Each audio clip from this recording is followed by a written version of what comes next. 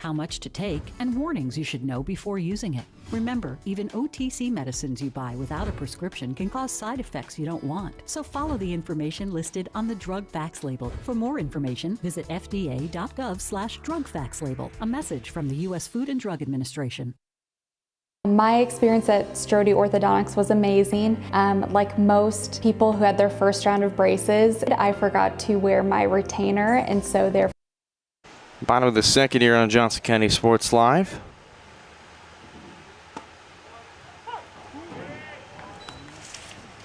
First offered in for a strike to Colin Coonrad. Both teams went down 1-2-3 in the first. Labette would manage to get on base. It's a single from Jeffrey. Fielder's choice for Maldonado, but a E6 on the play forced Maldonado to second. Oquendo is on with another error from Lucas Wilson before McCarty flew out to end the second. And that's what we have so far.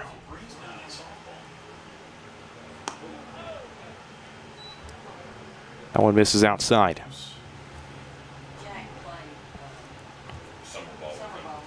2-2. To Colin Coonrad, who named National Player of the Week just once. This one chopped to second. White fields it cleanly, threw it to first in time, one down.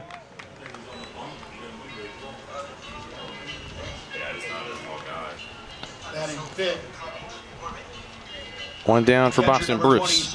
Boston Bruce.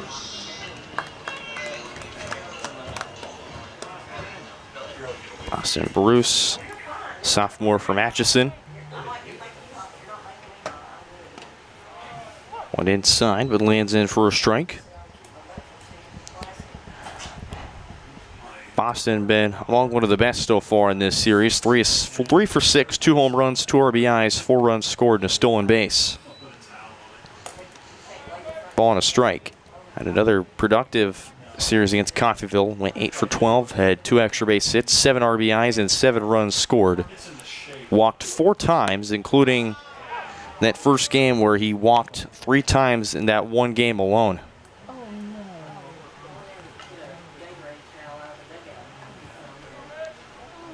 Briggs Rowe is on deck. 2-2. Ashton Hartwig, if anyone, to get on for the Cavaliers.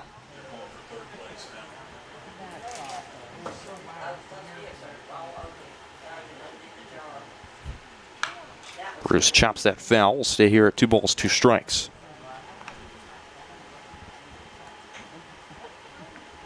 And for Bruce, who was off to a bit of a slow start by his means, it's really settled back in and the consistent hitter that he's been for this team. Shallow pop up and ranging over and making the play is Hector Colon. There's 2 down. 6-pitch battle for Bruce and Mitchell. Mitchell wins the battle, looking to go 1-2-3 for the second time. There's 2 down for Briggs Rowe.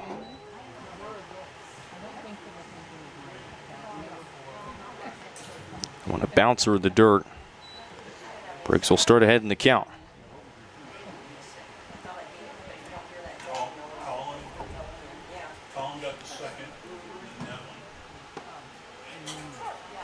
Ball on a strike. Briggs also a National Player of the Week. 3rd different Cavalier to be named National Player of the Week. Him, Colin Coonrad, and Ryan Bradford, all 3 to be named. They've won 4 National Player of the Week awards of the 7 weeks that both the NJCAA and the KJCCC have been doing it. High chopper. Mitchell jumps up, makes the play, throw to McCarty in time. 1, 2, 3, second for the Cardinals. We did the 3rd, no score. Moving quick here in OP. We'll be back here on Johnson County Sports Live after this.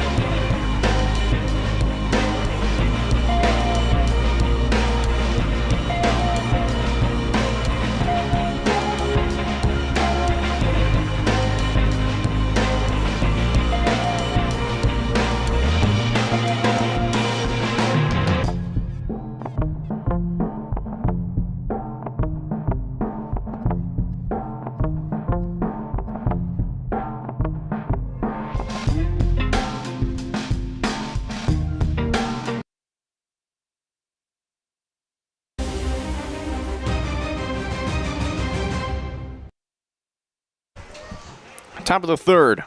Ashton Dance back to work. His pitch count is at 29. This will be 30. It's a bunt by Cologne, and it goes foul.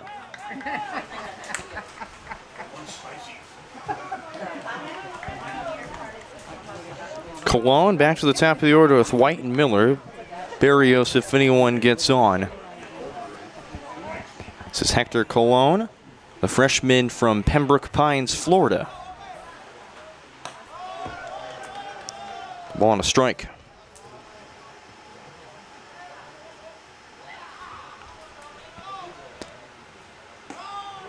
Beautiful off speed that lands in. 1 ball, 2 strikes now to Cologne.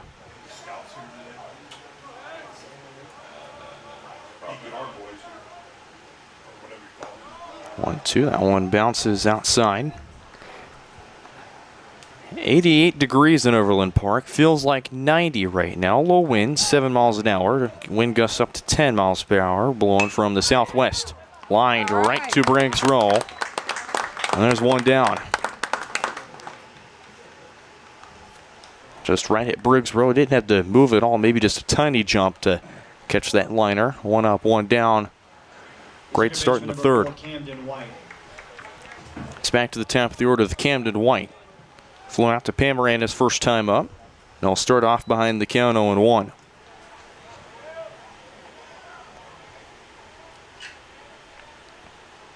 Again, facing the winningest pitcher so far in the conference in Ashton Nance. Right behind him, Liam Roach at 6.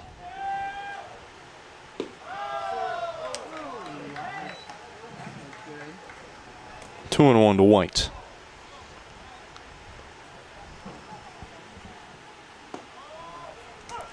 Nance making quick work, going quick to try and retire the Cardinals.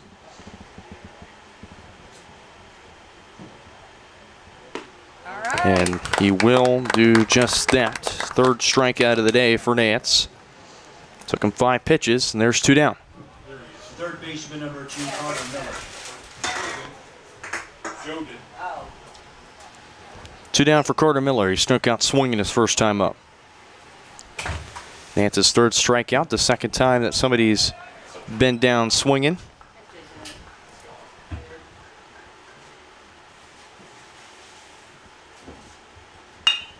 That one past Wilson at short end to left field. Second base hit of the day. For the Labette Cardinals, it's Carter Miller. The center fielder number 11, Adicel Barrios. And Adicel Barrios steps in with 2 away.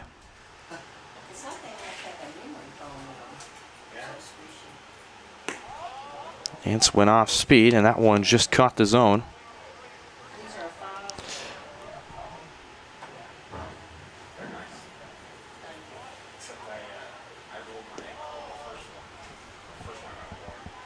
Ball on a strike.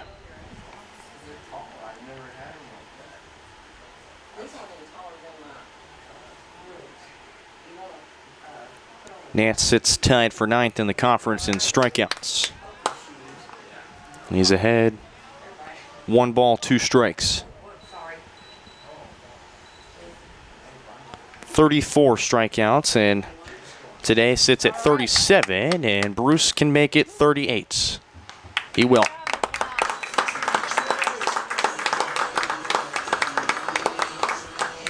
Labette has stranded their 3rd runner. They still sit at no runs on the board. Neither do the Cavs. We to the bottom of the 3rd. The Cav Bats look to change that. They got 7, 8, 9 due up when we come back. Engaged this year. I wanted straight teeth for my wedding, and so Dr. Strode was able to give me Invisalign, and now I have the straight smile that I've always wanted. We're gonna get such a welcoming experience here. The day of my wedding, I'm not going to be scared to take pictures. Now I can finally be confident with my smile on that big day. Everybody can make something. because I think everyone has a spark of creativity, and the reason that I have to keep making is because I don't think my life would be as fulfilling without it. If you make things yourself, that means you're not cowering in fear. You're out there taking chances. That, I think, is my way of saying I love you to the world. All right, now I want to hear why you make. Share your own Why I Make story today. Visit whyimake.org. The Supplemental Security Income Program provides monthly payments to help meet basic needs, like putting food on the table, paying the rent, or buying new shoes for growing feet. You may qualify if your income and financial resources are low and you are 65 or older, or an adult or child with a disability or who is blind. Call 1-800-772-1213 or go to ssa.gov/SSI to start to apply. Produced at U.S. taxpayer expense. Hartwig, Wilson, Jones, 3 due up for the Cavaliers here in the third. Brendan Bolin back here with you. Cavalier baseball again presented by Martin City Animal Hospital. This one grounded to short. Okendo, his throw is way high, and Hartwig will stay put.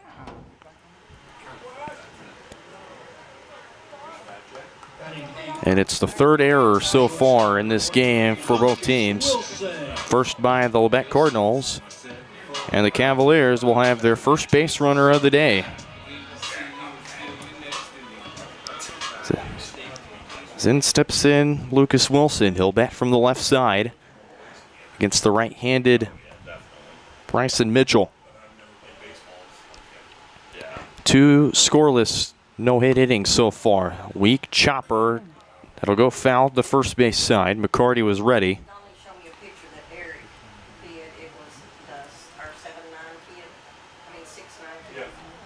0-1 start. Oh, yeah, I saw that. 7'9". Guy from Florida played last night. 7'9", tallest guy in the NCAA tournament. Bryson Mitchell, a 3.52 ERA in his 4th start of the season. They'll check back to first, nothing doing. 15 and a third innings of work, 16 hits, 14 runs, 6 earned, 11 walks, and 11 strikeouts.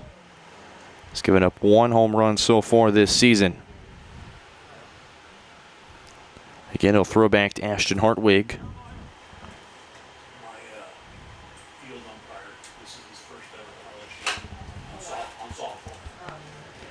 He's stolen 9 bases so far this season. Not been caught. He tied his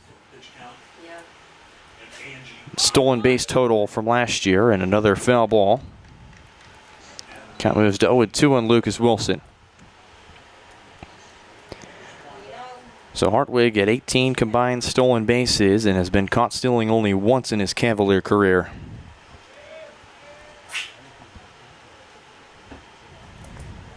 That's the totals on Hartwig.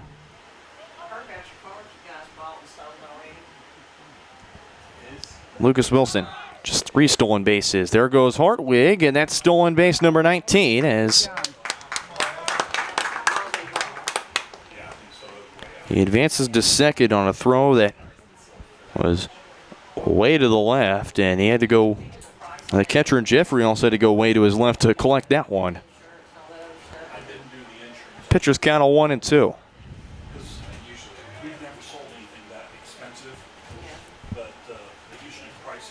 Hartwig, the man on second.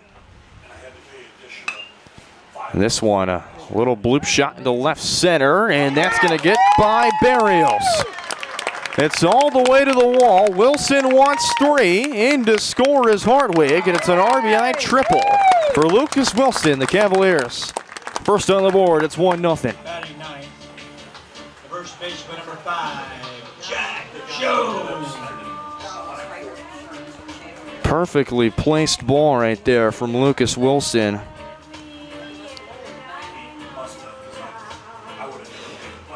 It is Barrios that could not quite get there.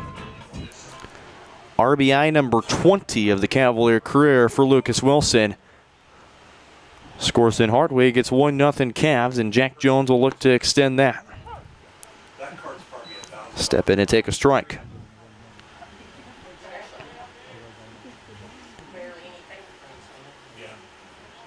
Jack Jones, freshman from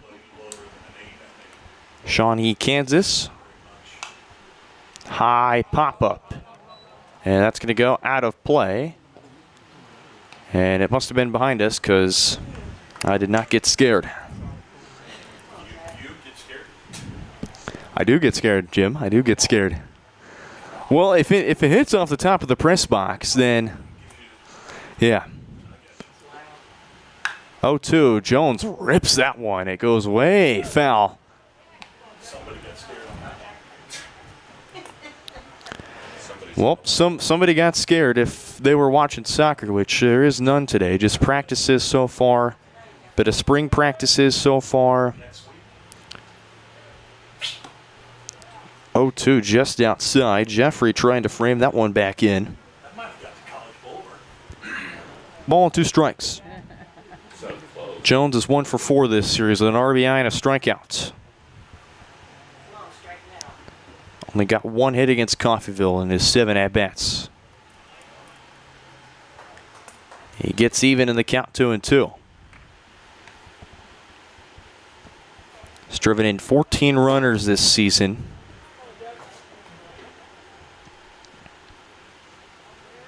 Won a state title with the Lancers 2 years ago at Shawnee Mission East. Deuce is wild. That one again. A bouncer outside. Count moves Swalt 3-2.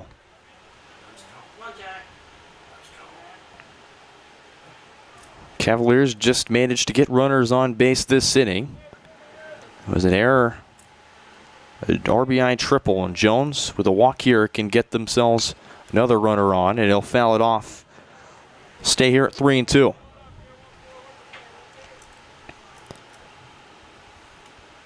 Pitch number 8 of this at-bat coming up. Ryan Bradford awaits on deck. Mitchell kicks and fires, and Jones will go down swinging. Only the second strikeouts for Mitchell. And then steps in Ryan Bradford.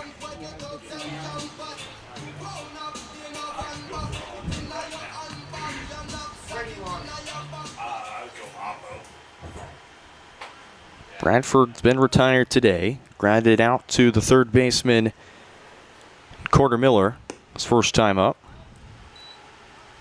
Think they're going to throw him anything to pitch? Did they throw him anything the first game or first at bat? Yeah, they hit the fastball. They do.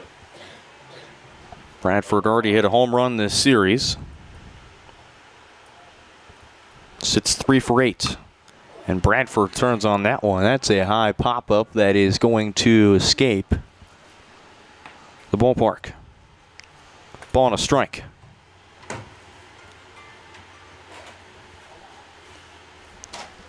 Again, 3-time Conference Player of the Week, 2-time National Player of the Week.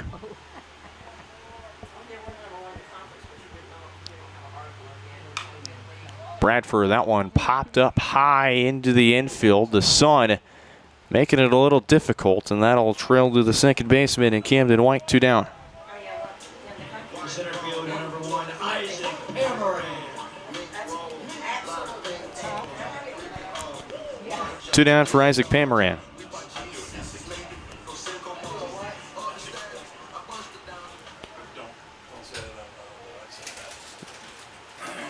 Pamaran 0 for 1 with a strikeout. Big cut and miss for strike 1. Struck out on 4 pitches so far. A ham, cheese, and turkey sandwich. Yeah.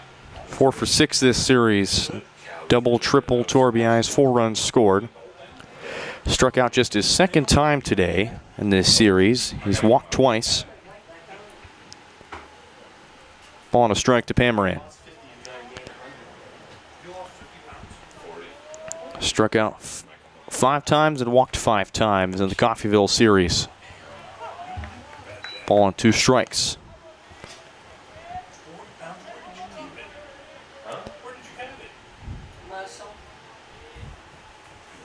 His birthday was just a few days ago. Turned 19. Happy belated birthday to Isaac. 1-2, just misses outside 2-2. Gained 20 pounds and then lost 40.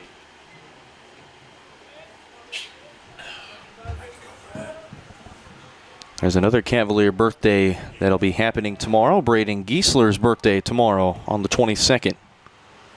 Deuces wild for Pamaran. That one outside. Count moves full 3-2. Oh, I'm just now being informed today is Cooper Westra's birthday. So a few string of birthdays in a row. Happy birthday to Cooper Westra. Full count, grounded to first. McCarty fields it.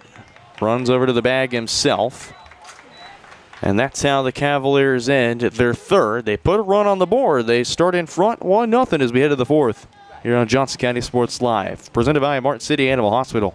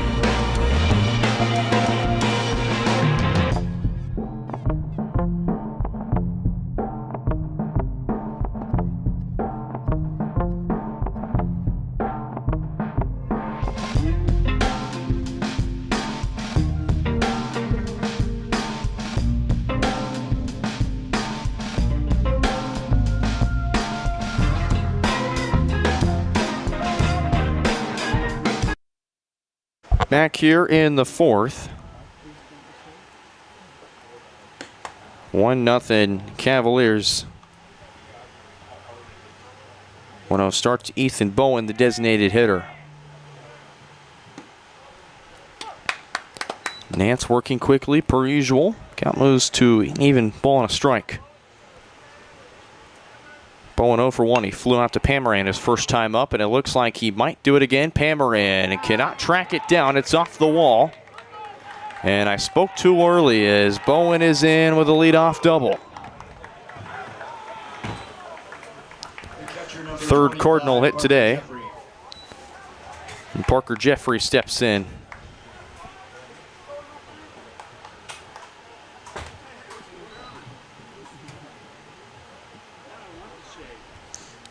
The Cardinals, who didn't score a run on a hit, left a runner on base as well. Jeffrey showing bunt, and he still was going, so it's a strike called. Jeffrey got the first Cardinal hit back in the second. It was a single with one down, except he was thrown out on a fielder's choice with throwing error from Lucas Wilson. It's a ball and a strike.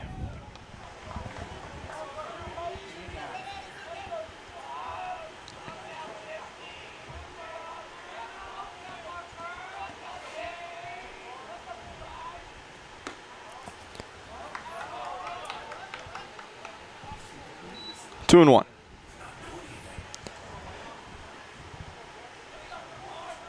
Most hits Nance has given up in the last 3 games was 6, and that was against Coffeyville.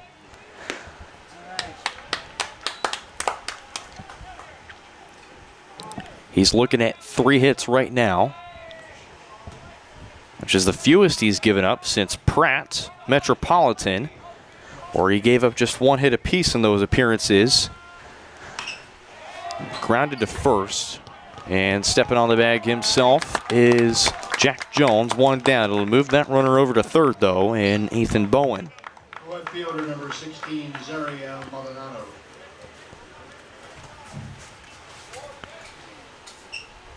Tying run in scoring position, 90 feet away at third.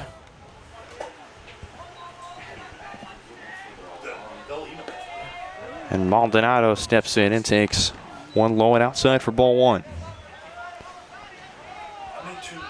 Maldonado reached on that fielder's choice, but the throwing error from Lucas Wilson.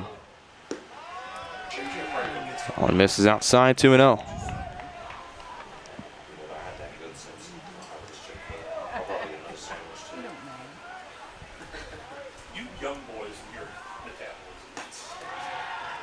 And Nance down 3-0.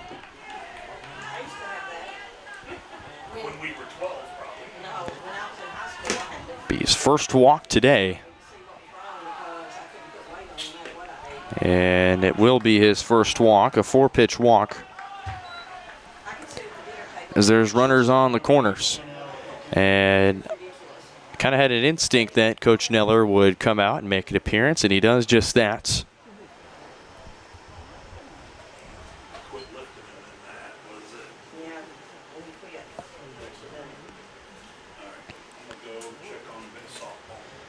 Nance's pitch count is at 57 through 3 1/3 innings of work.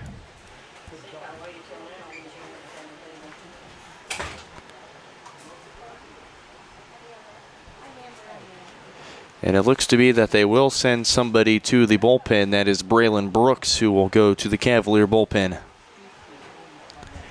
Evan DeMario with him.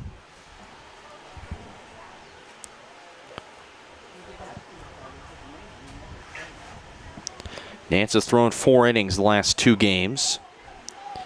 Before that, against Iowa Western, he threw the most innings he's had so far this season. He threw 6 innings of just 5-hit and 1-run baseball against the Reavers of Iowa Western.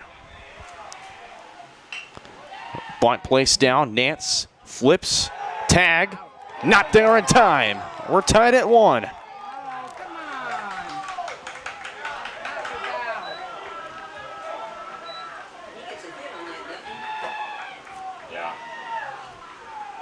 First baseman number 5, Nash McCarty.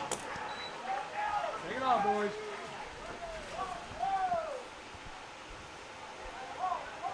All scored at 1. RBI single from Oquendo.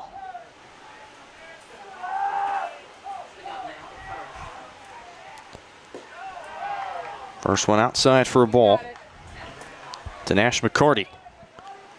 Flew out to Pam Miranda's first time up, back in the second inning. That's how he ended the second inning.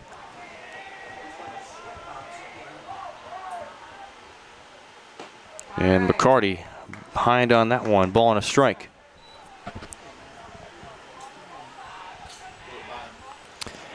And Nash, funny enough, myself being from Tonganoxie, Kansas, went to Basehor-Linwood High School. Every matchup we played against the Basehor-Linwood Bobcats, call it the 8 Mile Showdown. Was a fun tradition that, unfortunately for football, ended this year after high school I currently work at, Spring Hill, joined the conference starting next year. So unfortunately, that series will have to be over for a couple years at least. 1-2 fouled off. Stay here at a ball and 2 strikes. Let me tell you, those matchups, whenever my high school and Basehor-Linwood went toe-to-toe, is always bound for fireworks, especially when it comes to baseball. Always a tightly contested matchup, a lot of prospects in the JUCO route, especially one being Navy, as McCarty goes down swinging. 2 down for Hector Colon.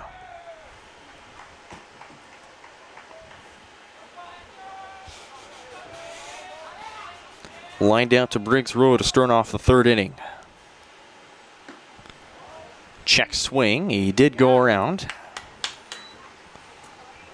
Start off behind 0-1. If Nance does get out, we'll start at the top of the order in the 5th inning. Beautiful off speed. Colon way late on that one, 0-2.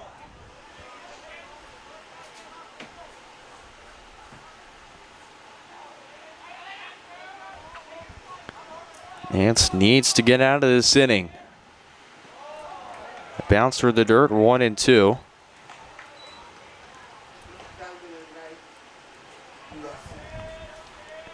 Fewest amount of innings Nance has pitched is 3. He's done that twice. Metropolitan and Amarillo, he's done those feats. 1-2, got Colon swinging. And Nance escapes the 4th. But not before the Cardinals. Tied up at 1 as we head to the bottom half of the frame. All squared up at 1 here on Johnson County Sports Live. At Strode Orthodontics, we are a single doctor practice, which means that I am the only orthodontist here in the practice. I will be the one guiding you through your care journey. With our experienced staff, your appointments will be more efficient and more comfortable. We love treating kids as well as adults. We want you to be happy with your experience during orthodontic treatment as well as your smile at the end. I love when patients tell me that their smile has improved their confidence and their quality of life, because a smile is for a lifetime.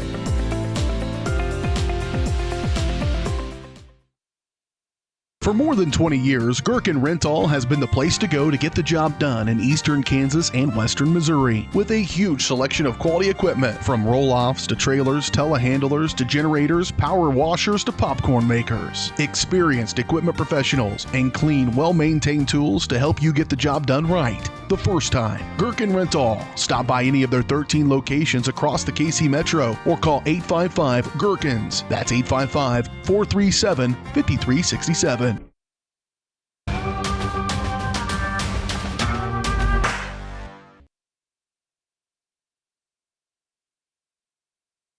So it'll be Logan Grow to lead things off.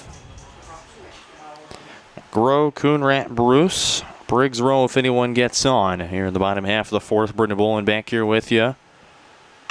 Off speed, and Mitchell let that one hang too long. Leadoff single on the first pitch from Mitchell as Grow is aboard. Designated hitter number 4, Colin Coonrat.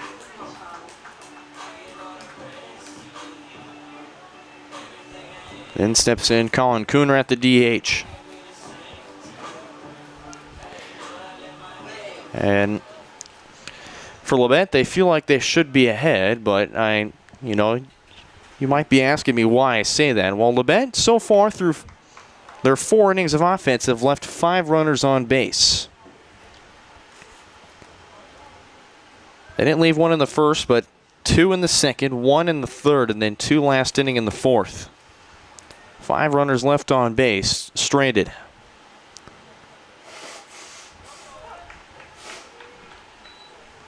Ball on a strike to Coonrat. Grounded out to second his first time up. Cavaliers stranded their first runner back in the 3rd. It was Lucas Wilson who had that RBI triple scoring in Hartwig.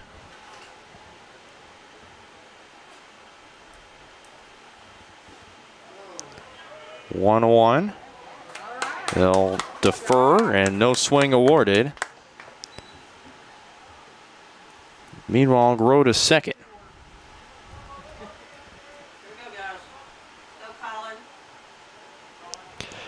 Grow moves to scoring position.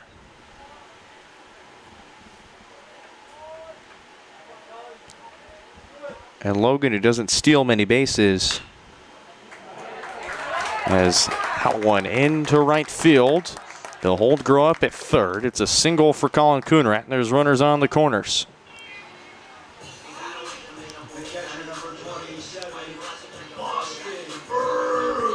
Runners on the corners for Boston Bruce.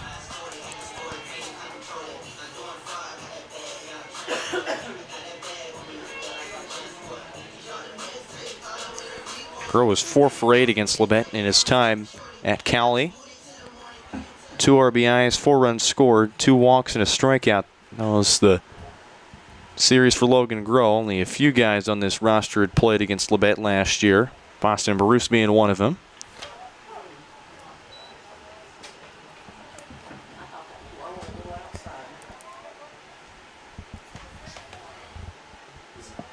Flying out to the right fielder.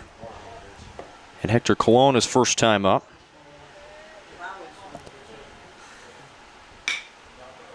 Grounded past 3rd into left field.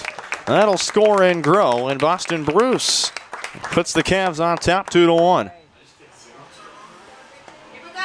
Second baseman number 10, Briggs Rowe.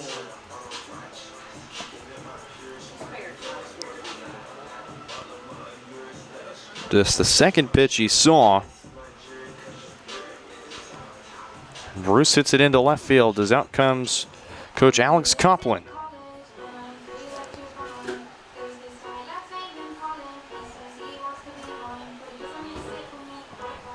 Alex Coplin, who was a Labette guy himself, led the program in saves by a pitcher before moving on to a MIAA foe in the University of Central Oklahoma, the Broncos. But we all know who the top of the MIAA is. Unfortunately, not UCM so far. It's Pitt State, in which, speaking of Pitt State, how about former Cav alum Dagan Brewer? I mean, guy's been on a tear so far for the top-ranked Gorillas in Division II. UCM also in the conversation. They currently sit, I believe last I checked, they sit 8th in the Division II rankings. So that's already 2 MIAA teams in the top 10. Pitt State and UCM share the top 2 spots in the Midwest rankings. Former Cav on the Mules, Drew Veach. And that one bunted down beautifully by Briggs Rowe, and it loads the bases. That deserves every bit of applause here in attendance.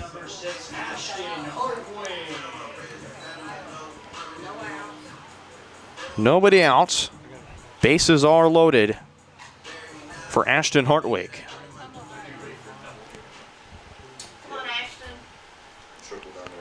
Hartwig was the first Cavalier to reach on base. It was an error from the shortstop in Okendo. Hartwig is just behind on that one. Fouls it off. There was a Cardinal going to the bullpen.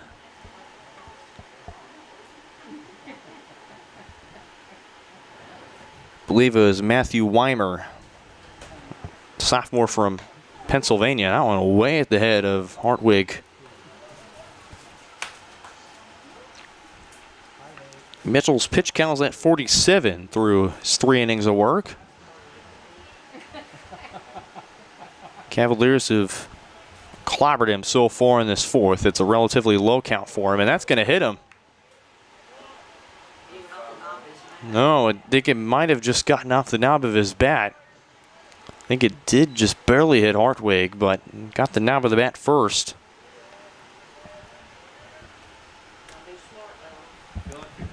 One and 2, there's nobody out, so you can't afford some outs here. And Hartwig gets jammed up here. It's popped up in play. And under it to make the catch is Miller, 1 down.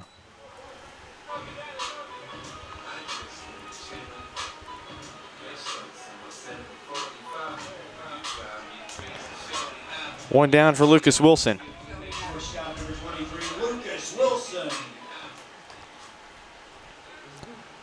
Lucas Wilson, the first base hit for the Cavaliers, an RBI triple back in the 3rd inning.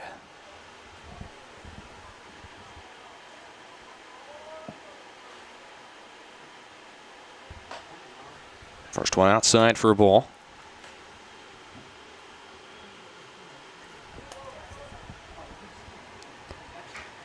Wilson, the switch hitter, will go from the left side.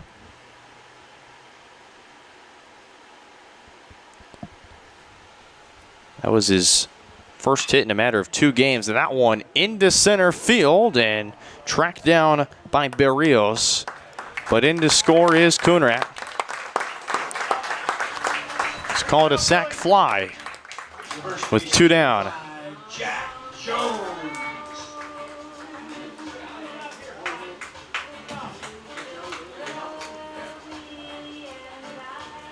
Second RBI already for Lucas Wilson as Colin Coonrat comes in to score. 3rd Cavalier run.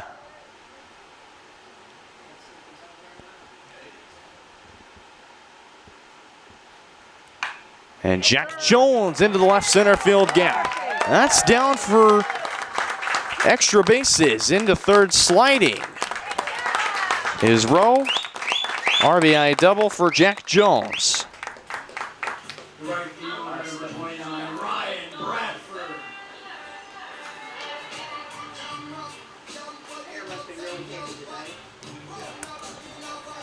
Ryan Bradford will step in.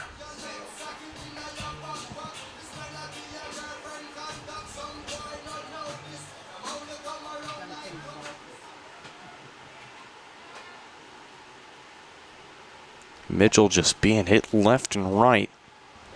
And that one bounces. It's a passed ball.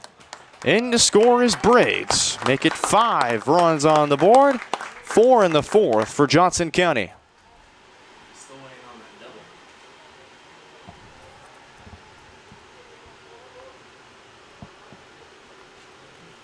Got the Jack Jones though. Yeah.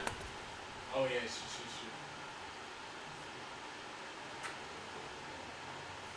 He's a sneaky one. That's why. And now Bradford just has 1 run to bring in. Or he can bring himself in and make it 2 RBIs. Jack Jones is on third of the pass ball. 2-0 off speed, lands in. 2 balls and a strike to Ryan Bradford. 0 for 2. He's currently on an 11-game hitting streak so far. And that one, a great save by Jeffrey behind the dish. As you can tell, Mitchell is trying to get himself out of this inning, but does he have enough left in the tank to get out is the big question. 3-1. Bradford lifts that one deep to left center field. And that one's out of here.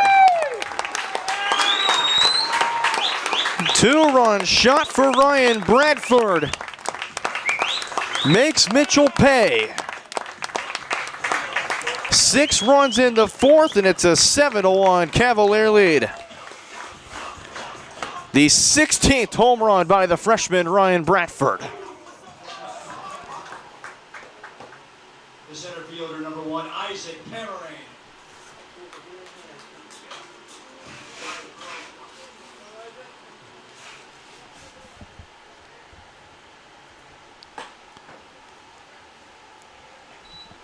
The Cavaliers have just opened the floodgates.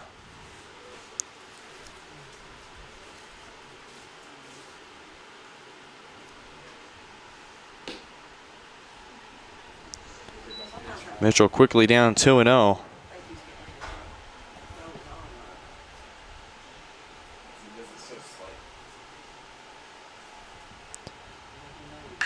And Pomerane lines that one into right field. That's down for a base hit.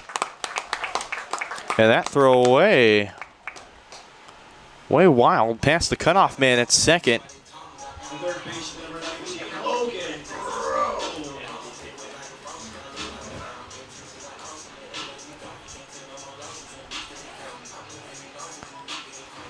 And this has just been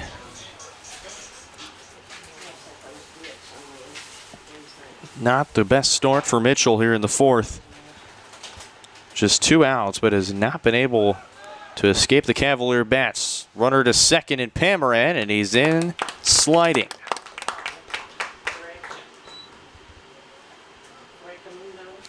One-0 start to Logan Grow.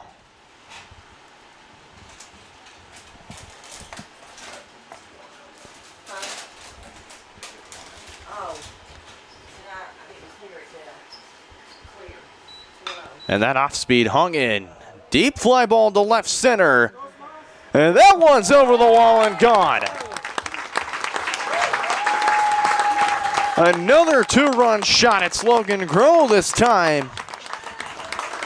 Keeping the party going. Home run number 13 for Logan Grow, and the sophomore makes it an 8-run ball game.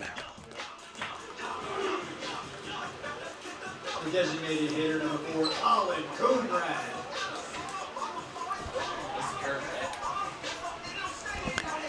And out comes Coach Copland, and he will make the change. As Mitchell hung around a bit too long. As we'll look at the new arm for the Cardinals when we come back here on Johnson County Sports Live.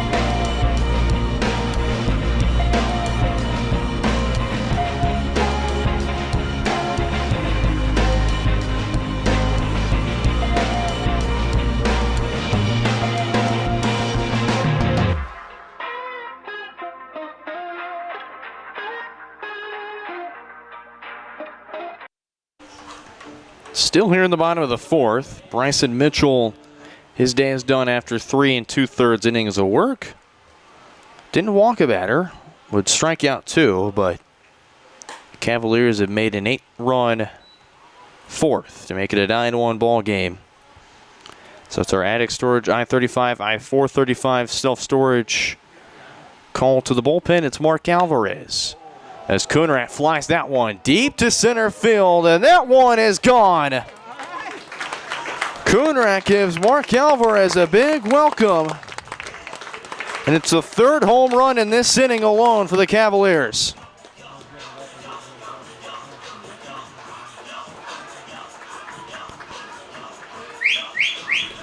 That's the 3rd home run Coonrat's hit in this series. The 16th of his Cavalier career. And the Cavs have plated 10 in this game, 9 in the 4th.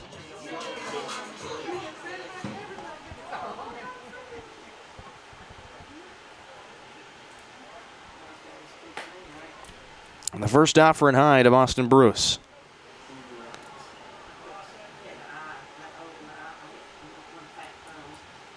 Bruce 1 for 2, a single and a ground out today, and that one's going to hit him. Or did it just miss him?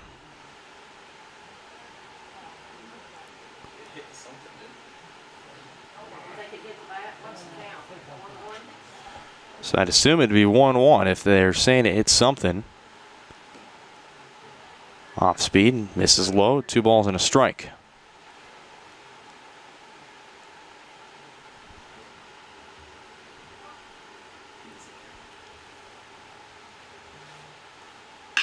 And that one slapped into left field.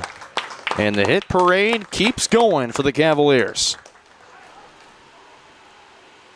The second baseman, number 10, Briggs Rowe. Go, Briggs.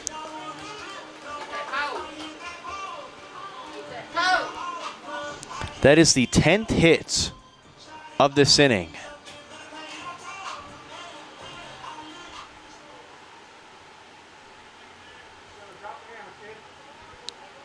Impeccable work by the Cavaliers so far, and Briggs Rowe will step in. On one high and in.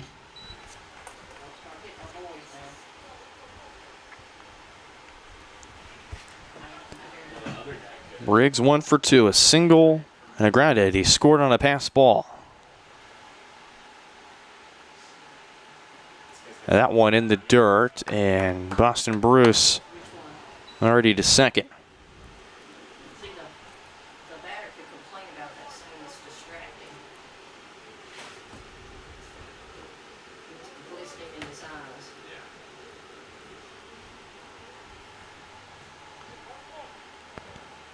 So Bruce steals another base in this series. That one way in. And the command's gotten a little out of hand for Mark Alvarez. There's another Cardinal active in the bullpen.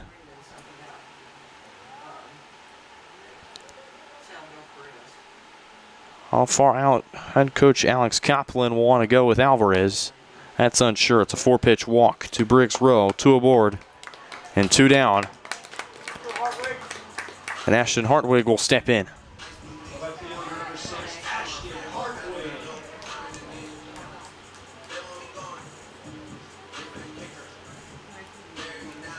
Hartwig represents the only Cavalier to not have a hit today. He would reach on base with an error, but every other Cavalier has been on with a base hit today.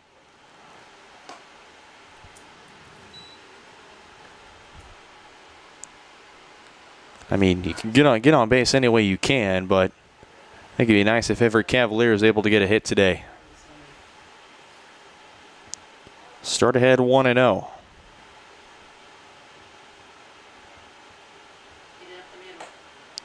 That one in on the inside corner, ball and a strike.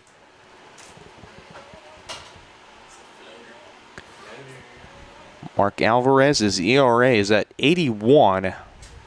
In his third appearance out of the bullpen, he's gone less than a third of. He's gone only a third of an inning. 2-1. Just 1 hit, 3 runs, 3 earned, 4 walks, and no strikeouts. He's given up a home run so far, but 2 more to add on. He's given up 3 home runs, and now Hartwig flies that one into center field, and this could get the Cardinals out of the 4th, and it is. The Cavaliers put on a 9-run 4th. We head to the 5th. They lead it 10-1. We'll have the 5th for you back here after a word from our sponsors here on Johnson County Sports Live.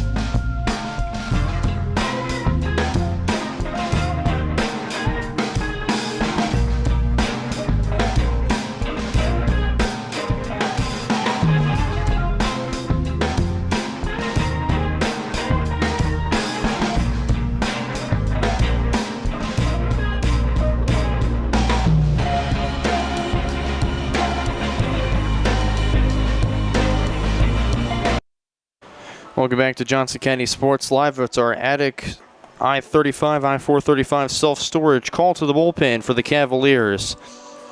Attic offers climate-controlled units, RV, and vehicle storage, plus clean, move-in, ready spaces. As a veteran-owned, community-focused business, Attic features monitored 24/7 units with friendly on-site managers.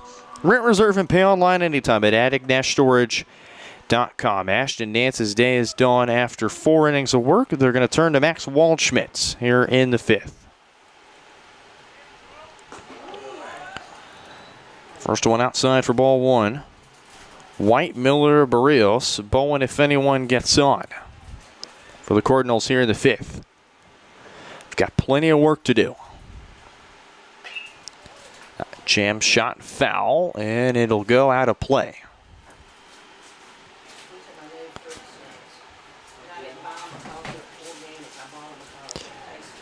And also we have a change in the game as well. It'll be David Dobbs catching now for Johnson County. So it's Waldschmidt on the mound, David Dobbs catching, and I assume it's to give Boston Bruce a little energy when he steps into the DH. Again, it feels like summer here in Overland Park, pretty much 90 degrees. That equipment gets very hot. 1-2 way inside, 2-2. Again for Max Waldschmidt. Patrick, David Dobbs came in to catch this inning. Yeah, and did you get our picture? Waldschmidt, the sophomore from Iowa City, Iowa. Count moves full.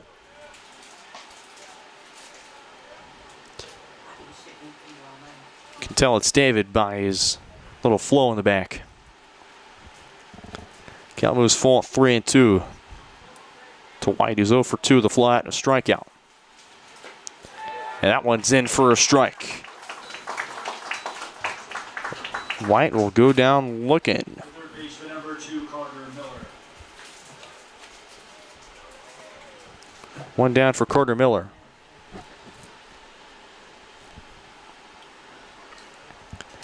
Still an arm active in the bullpen for the Labette Cardinals.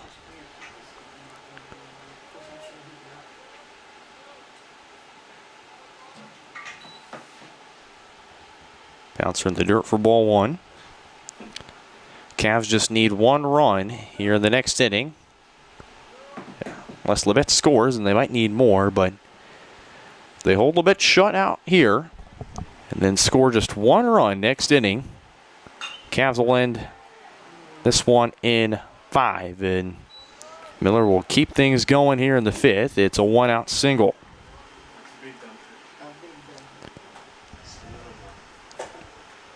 Center fielder number 11, Barrios. In steps in Barrios.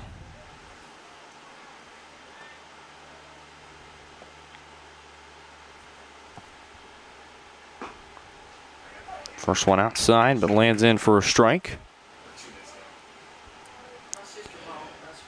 Barrios 0 for 2. He struck out twice today.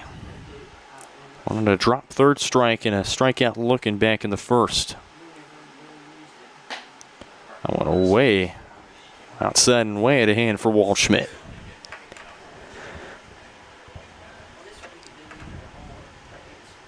Last appearance was game number 2 against Coffeyville. Went 2 2/3 innings.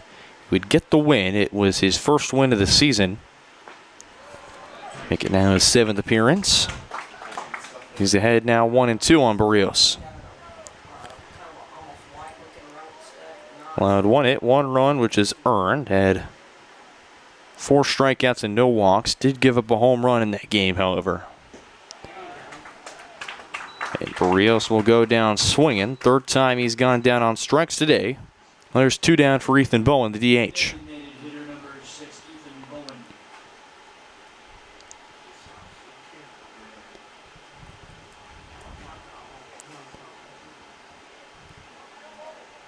Labette again needs to keep this inning going as Waldschmidt will check back to first. Nothing doing on the runner in Carter Miller.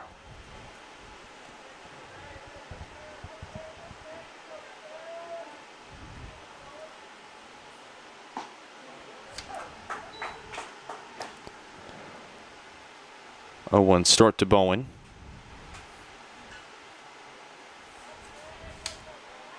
Throw back to first, and back in safely is Miller.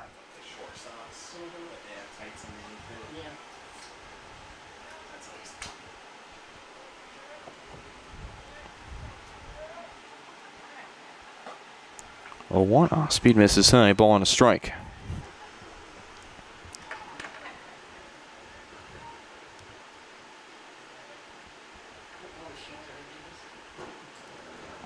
Bowen entered in as the best hitter for the Cardinals, batting .483 so far in 29 at-bats.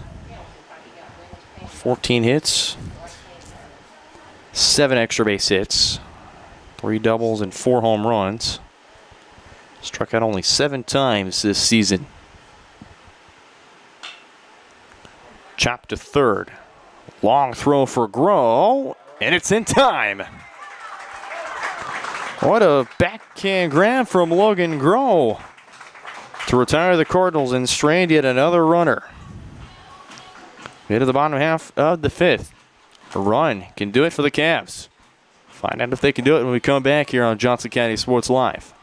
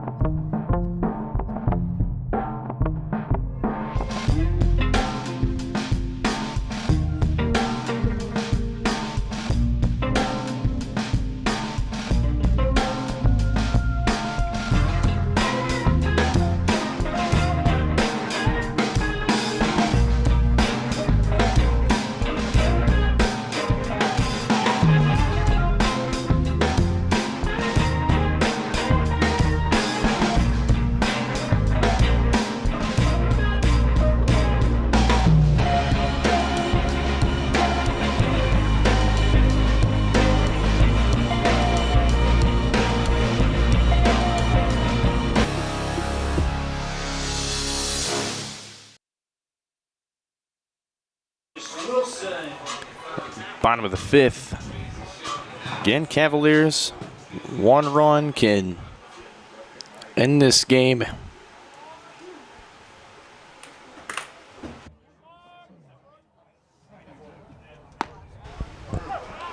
First offer into Wilson, in for a strike. Lucas Wilson, 1 for 1 today with a triple. Scored in 1. He scored in another run with a sacrifice fly to center fielder and Barrios. And that's going to hit him.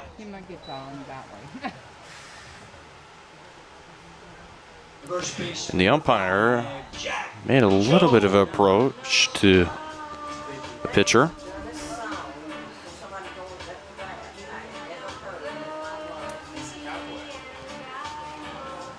So board first is Wilson, and could have thought that the umpire would have went to the pitcher because Alvarez had several close calls so far in his outing.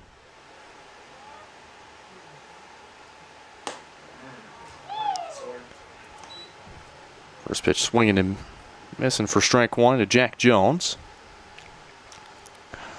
1 for 2 with a strikeout and an RBI double today.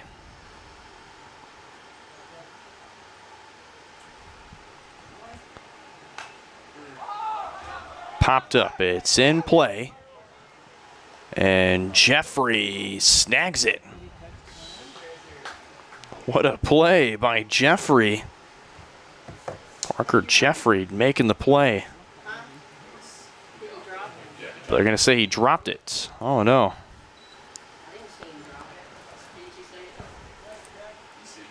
Might have fallen out of his glove at the last instance.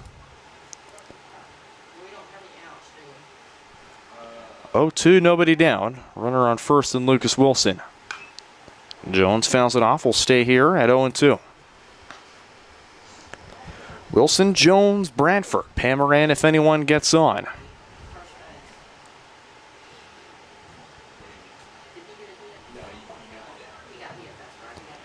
That's another 0-2. Alvarez looks over to first.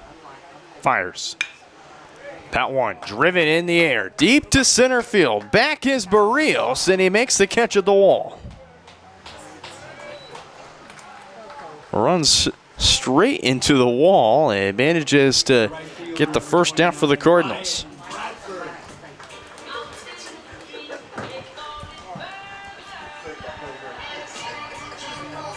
I thought it was gone. That looks so gone.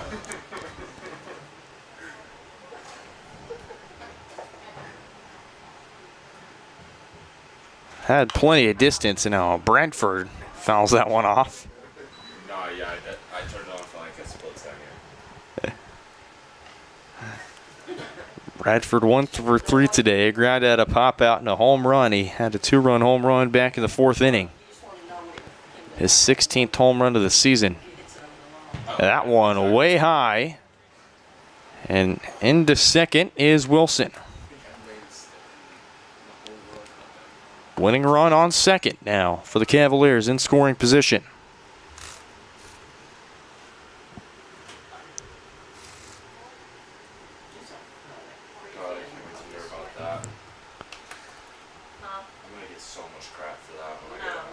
Uno across. 1-1 outside, 2 balls and a strike. Into the on-deck circle for the Cavaliers, it's Braden Giesler. That's if Ryan Bradford can't end it here. Count even at 2-2.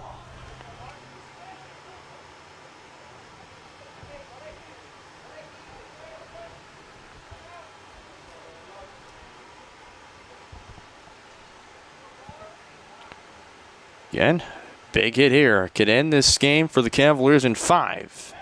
Instead, Bradford will look at a called strike 3 on the inside part of the zone. There's 2 down for now Braden Giesler, who will pinch hit. Attention please, pinch hitting for the Cavaliers. Number 17, Braden Giesler.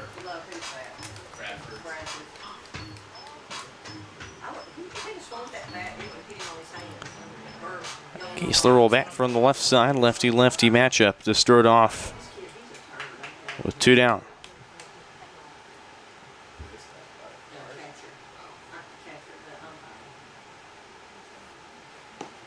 First one low, but in for a strike.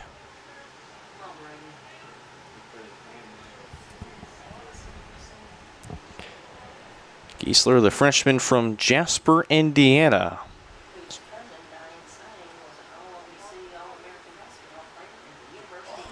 And he's behind on that one. He goes down swinging 0-2. Giesler's 1 for 3 this series. He had a 3-run home run. He would also walk in that game. So 1 hit and 4 plate appearances. Was his 3rd home run of his Cavalier career. And pitch clock violation. Giesler's awarded a count at 1-2.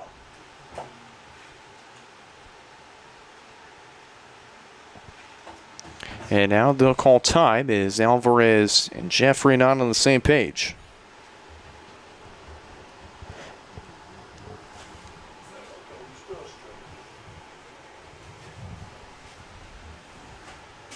So I believe just one more visit to the mound so far. The catcher, 1 ball, 2 strikes.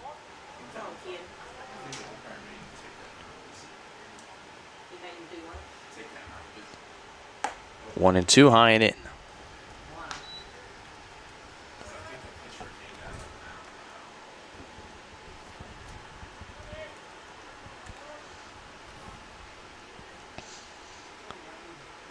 Deuces wound across the board. Alvarez kicks and fires, and the off-speed high and out, can't lose full, 3-2.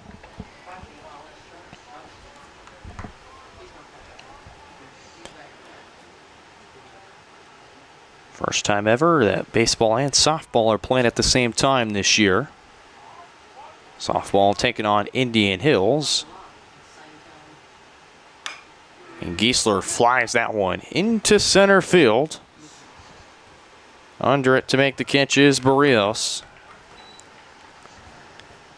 And the Cavaliers will strand 1 here in the 5th.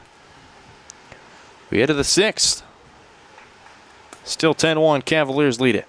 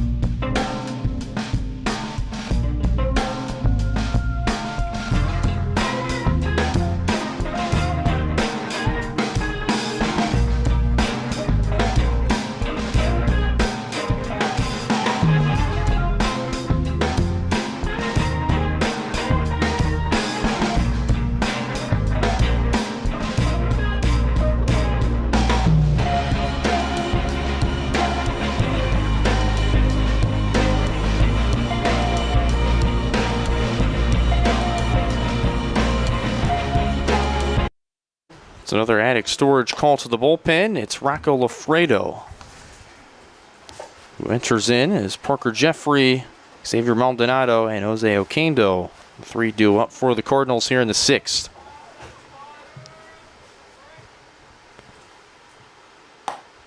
Check swing. Did go around. 1 ball and 1 strike.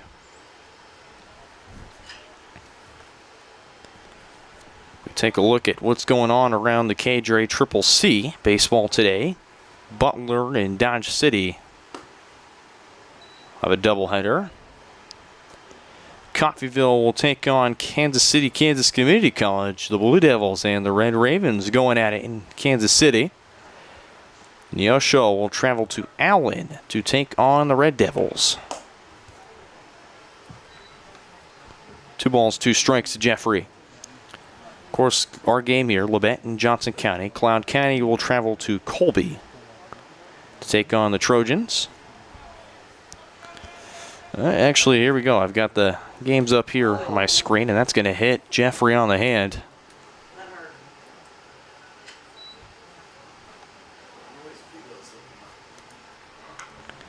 And Lafredo, who fielder, number 16, Zerio Maldonado. He was throwing.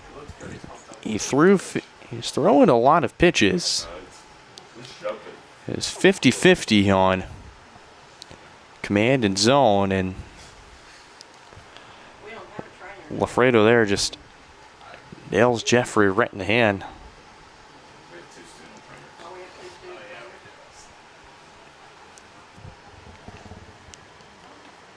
Take a look at scores from around. Fort Scott taking on Dakota County Tech College, 2-2 in the top of the fourth. Dobbs gets in front of it, but gets behind him. Into second is Jeffrey.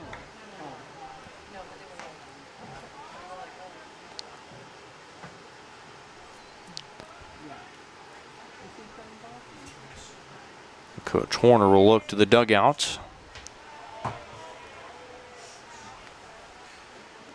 That one low and in, 2-0.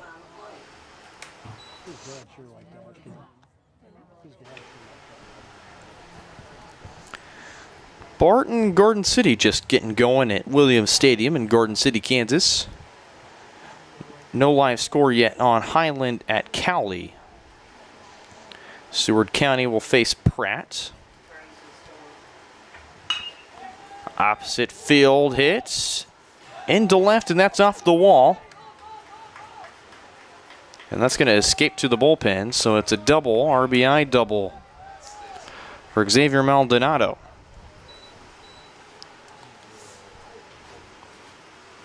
The shortstop, number 8, Janelle Okendo. Janelle Okendo steps in now.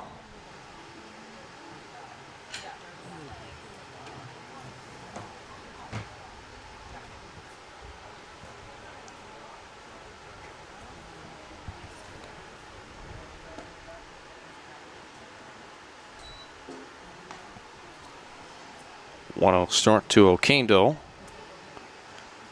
1 for 2. He got out of the single and scored in a run in Bowen, and then he would reach on an error back in the second.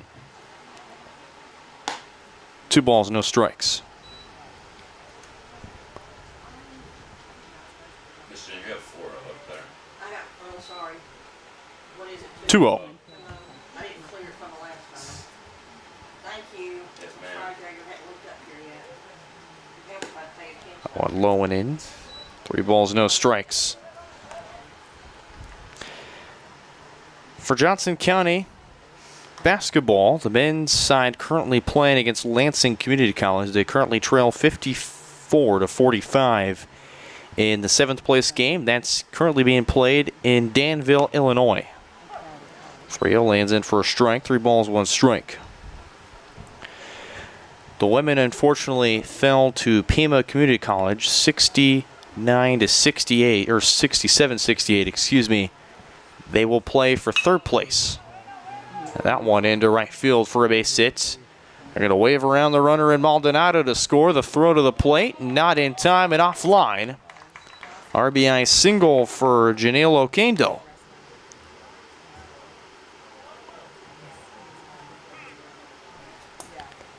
First baseman, number 5, Nash McCarty.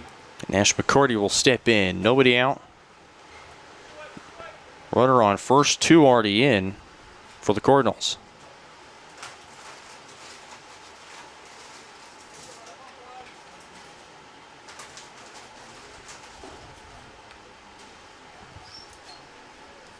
McCarty's flown out and struck out today.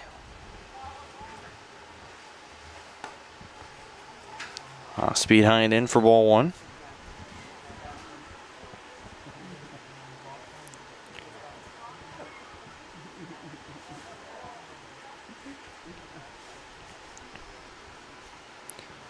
Johnson County is tipped off against Illinois Central College. The women's side, they currently are playing in Hickory, North Carolina. Again, this is for 3rd place. So unfortunately, no back-to-back opportunity for Coach Conrad, but what a season. 39 straight games undefeated up until yesterday. Dobbs gets in front of it, but not before Okendo takes second.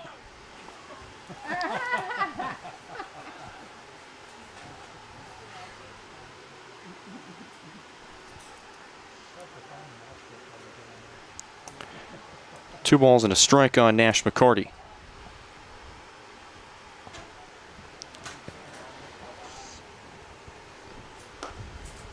One outside, 3-1. Is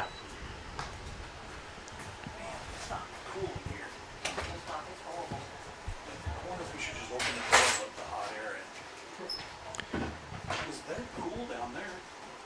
They shut their door and started getting cool, but they're a lot smaller. 3-1, popped up way high, and that might escape. And it will, and that scared me just a little bit. That scared me a lot. I don't know. Yeah, I don't think Then you readjusted that, so. I can bring another fan. Count moves full, 3-2. Johnson County women up on Illinois Central, 34-23. 2:49 left to play in the second quarter.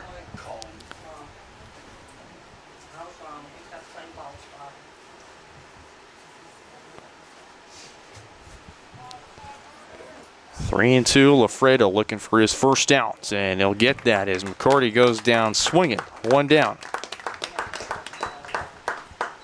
Softball lost 6-5. They gave up 6 runs in the last 2 innings. Right fielder number 10, Hector And Colon. appreciate Jim Dice to my left reporting softball unfortunately fell 6-5 to Indian Hills Community College. So Johnson County, who won both their doubleheaders the past two, fall for the first time. Aaron Feely has the call for you next door. Game 2 at approximately 30 minutes. 0-1 blocked well, ball and a strike.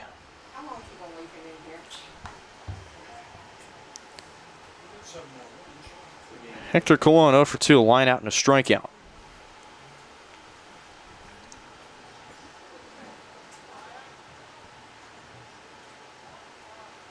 Colon shows bunt, pulls back, and that one's going to get by Dobbs. The backstop runner to third, and Okendo.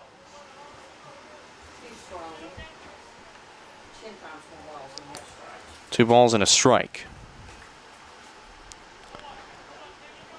Should probably mention the new fielding order. Yeah, he called that last pitch a strike. That was good. David dropped it. So Giesler will go to left. Ryan Bradford moves to center, and Ashton Hartwig will move to right field. And that one, slow chopper, fielded by Wilson. Throw to first, tough play. Got him in time. They'll have to surrender a run in the process.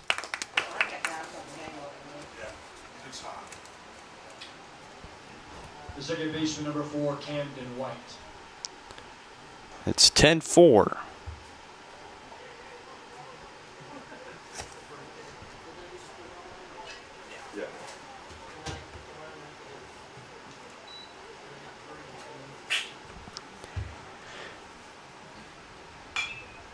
First pitch swinging, fouled off by White. White 0 for 3, a flyout and 2 strikeouts. One swinging and one looking.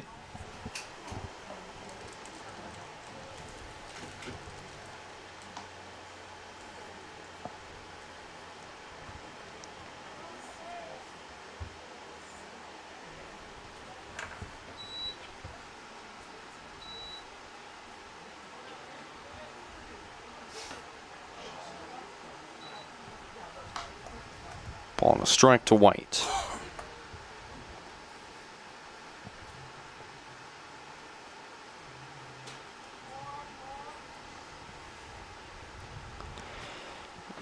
KCK currently leads Coffeyville 4-1 in the bottom of the 5th.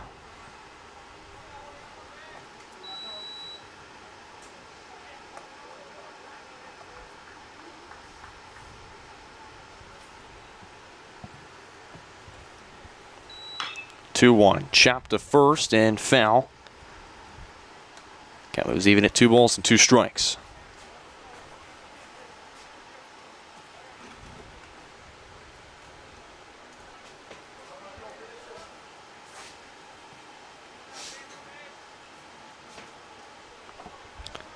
Deuce is wild on the board for White. Lafredo trying to escape the inning. 2-2. Just inside. Kent moves full. 3 balls and 2 strikes.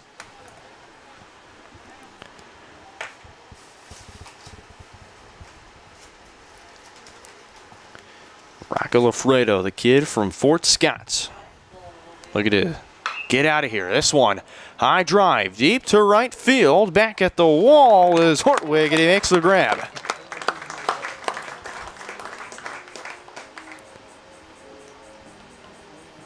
Cavaliers escape the 6th, but not before Labette deals some damage. They plate 3. They still trail 10-4 as we head to the bottom half of the 6th. Here on Johnson County Sports Live. Metro or call 855-GHERKINS. That's 855-437-5367. Both my older sons have come through Strode Orthodontics. It's reasonable, it's been easy to make appointments and to follow through. Adam has finished the process and they've been fabulous for following up and making sure his retainers fit correctly. My younger son, Lucas, just started at 13. I would highly recommend Strode for anyone considering it. Starting the braces process, they'll tell you what's going on and make it easy, not scary, well-informed. It's nothing you can't handle.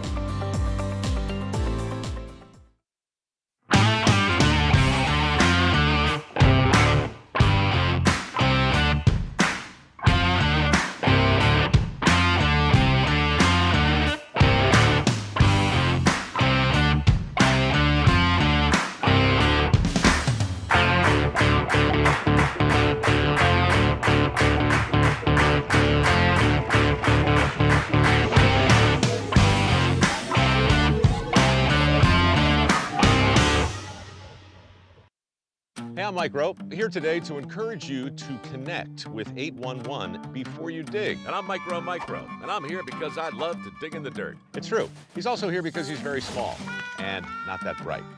Here, for instance, we can see Mike Rowe doing what he loves to do. And here we can see the consequences of not doing what he should have done. Dude, why didn't you call 811? I forgot the number. See? Not that bright. Bottom half of the 6th. Cavaliers need 4 to take care of this one in 6 innings. Instead, if they don't, we'll head to the top of the 7th. Groh, Coonrat, Bruce. Briggs Rowe if anyone gets on. And Groh way behind on that one, 0-1. He's 2 for 3 today. Single and a home run.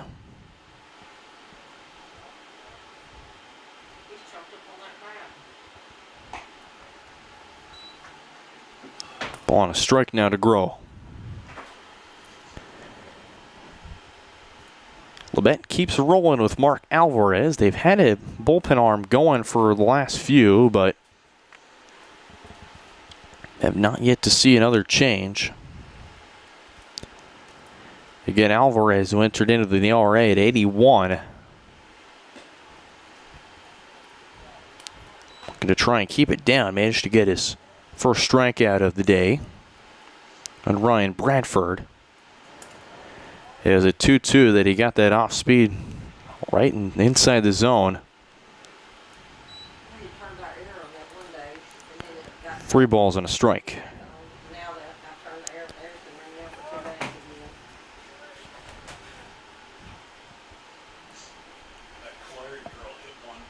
She hit 3-1, high for ball 4.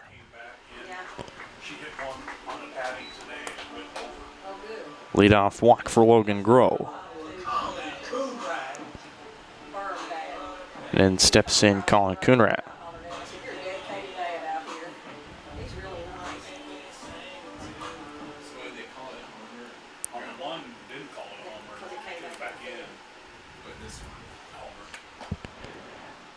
First one outside on Colin Coonrat. He's also 2 for 3 with a single and a home run.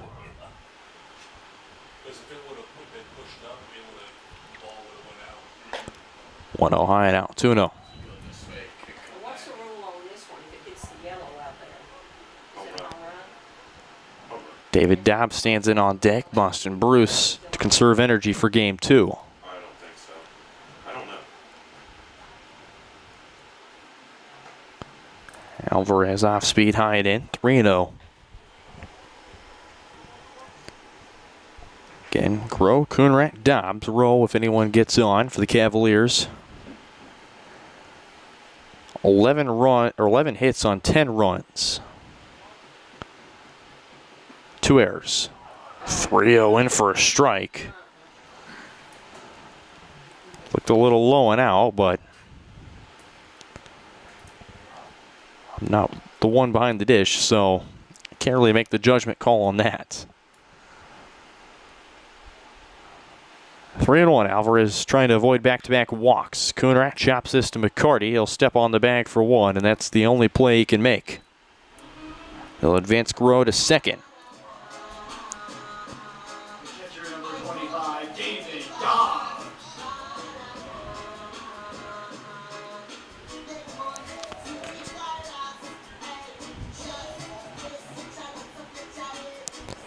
And steps in the catcher, David Dobbs. His first at-bat here in the 6th. Foul tip back of the glove, in for a strike.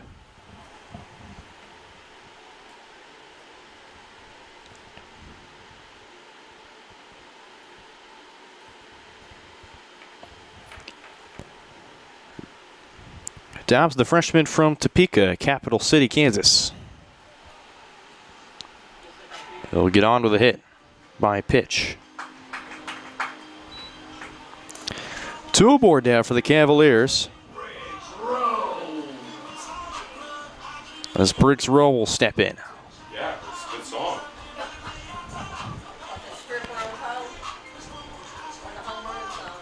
This song. Home Run song is a good song too.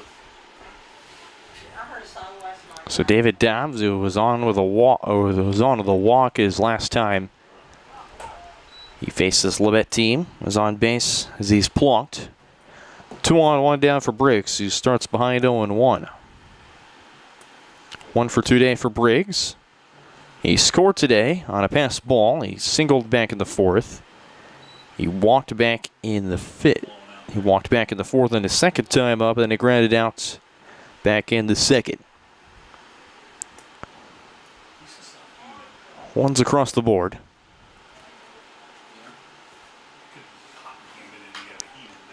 Briggs fouls it off. 1 ball, 2 strikes.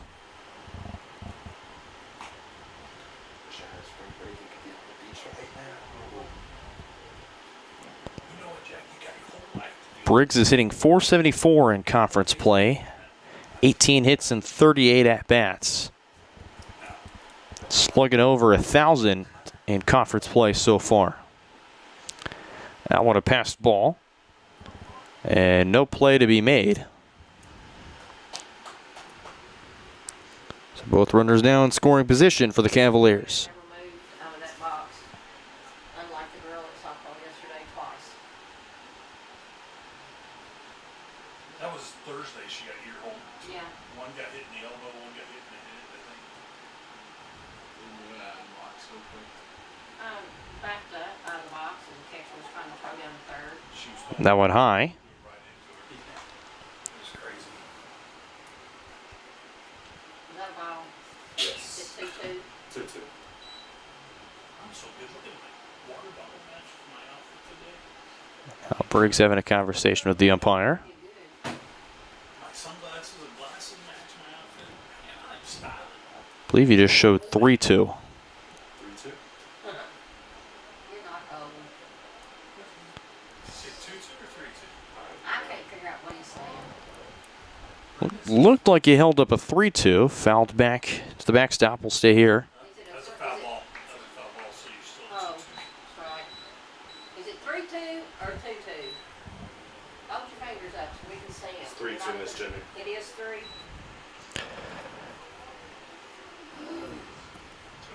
So he... Here we go. Let's get a base hit. 2 aboard, 1 down. That one low. But it's 4 balls anyway. And Briggs Rowe will be aboard with a walk. Grand Salama. And it'll load the bases, and now Coach Copland will escape the dugouts and make the change as Alvarez, his day is done.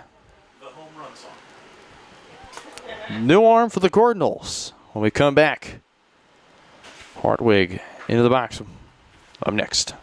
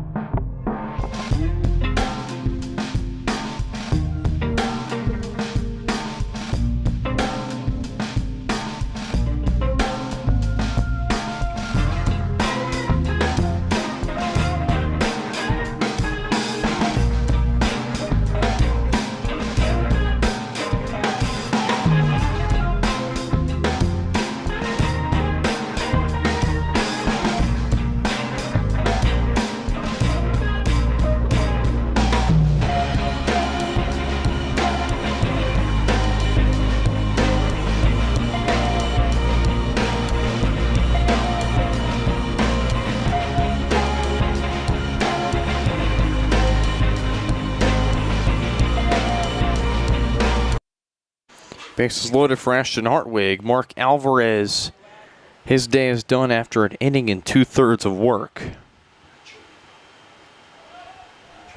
Pitcher calls time, and should also mention there is a new catcher for the Cardinals. Hector Colon goes behind the dish.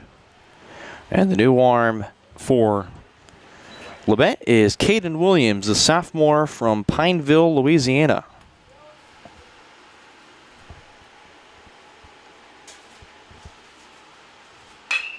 And Hartwig lines that into left center, and that's going to get to the wall.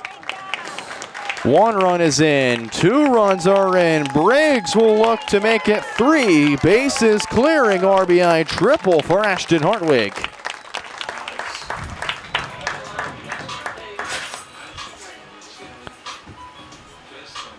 The winning run 90 feet away.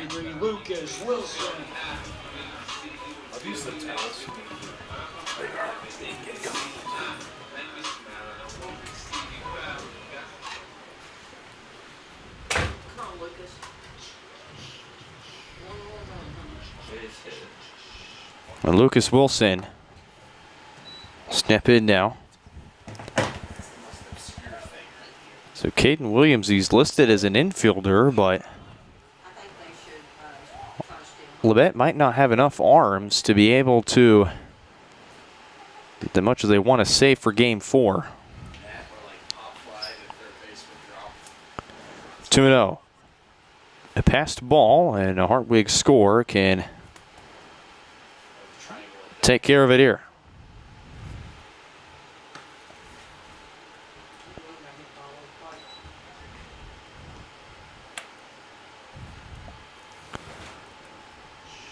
It's 3-0.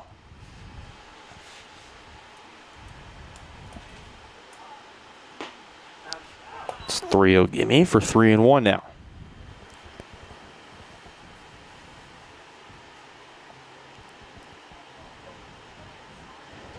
Caden Williams, this is his second appearance.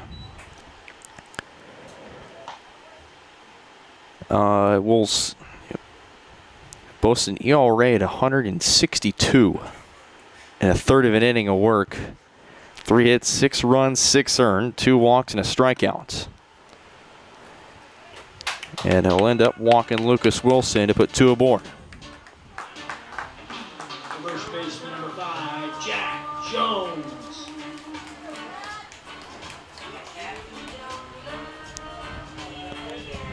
So runners on the corners for Jack Jones. 1 for 3. A double, a strikeout, and a flyout. Nah. He's the farthest thing on our team from a captain. And there goes Wilson to second, and he took off way before Williams even threw the pitch.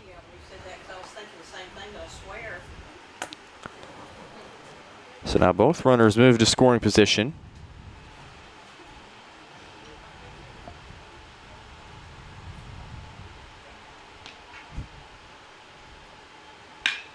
Jones fouls that one off.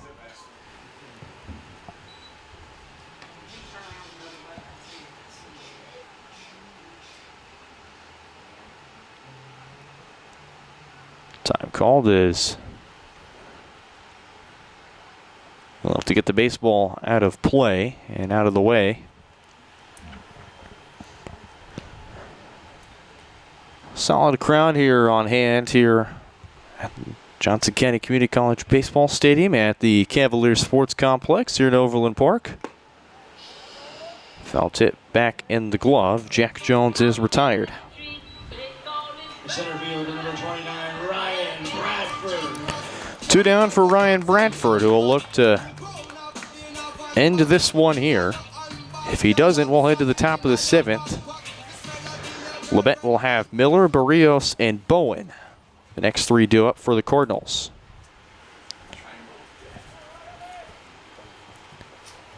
Caden Williams v. Ryan Bradford. First one right down Broadway for a strike.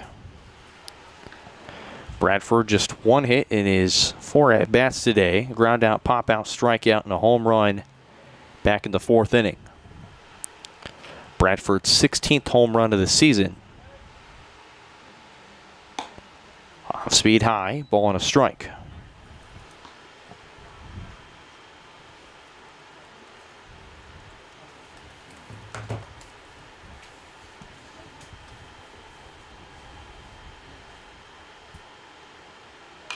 One, fouled off and out of play.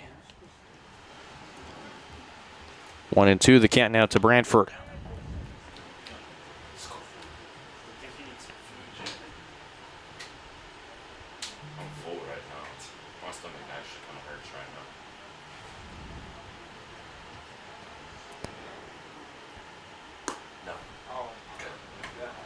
Two inside, 2-2.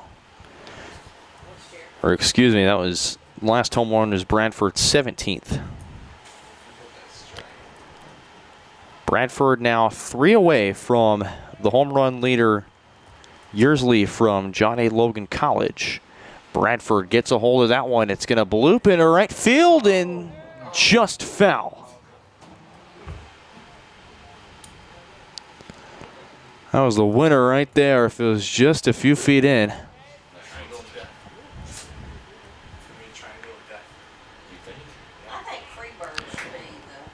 Cameron Yearsley. 20 home runs in 30 games. Bradford, 17 home runs in 31 games. And right behind him in 3rd place, Colin Coonrad with 16 home runs now on the season. 2-2, Bradford goes down swinging. And the Cavs strand the game-winning runs on 2nd and 3rd. As we head to the 7th, the Cavaliers can shut the door at a proper 7. It'll be Cooper Westra to shut the door when we come back.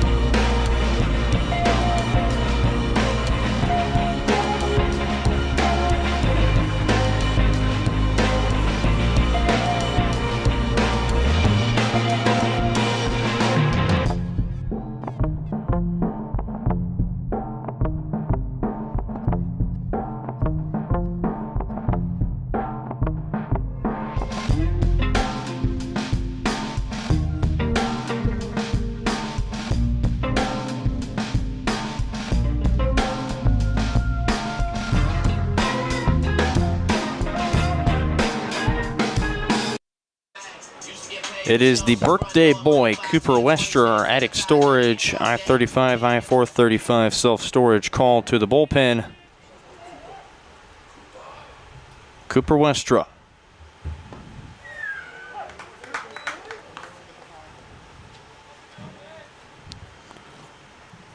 Pitt State commit starts off hot, steps in with an 0-1 start. Goes back to the off-speed, but misses high, ball and a strike.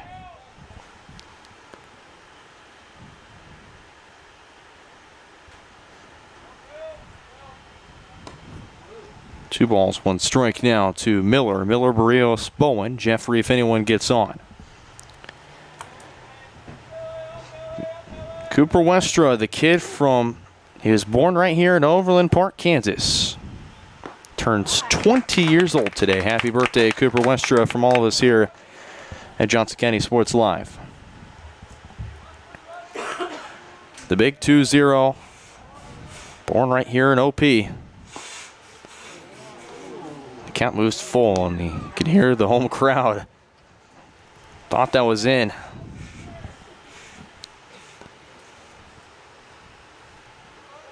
Full count, Westra's offering. Swung on and missed. Birthday strikeout for Cooper Westra, 1 down.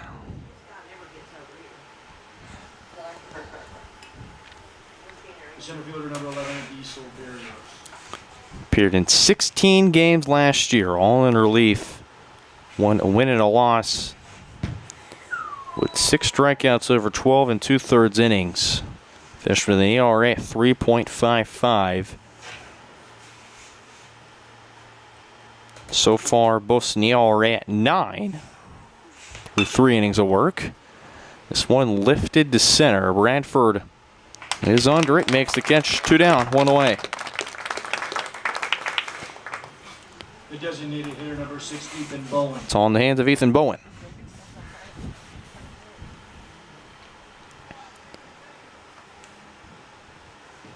Westra's 7th appearance this season. Only has now 3 strikeouts to his name. First offer and low and in for ball 1.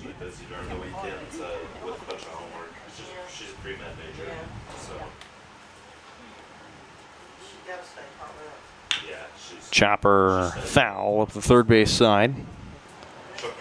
1 ball, 1 strike. After the game. She just got back from spring break, so she's probably sleeping right now. Out of Lee Summit, Missouri, Rockhurst High School product. 2 balls and a strike. Got back this morning. Again, we'll start game 2, 30 minutes after this one, a 9-inning game. Bowen down to his final strike.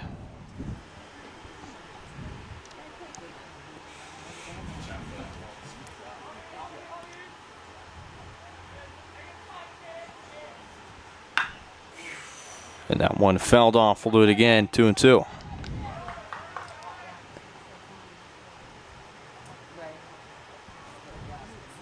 Cooper Westra will look to shut down the Cardinals. Make it 11 straight wins for the Cavaliers. Another one chopped foul. Still here at 2 balls and 2 strikes. It'll be win number 113 against the Labette Cardinals all time.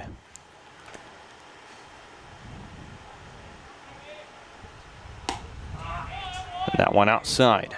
3 balls and 2 strikes. Bowen thought it was 4 and said it'll be 3.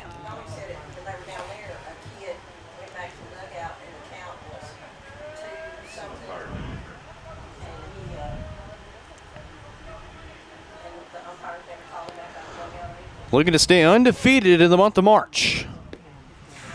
It's ball 4. We're not done just yet.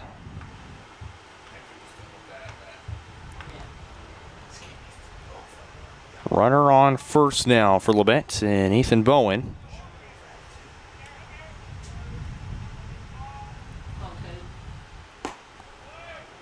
First one in for a strike to Parker Jeffrey, the catcher now. A correction. 13, Garrett Watson. Garrett Watson, the pinch hitter for Parker Jeffrey.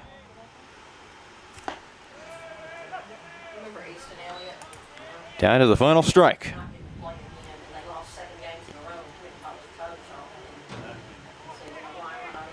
Looking to go 13 straight. 13 straight victories. Undefeated still in the month of March. And number one. Proves why they're number one. Final score 13-4. The final against Labette in game one. We'll step aside, give you a brief wrap before we head to intermission for game two. This is Cavalier Baseball on Johnson County Sports Live, presented by Martin City Animal Hospital.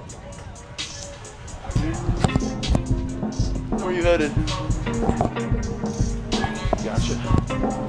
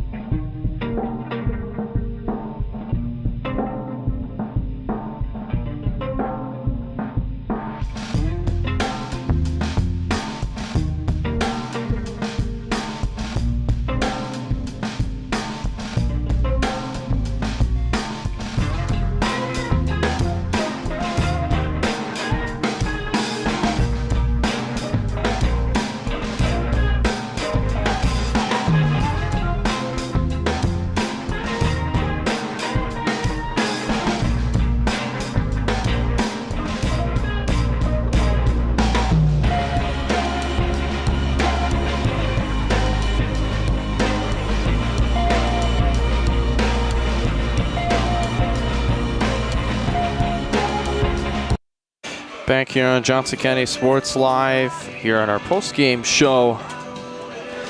Cavaliers win it 13-4, the final score in game number 1. Cavs finish with 13 runs on 12 hits with 2 errors. They left 6 on base. For the Cardinals, they finished with 4 runs on 7 hits with 1 error. They left 7 on base. The win will be given to Ashton Nance. 4 innings of work, allowed 4 hits, 1 run, which is earned, 1 walk, and 5 strikeouts. The loss going to Bryson Mitchell. 3 2/3 innings of work, 11 hits, 10 runs, 9 earned, no walks, and 2 strikeouts. Cavaliers improved to 29-2, 11-0 in conference play. Cardinals 5-16, 3-8 in conference play. That's it for game 1. We'll have game 2 for you here in half an hour. You're watching Cavalier Baseball on Johnson County Sports Live. See you soon, folks.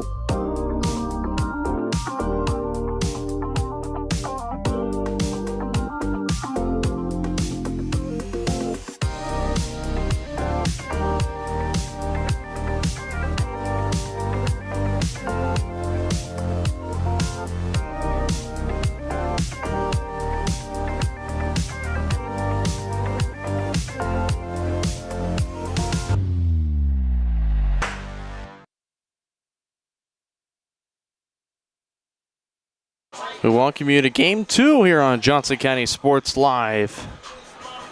I'll take a look at the lineup for the Cardinals. It'll be Camden White leading off at second base, batting second, and at third base, it is Caden Williams batting third and catching Ethan Bowen batting cleanup. It'll be the right fielder Adisil Barrios batting fifth, and in left field it is Maldonado, Zeriel Maldonado batting sixth, and at shortstop number 8 Jeriel Okendo batting seventh, and the designated hitter number 13 Garrett Watson batting eighth, and at first base Nash McCordy batting ninth, and in center field Hector Colon. Cavaliers defensive lineup. Same outfield, Hartwig, Pamaran, Bradford left to right. Left to right in the infield, Groh, Wilson, Rowe, Coonrat. Evan DeMario behind the dish, Boston Bruce, today's DH. Victor Crystal getting the start here in Game 2. Victor Crystal's first pitch is outside for a ball. Away we go here in game number 2.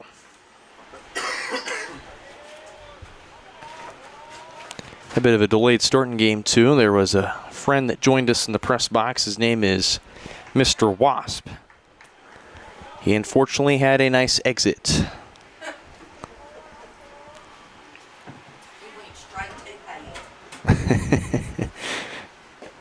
Three balls, no strikes early.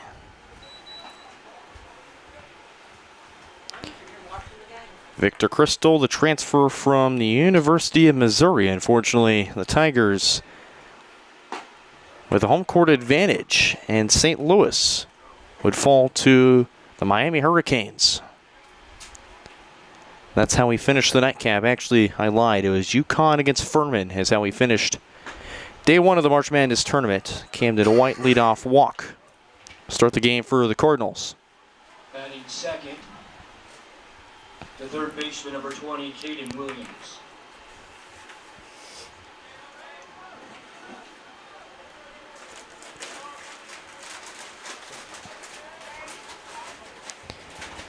Folks, I normally don't like to keep it on topic of what's going on, but since March Madness is going on, everybody loves it.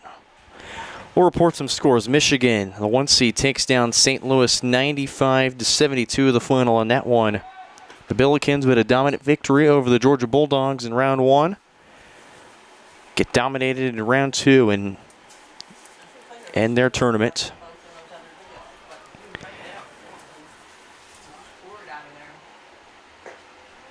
O2 start to Williams, who in appearance and would be the one to give up the last few runs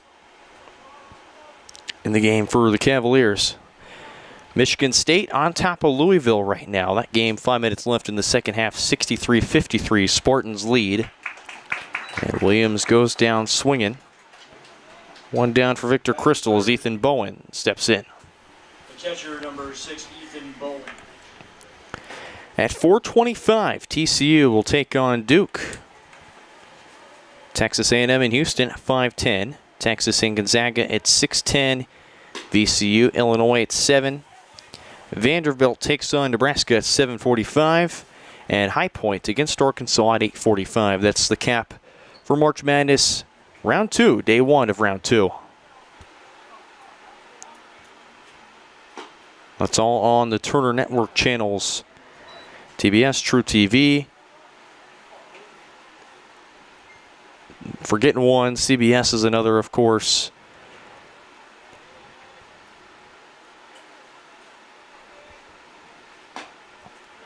One. Check swing. He did go around 1-2 to Bowen. Not sure why I'm blanking on this last channel.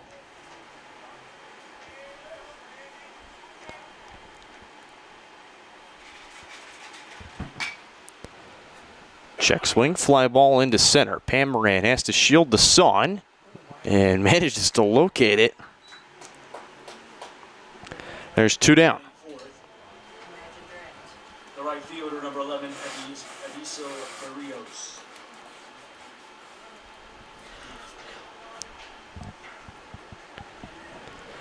CBS, TBS, TNT, and True TV. TNT was the one I was missing. 2 down for Barrios. And watch out, that one right near his legs.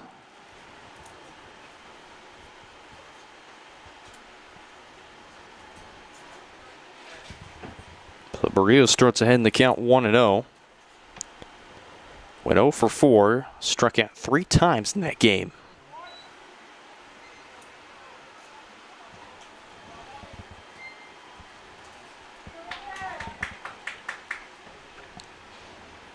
In terms of games around here, KU will take on St. John's tomorrow. That'll be an exciting matchup.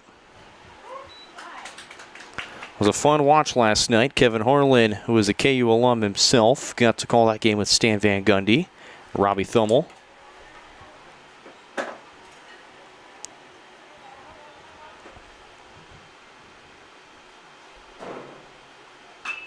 (2-1) chopped right to Coonrad. Steps on first himself. Cardinals will strand 1 after 1. Way to the bottom of the first. Cavs up to bat next. The high-powered Cavaliers offense will look to get things going. Game number 2 when we come back here on Johnson County Sports Live. Hi, I'm Dr. Aaron Stows with Martin City Animal Hospital, located just minutes east of 135th and State Line Road. At Martin City Animal Hospital, we provide cutting-edge diagnostic services, including digital radiology, ultrasound, and in-house same-day blood work. Also, specialty care such as general surgery, cold laser therapy, animal chiropractic, small animal reproductive services, and dental cleaning. With 4 other locations and a team of 15 veterinarians, our commitment to you makes Martin City Animal Hospital the vet you can trust.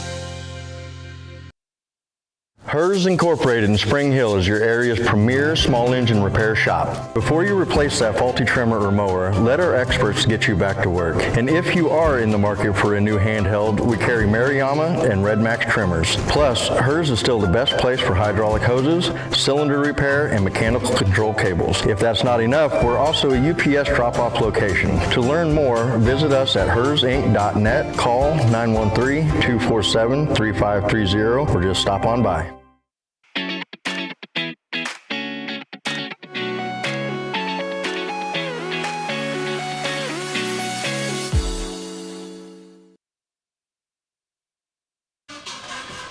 Bottom of the first. Bradford, Pamaran, Grow, and Coonrad, if anyone gets on. That's how the Cavaliers will start their lineup.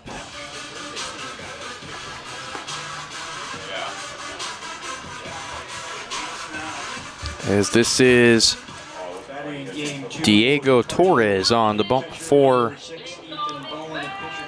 the Cardinals.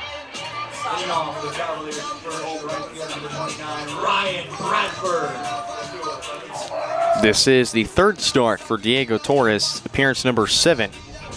No wins and a loss for Torres.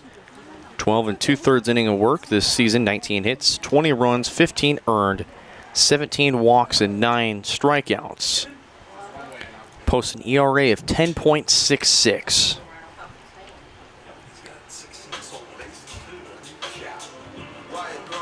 Bradford's already aboard as he was plunked by Torres on the first pitch. Center fielder number 1, Isaac Pamaran. Then steps in Isaac Pamaran.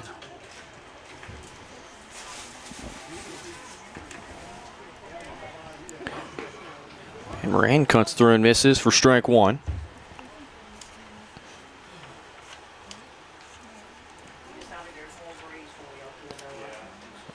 Pamaran finished 1 for 3 with a run scored.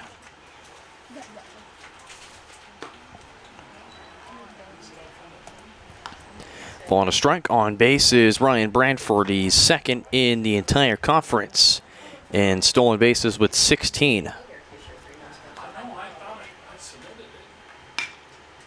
Pamaran lifts that one into left field. Back goes the left fielder, and it's gone.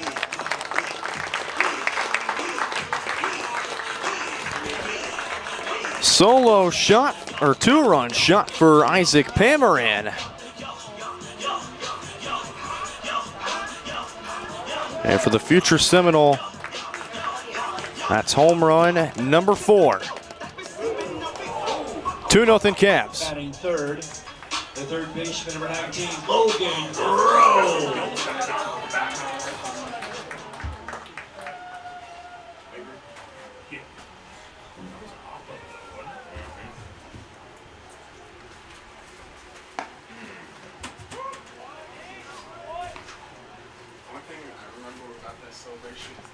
0-1 start to Logan Groh.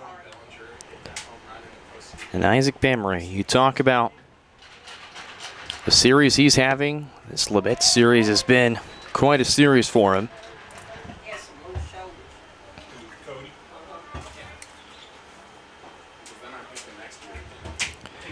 Bamery had essentially hit for the cycle this series. This series, not the game, this series. Had a single last game, hit his home run. And this one, 1 ball, 2 strikes.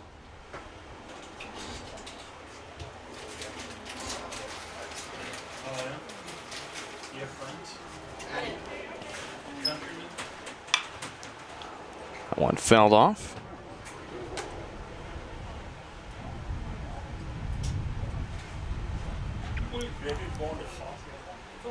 Count still a ball and 2 strikes.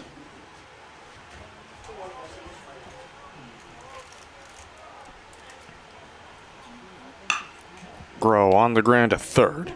Williams fields it cleanly, throw to first, picked up by McCarty. 1 down. Batting fourth, the first baseman, number 4, Colin Coonrad. In steps in Colin Coonrad, the Game 2 first baseman.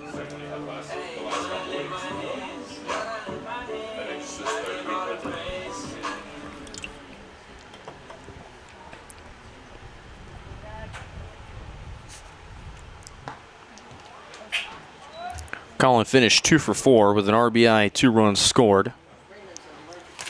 Home run and a single.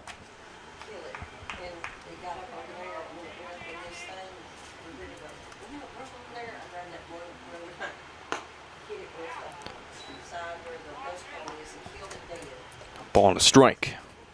I got some wasp spray up in the office. Put it in Brendan's bag.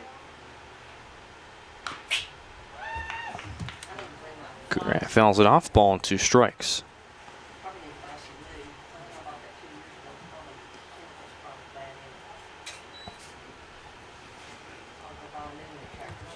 Boston Bruce is on deck, represents the designated hitter. On the ground to second, fielded by White, throw to first. In time, 2 down.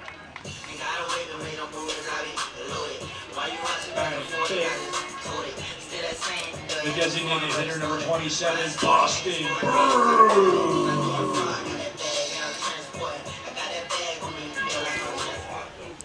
Two down for Boston Bruce. Yeah, it's out in front of it a while. One of the best series for Boston this year so far.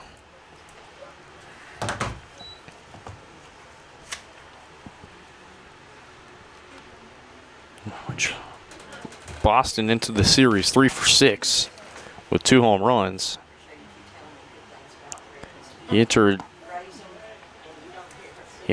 2 for 3 with a run scored and an RBI. Game number 3.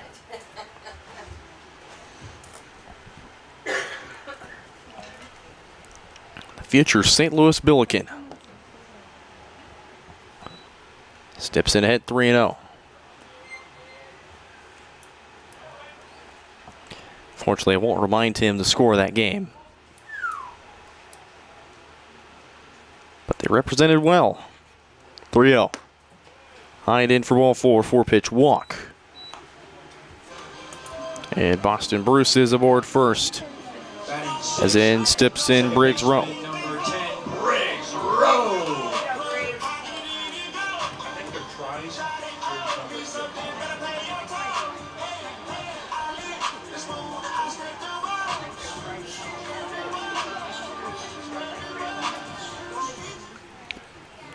So in steps in Briggs Rowe with 2 down and Boston Bruce on first.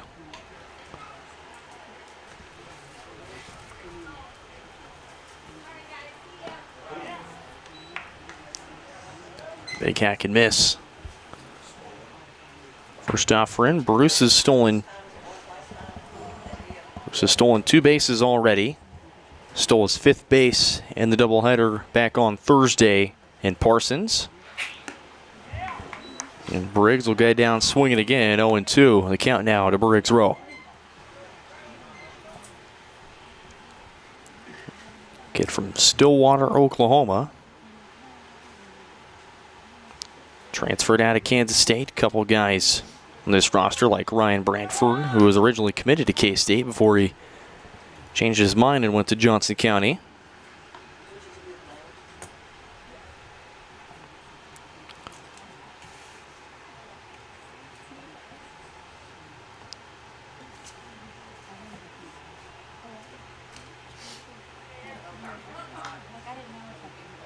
Back in time is Bruce. K-State currently ranked number 24 in the nation right now. Lost 4-5 to Arizona State last night. Ooh, and that's going to hit Briggs. He did swing. So he is out. And Coach Yeager didn't like that one at all.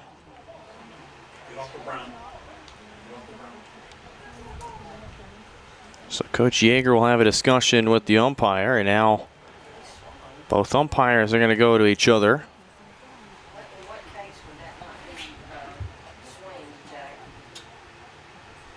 I feel like that should be a swing. I guess not, though. And Coach Yeager's still not enthusiastic about that call.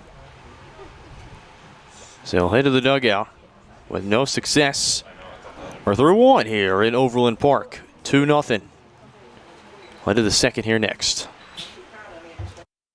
Up your lawn care game at Hers Inc. in Spring Hill. We have one of the area's largest and most diverse selections of lawnmowers, including top brands like Altos, Bobcat, Gravely, Dixie Chopper, and Red Max. Quality built machines for any size job. And when you get your mower at Hers, we offer full service and repairs covered by your warranty. From the backyard to the back 40, the all-star lineup of mowers at Hers will make you the captain of the lawn. See the full lineup at hersinc.net. Call 913-247-3530 or just stop on by.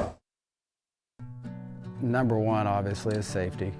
We definitely call 811 to find out if there are any buried lines, fiber optic, whether it be telephone or pipeline or anything. Don't take a chance. Don't think you know and say, well, I don't remember anything being put in there. Call 811 and make sure that that's identified, that there isn't something there before you make that crossing. Because in the end, we want everybody going home. As a 50th birthday present for myself, I went ahead and chose to get myself braces. I had had braces when I was a kid, and I had not done the whole retainer routine that I was supposed to, and my teeth had gotten out of whack. So Strode Orthodontics was highly recommended to me. I came down here and immediately was impressed with the professionalness of the staff, as well as just the kindness and the happiness and the joy that's in this office. I knew that this is the place that I wanted to come. It had to be a Top of the second. First pitch swinging and fouled off.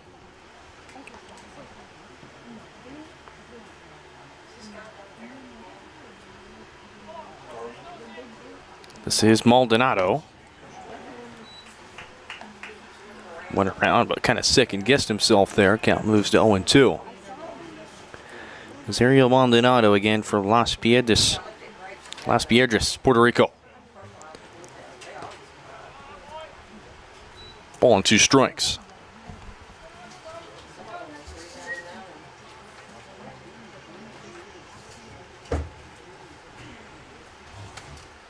Crystal deals the 1-2. All the way high and out. 2-2.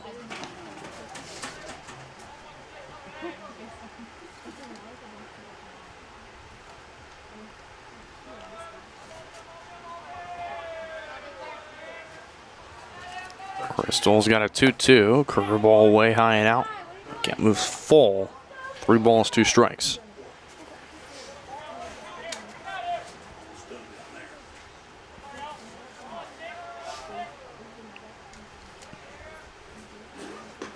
3-2 off speed in there for strike 3.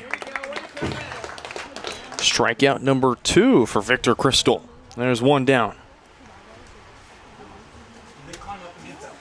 Batting 6th, the shortstop number 8, Rio or Kendo. Or it bounce off. There's a fence up there, so I would think we would stay up there. Great frame by DeMario for strike 1. Jerry Lokendo. Leads in for strike 2.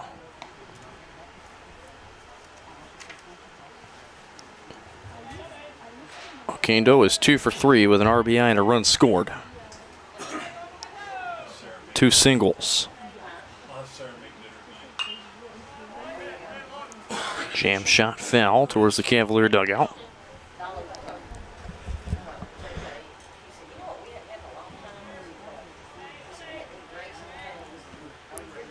It's another 0-2 coming up. That one misses low and out. 1 ball, 2 strikes now the count.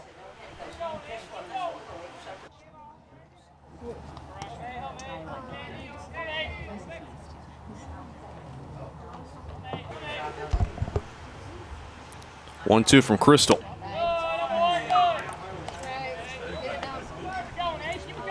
Say hi and in, 2-2.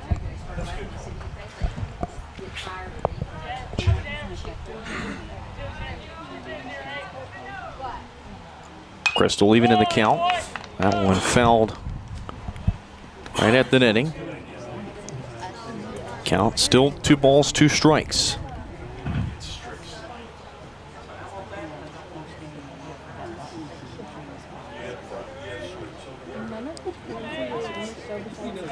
On deck is Garrett Watson.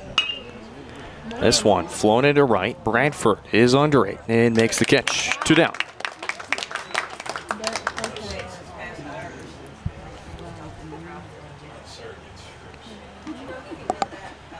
Batting 7th, the designated hitter number 13, Garrett Watson.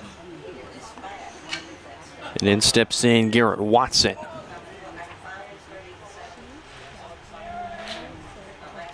He struck out on 3 pitches in his pinch hit appearance.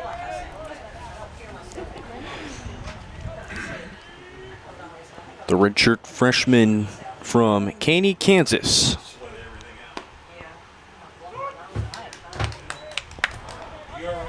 Count 0-2.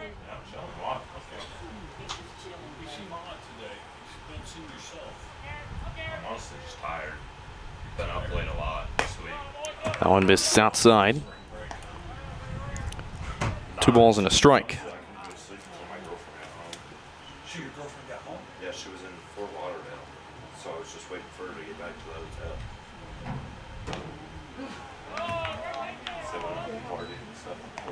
hotel. 3 balls and 1 strike. Caney, Kansas is literally minutes away from the Oklahoma border. 3-1 inside for ball 4. So it's a 2-out walk.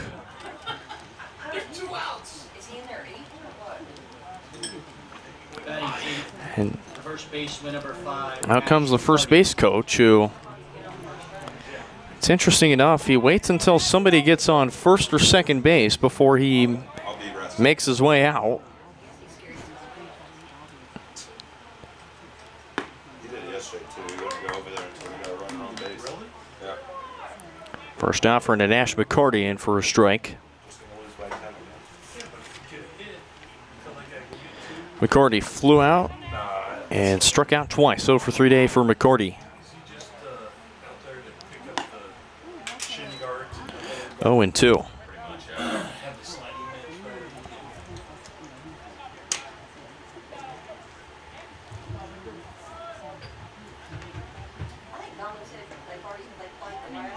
Again, Victor Crystal, sophomore from Raytown, Missouri.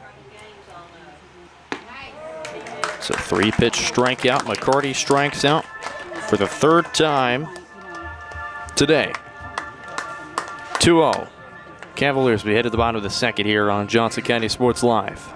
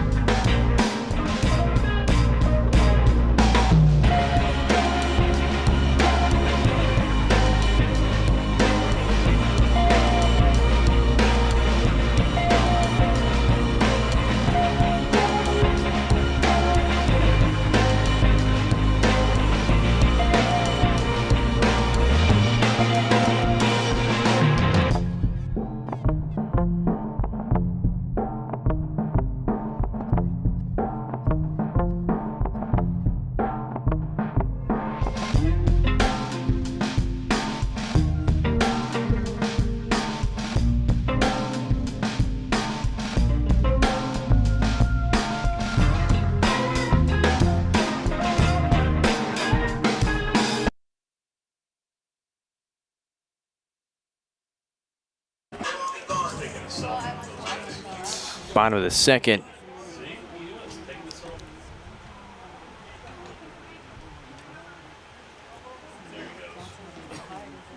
Hartwig, Wilson, DeMario. And that one way high and in. When Hartwig.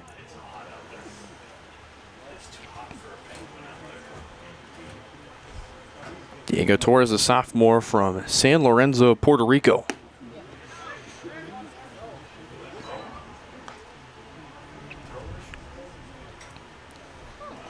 Two-0 to Hartwig.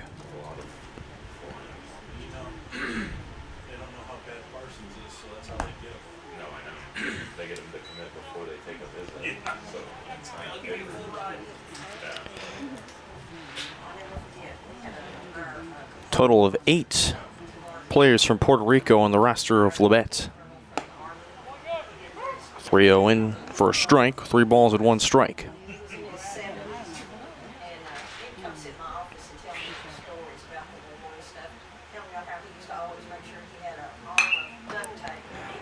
That one ripped into right center, and that's going to get all the way to the wall and past Barrios. Hartwig is on his horse, has to slide back in. McCarty ran over from first.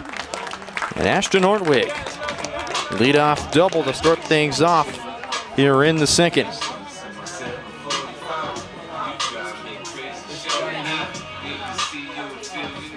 The shortstop, number 23, Lucas Wilson. And Lucas Wilson will step in now. So Lucas Wilson.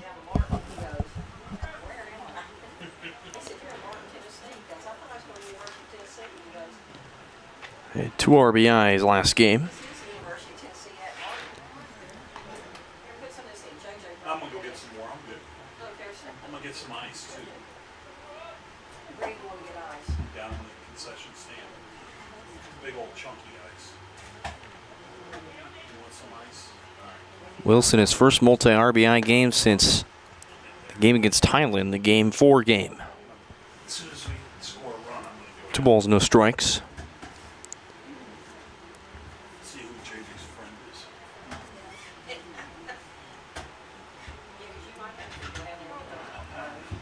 Oh yeah, shoot. 3-0 to Wilson.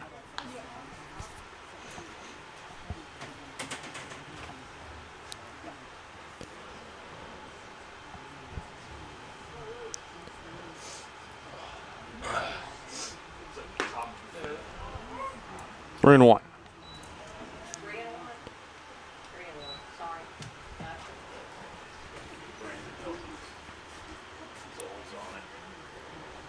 He had 3 RBIs, or he had 3 walks against Coffeyville. That was, did Wilson. Of course, walked twice against Labette. In the span of 7 games, he's walked 8 times. Make it 9 as Wilson aboard first. Cavs occupy 2 bases. The catcher, number 36, Evan DeMario.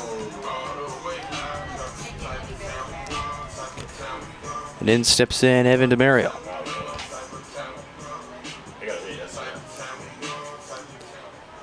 One for 4 of the strikeouts so far on the series. Shows bunt. And he did go around. He was still in the motion of the bunt, so it'll be in the book as a strike.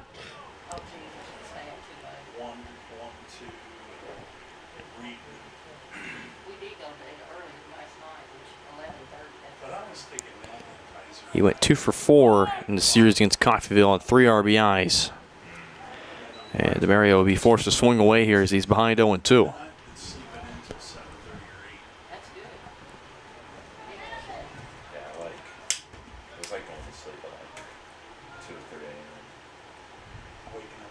Waking up like 9:45 because we got practice at 11.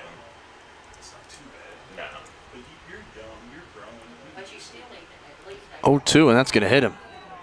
Yeah, I think it's just because my body's used to going to sleep and waiting for It's the second time that Torres has hit a batter.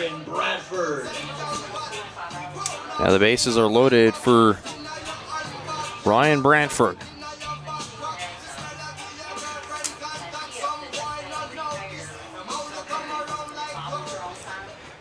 Ryan Bradford was hit by a pitch. First offering from Torres, actually.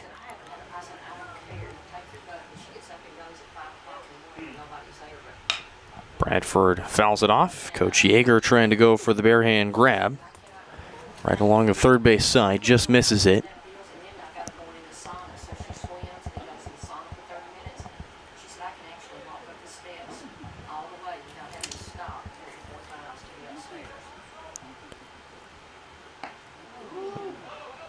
And that one was an accidental hit. Bradford to first, and he's in safely. That trickles away from McCarty. In to score is Wilson.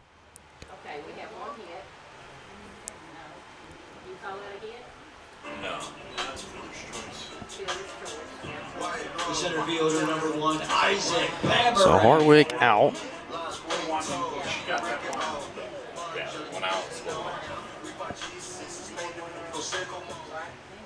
Well, they're saying he was in the line, though.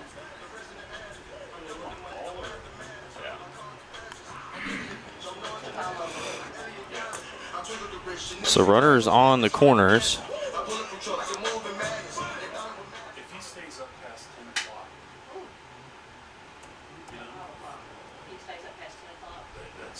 So Hartwig out at home.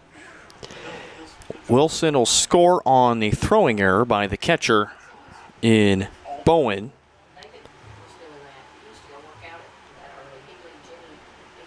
DeMario to third. Brian Bradford is on to the fielder's choice. That's how it'll go in the book. 1-0 start to Isaac Pamaran. 2-run home run back in the first inning.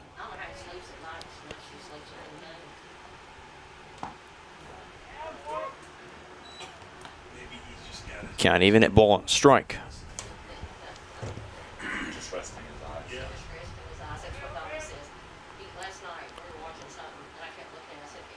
Pamaran hit his first home run since Game 2 against Coffeyville, whenever Cavaliers had that 7-home run Game 2 of the series.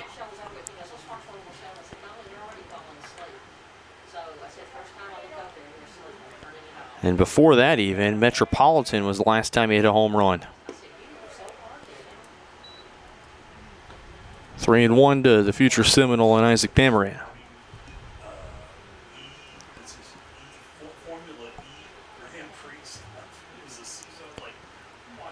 Another ball, and Torres will load the bases. Wilson is, or that was Bradford, excuse me, going, but Pamaran fouls it off. And the count will be full, 3 balls and 2 strikes.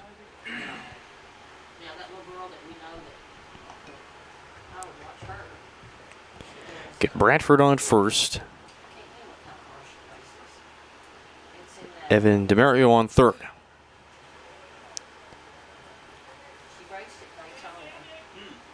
She 3-2 going again is Bradford to tie it out for ball 4. And the bases are now loaded.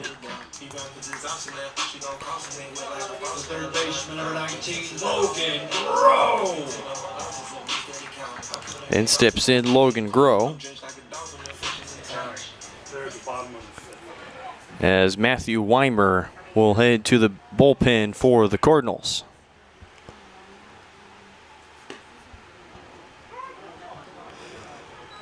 Low and out, but in for a strike to Grow.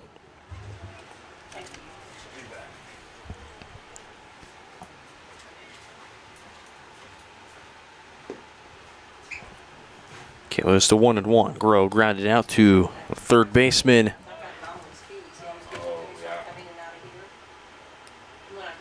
And Caden Williams his first time up.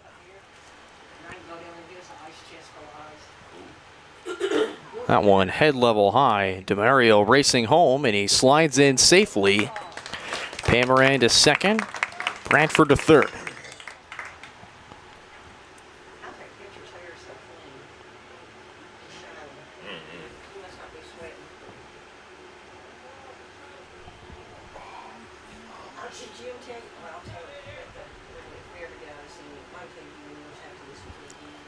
Two balls and a strike to Logan Grow.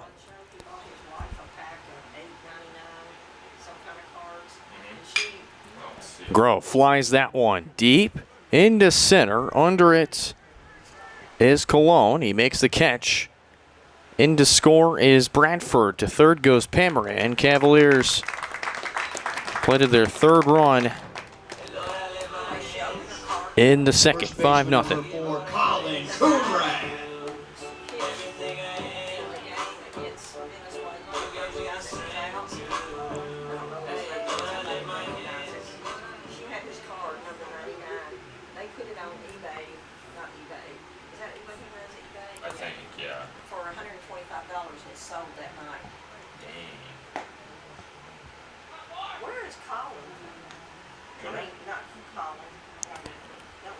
One 0. He's sick, I think. It's not here. Getting 5-0 Cavalier lead. 2 runs in the second now, or 2 runs in the first, 3 runs now here in the second. Yeah. Ball on a strike to Colin Coonrat. Grounded out to the second baseman his first time up.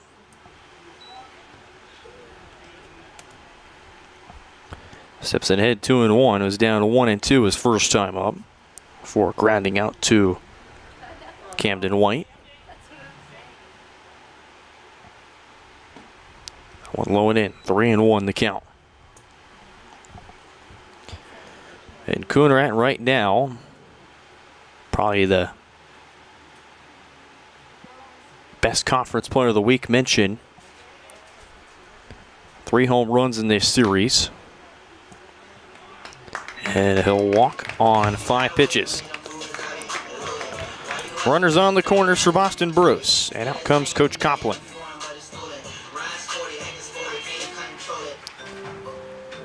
And looks to be that Diego Torres, his day might be over after an inning and 2/3 of work. Unless this is just a simple mound visit. Labette has another 1 or 2 to spare before they will have to go through with the pitching change again. Weimer in the bullpen for the Cardinals. Runners on the corners, just 2 down, and Boston Bruce will step in. And out cues the Jeopardy theme song.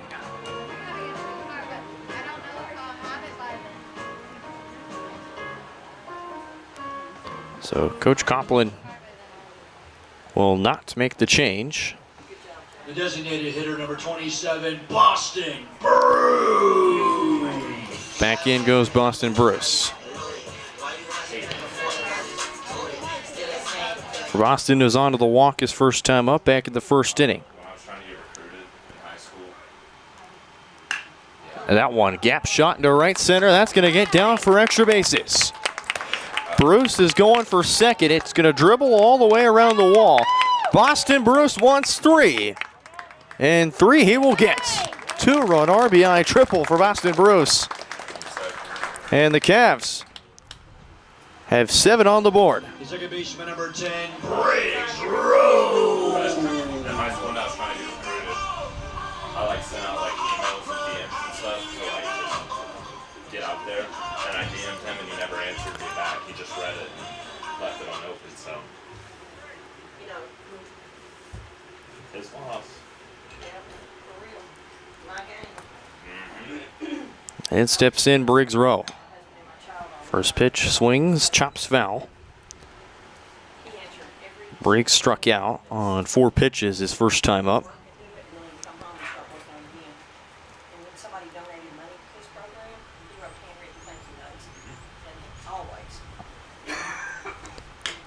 Now Briggs, high chopper, that'll go foul. Count moves to 0-2.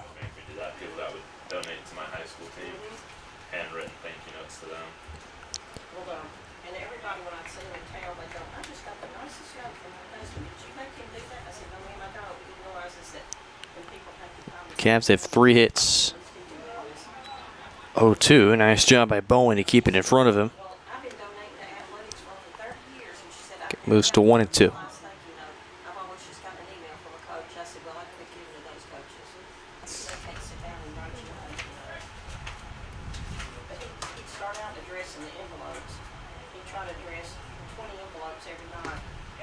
And Briggs will go down swinging.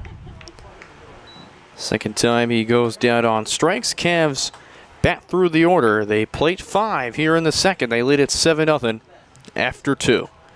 You're watching Cavalier Baseball on Johnson County Sports Live, presented by Martin City Animal Hospital. This was a good place. What would happen if I had to pick up the phone, call 911 for one of my family members or one of my neighbors? What would I do if no one was on the other end to respond? What if there was no 911? So you can be a part of the solution. Anybody can be a firefighter. Male, female, younger, older. We have school teachers. We have leaders in business. It's me, you, anyone that wants to be. There is no typical firefighter.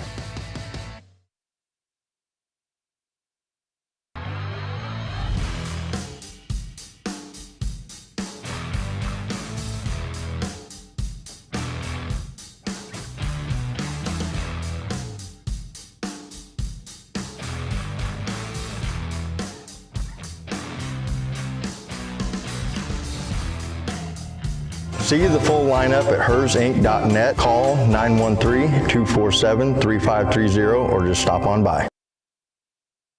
My name is Dr. Claire Strode. I'm the owner and orthodontist here at Strode Orthodontics. You may run into me out at the soccer fields or out on the baseball diamonds. The things that I love most about orthodontics are when patients tell me how much they enjoy their smile and how much more confidence they have after having their treatment. We love serving the families and people here in South Johnson County and also surrounding areas. And I look forward to serving you and your family.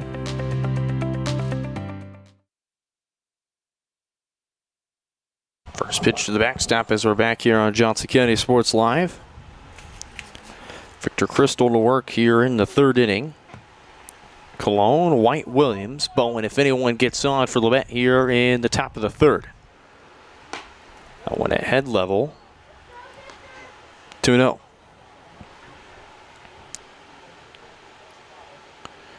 Crystal's working with a pretty comfortable padded lead. Although he's made quick work of the Cardinals, just 4 batters per inning. Fires back in a strike, 2 balls, 1 strike. Cavaliers average close to 14 strikeouts per 9 innings as a team. ERA of 4.56. It's among one of the best in the conference. 2-2 on Cologne.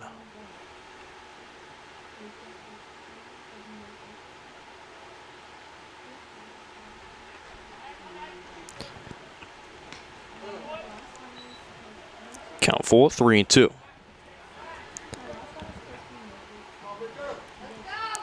Fort Scott takes down Dakota County Tech 13-11 in 7. Hard ground ball that is fair. All the way to the bullpen, the ball rolls. To second goes Cologne, and Hector Cologne leadoff double. First hit for the Cardinals.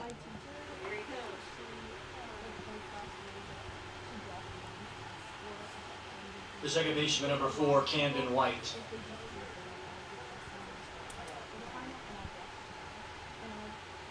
So Camden White will step in with the runner on base.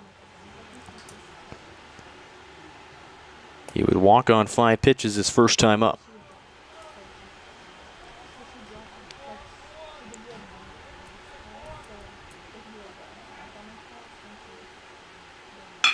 That one, hard ground ball past Wilson into center field. Around to score is Cologne. RBI single for Camden White, and Labette is on the board.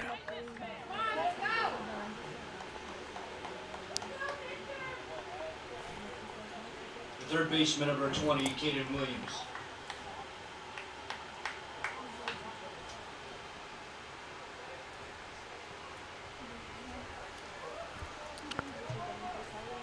So Labette's first run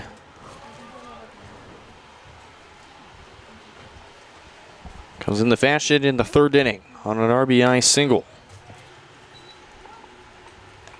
First pitch outside to Caden Williams. He struck out swinging his first time up.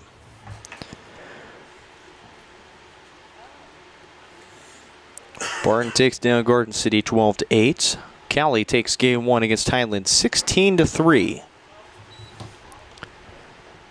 Seward County and Pratt. Seward County up 9-3 on the Beavers at Stanion Field in Pratt, Kansas. Johnson County men's basketball. Oh, that one at the head of Williams.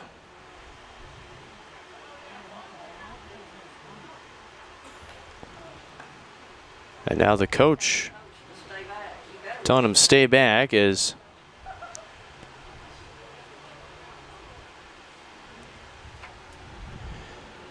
that one rocketed right at the head.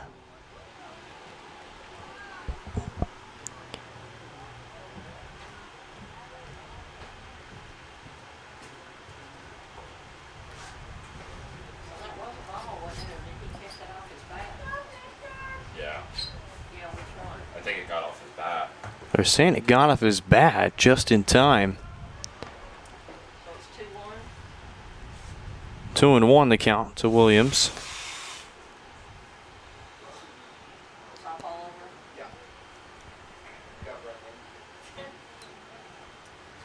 I think they're tired. 2 balls and a strike. But it wasn't too bad after the 11th spot. That one outside. 3-1 the count now to Williams. Having to lock back in after a near shot to the head. Gamecast basketball, men's basketball finishes 8th. They lose to Lansing Community College 104-93. There's 2 aboard now for the Cardinals. The catcher, number 6, Ethan Bowen. And time called as Coach Neller will head to the mound to talk to Victor Crystal.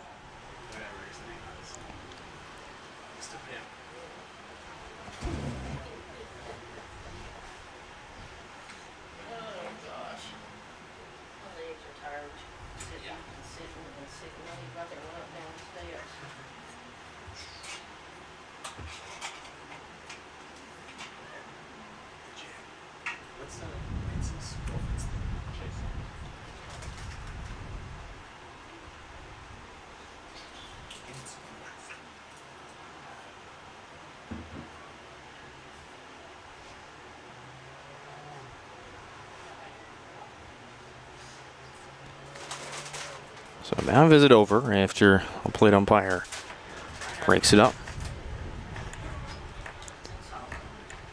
Softball is unfortunately swept by Indian Hills, and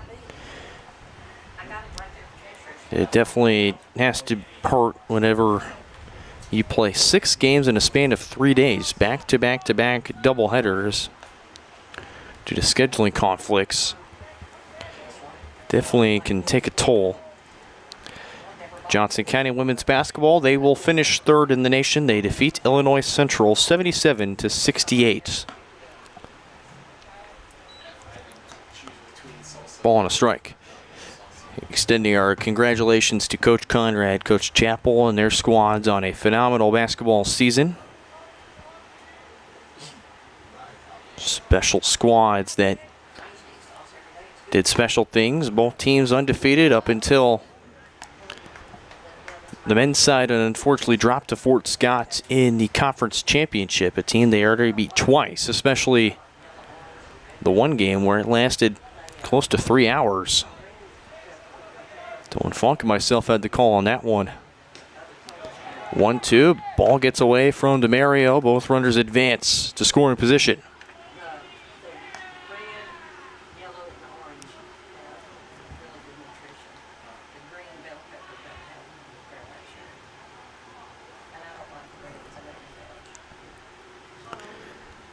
Two and two to Bowen.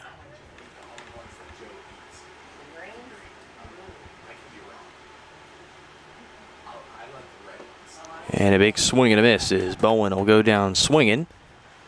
And the throw from DeMario way wild. One run is in, and White in to score is Williams as well. Long throw from Bradford, and 2-run score off an E2. The right fielder, number 11, Adiso Barrios.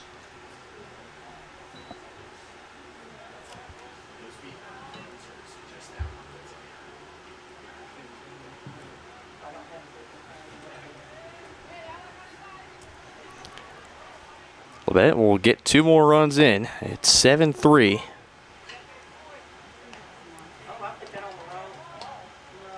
And the 4th runner just 90 feet away. On the ground to first. Picked up by Coonrat. Flip to Crystal in time. 1 down. Runner will have to come in. 7-4. And the bases are now empty. Number 16, Zario Maldonado.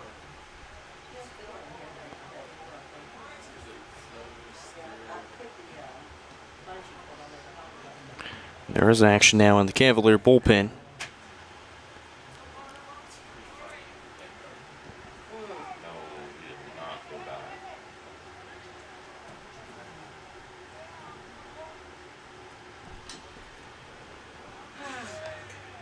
Shortstop number Then Maldonado's hit. Okendo. Now Crystal's put another runner back on the bases. And out come Warner. Was a little over halfway out the dugout, and they'll turn to the bullpen and say, get things up and moving. It's Okendo, the shortstop, to step in.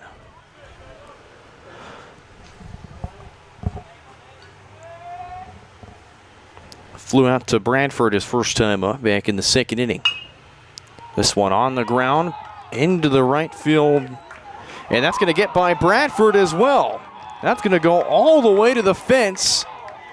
1 run is in to score. They're going to send Okendo around. And in is Okendo. And the Cardinals are right back in it. Out comes Coach Eric Horner. And the Cardinals, who looked down by 7 in the 2nd, they've plated 6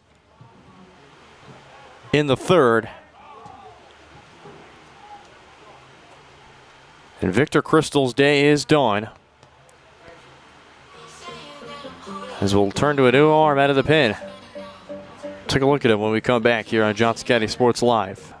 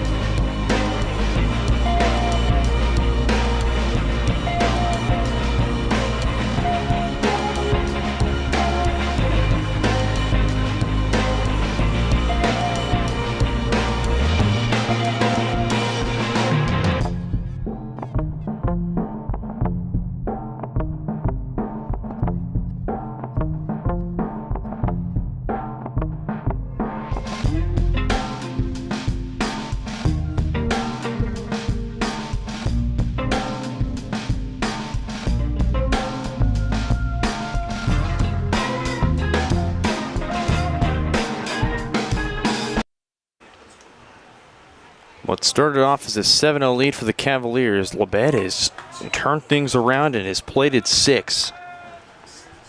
As Victor Crystal ends his day after 2 1/3 innings of work, it's Braylon Brooks to try and eat up a few innings. And he quickly looks to an 0-2. Against Garrett Watson. And Braylon Brooks takes care of Watson on 3 pitches. There's 2 down.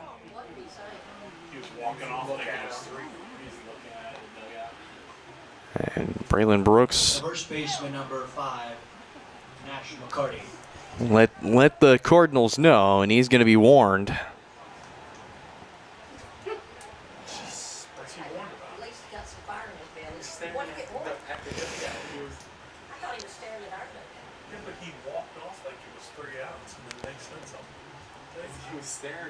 Where'd you see that? He was staring right at their dog. Yeah, and if we know anything from Coffeyville, you can't stare at a dugout too long, or else something will happen. McCarty first offer and fouled off.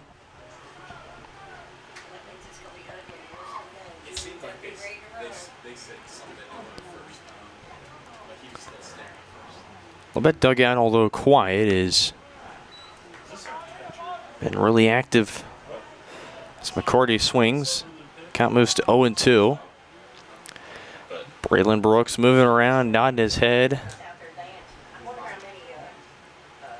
Braylon Brooks full of life. 0-2 kicks and fires, and he had plenty of juice in that one. See, it's not one of the turf. 1 ball, 2 strikes.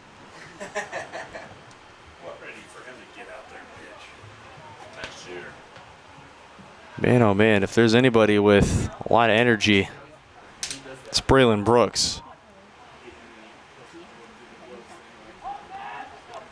Yes, on the 3rd offering, 1-2. Low and in, count moves even at 2-2.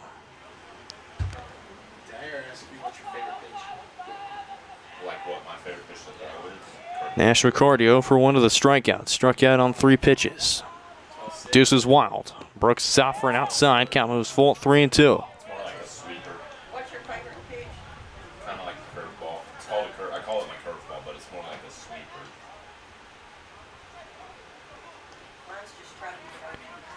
Brooks started off with a 2-0 or 0-2, and now back-to-back balls. Full count. Brooks is offering.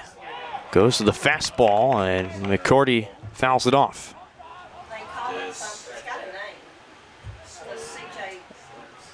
And now the umpire is going to talk to Brooks and maybe say something to him. Probably calls it a sweeper. That's what a lot of guys are throwing now. About kind of dancing around a little bit on the mound.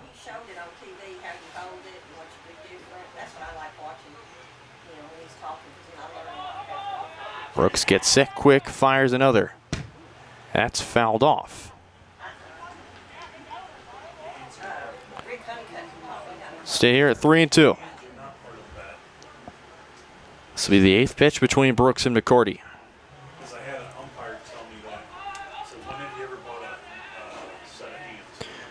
The Oklahoma State transfer looking to get the Cavs out of here. Instead, McCarty will take ball 4.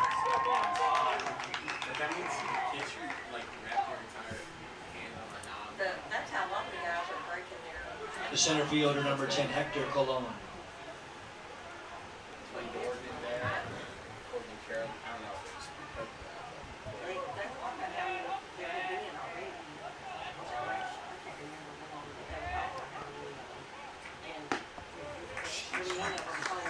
First offering swung on and missed by Cologne.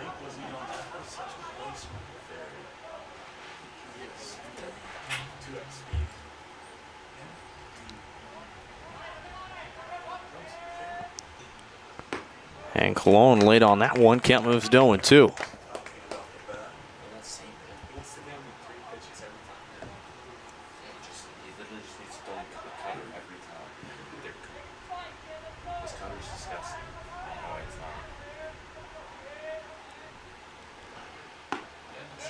That was a disgusting pitch right there from Brooks. 3-pitch strikeout. Brooks takes care of the Cardinals. Labette played 6. They trail by 1. So we move to the bottom of the 3rd.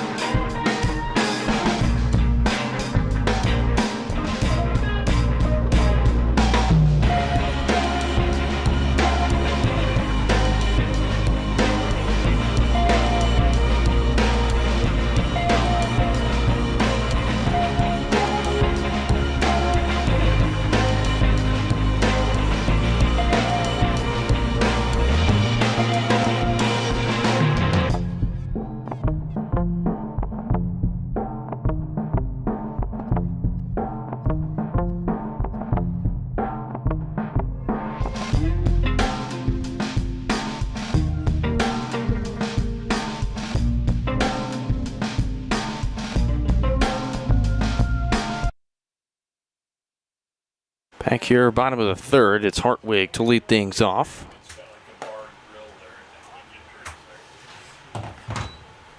Hartwig, Wilson, DeMario, and then back to the top of the order of the Bradford if anyone gets on.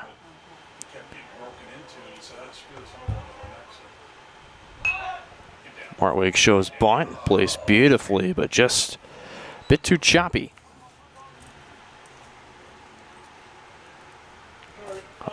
Ball on a strike to Ashton Hartwig.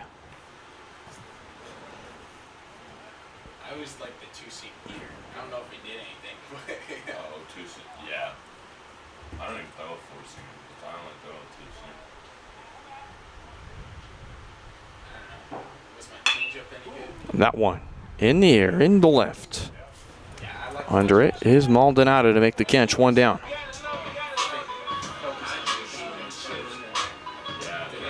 The shortstop, number 23, Lucas Wilson. 1 down for Lucas Wilson. So I've always hated my changeup. I hate that pitch with everything. How many pitches do you throw? I just throw fastball, changeup. First offering for a strike to Wilson. Wilson reached on air by the catcher his first time up.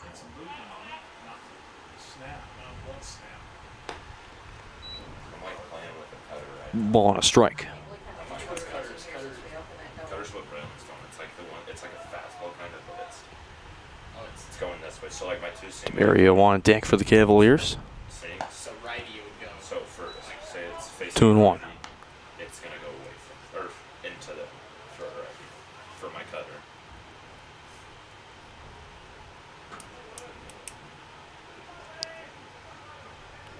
I don't know. On the way in.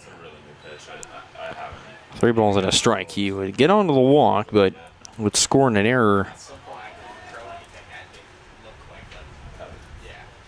from Ethan Bowen. And Lucas Wilson swings and misses. Count moves 3-2.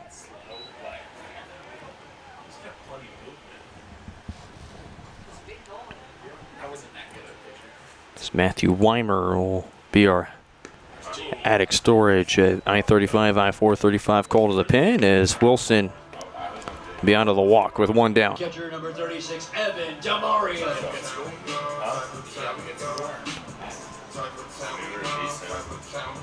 varsity my high school, the high school I went to. Matthew Weimer, the sophomore from Grove City, Pennsylvania. Well, I didn't even play there my senior year because I transferred. Yeah.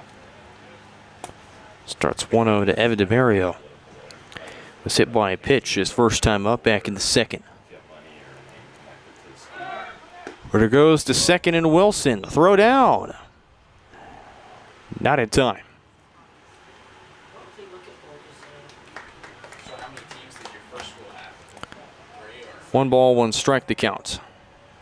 2 JVs and 1 varsity, but it was like a freshman for JV. Yeah, we should call it C team. Matthew Weimer posts a 41.40 ERA. And that's my senior year. I just literally transferred to the town over and played there. His 7th appearance out of the pen.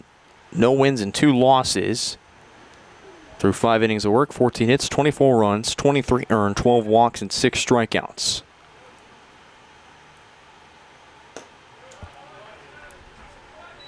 Three and 1 to DeMario. Posts a whip of 5.2.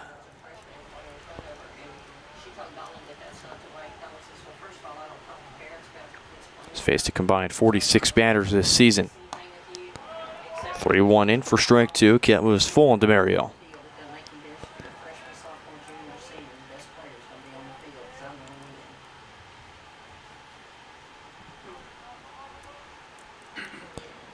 Wilson on second after the stolen base.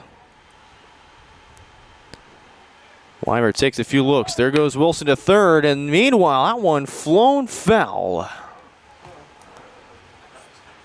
never met anybody that yanks as many balls foul as he does. It's actually insane. DeMario had a great turn on that one, just could not straighten it out.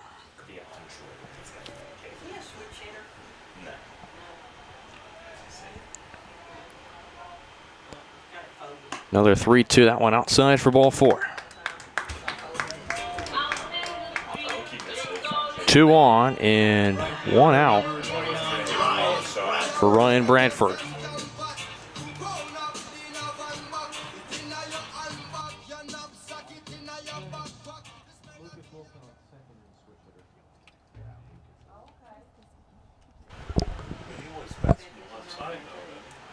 Now he's not. Yeah, he doesn't. 1 down for Ryan Bradford. 2 on. That one fouled off.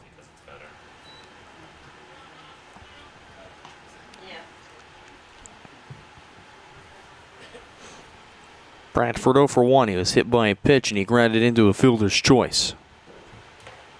Yeah, I don't think there was a series that didn't get hit. Both runners go, and both runners will be in safely.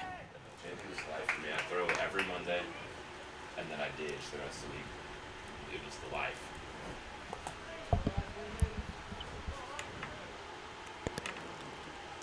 So DeMario has stolen his first base as a Cavalier on the double steal. Now Bradford hits that one to the gap. And that's going to be 2 runs across. Bradford is going to stay put at second. He managed to get the relay throw in time.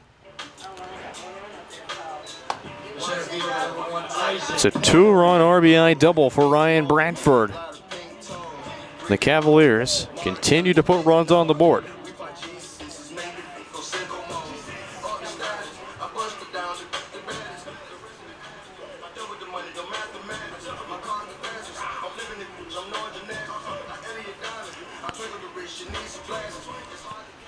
In steps in Isaac Pamaran as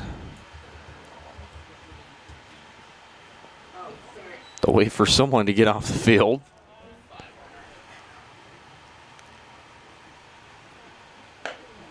First one high and out.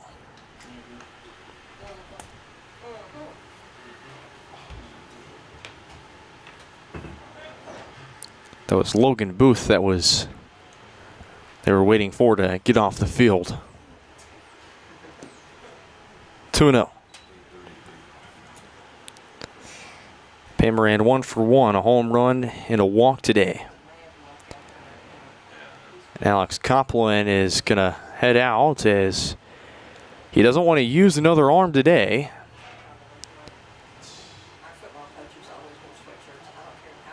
And I don't think Coach Copland's too pleased.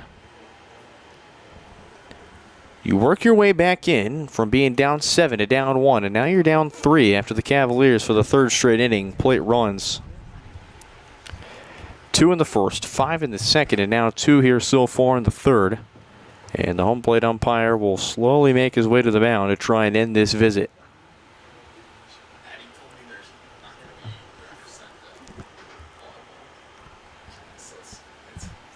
Only 110 flawless brackets in the NCAA. Before she transferred. 2 balls, no strikes to Pamaran. Spring break. Got Logan Groh on deck. Pamaran, that one was outside, but he whiffs at that one, 2-1.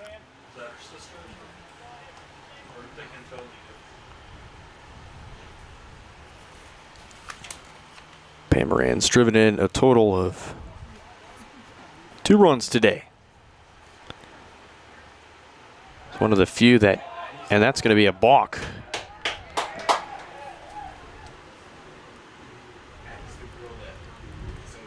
So Bradford's awarded third after the balk.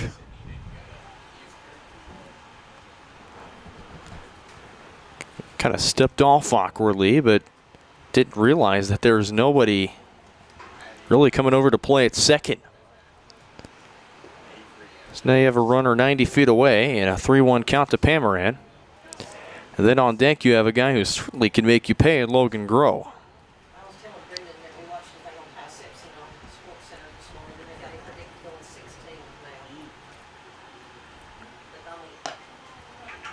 Isaac Pamaran will take a walk to first. Third base number 19, Logan Groh. And Logan Groh steps in with 1 down and 2 on.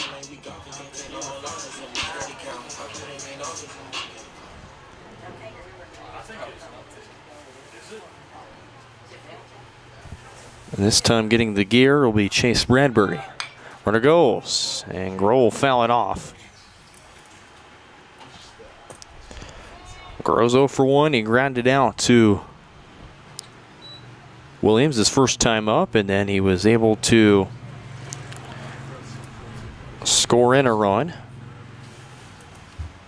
And Isaac Pamaran on a sac fly. They're back to first, nothing doing.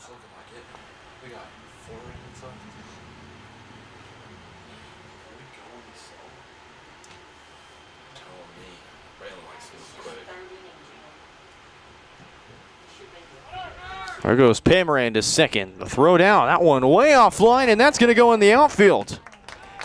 Bradford's in to score. Pamaran will stay put at third.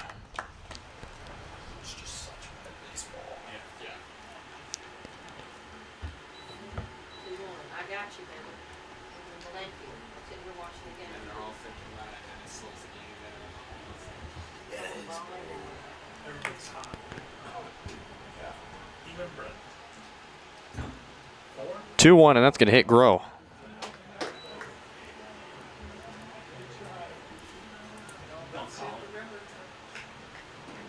The first baseman number 4, Colin Coonrad.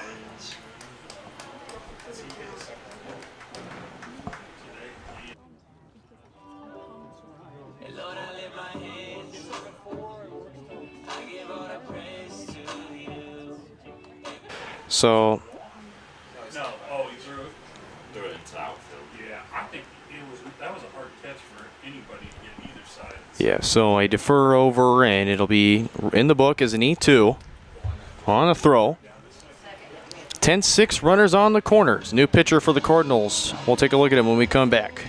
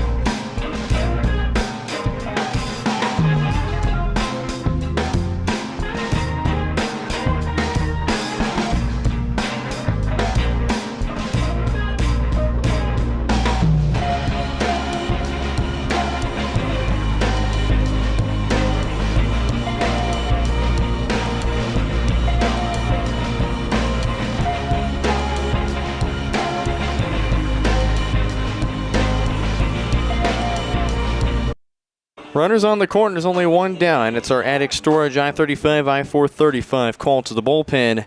Joseph Lopez steps in after Matthew Weimer is only able to go a third of an inning.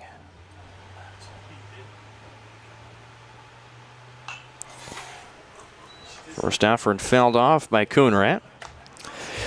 You have Logan Groh, who was hit by a pitch. He's at first. Isaac Pamaran is at third after the error by the catcher and Ethan Bowen that was able to score Ryan Bradford, the third run of this third inning for the Cavaliers. Coonrat hits that one deep to right field. See you later into the trees. That's the fourth home run of the series for Colin Coonrat. And the Cavaliers up 13-6.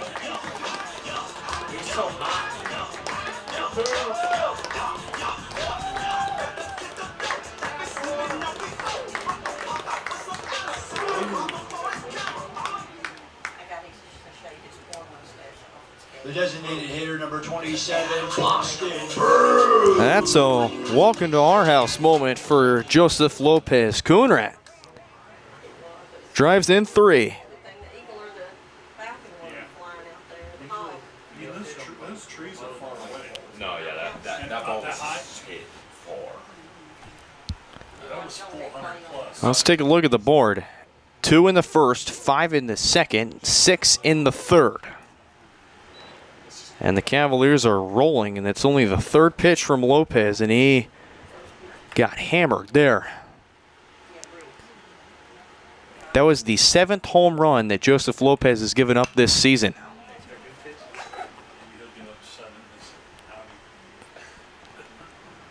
Count moves to 0-2.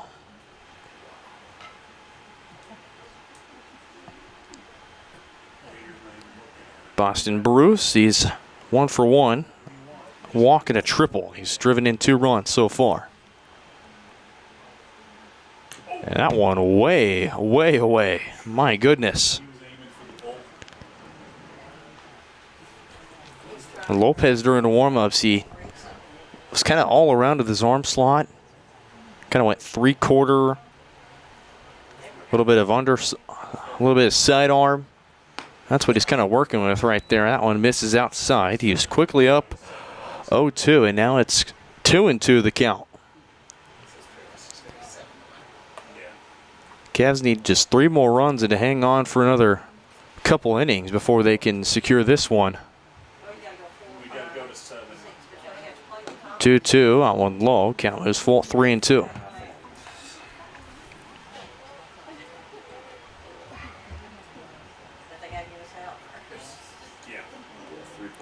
Boston looking for another extra base hit or his second walk today. Bruce, high pop-up. That's going to get into the outfield. Calling for it and making the catch is Oquendo. 2 down.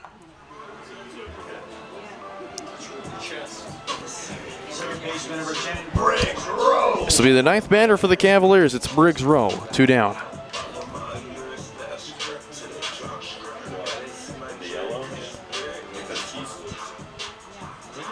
So let's go down the order of how this inning's gone. Fly out, walk, walk, double, walk, hit by pitch, 3-run home run, and a pop outs.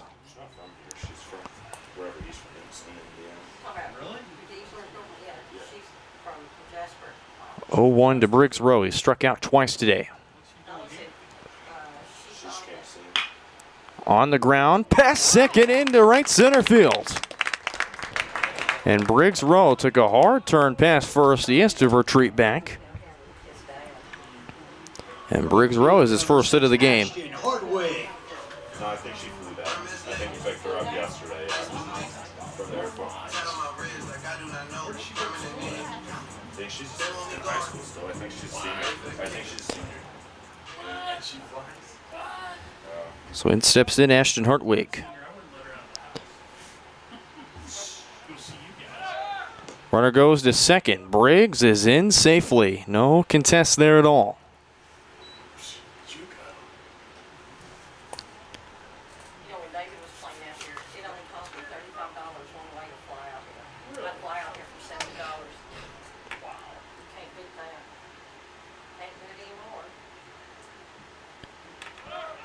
Briggs is going to go for third, and he was just a bit late. Oh, he avoided the tag. Wow. Back-to-back stolen bases for Briggs Rowe.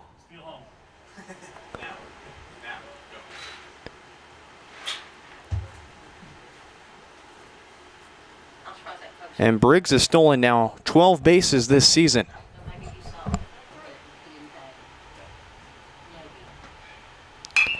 Up the middle and through into center field. And the hit parade continues. RBI single for Ashton Hartwig. Shortstop number 23, Lucas Wilson.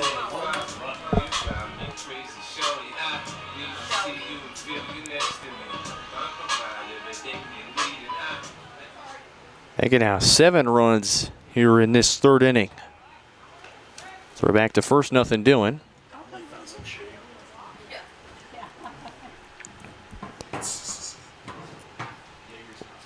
Lucas Wilson still waiting the first offering. Another throw back to first, nothing doing. He gonna have to pitch to Lucas Wilson if you're Lopez.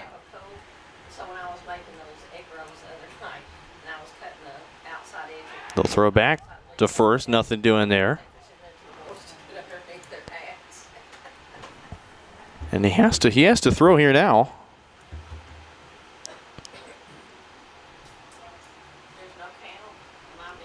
First out for it, and Hartwig to second. The throw down, that's going to escape almost.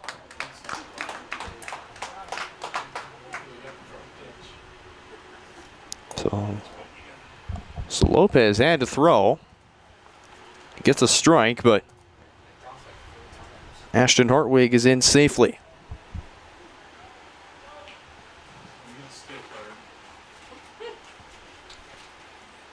Imagine if he steals third here. And they're going to throw back to second. He's in safely. So I wonder if Lopez is going to go back a second and maybe even a third time here.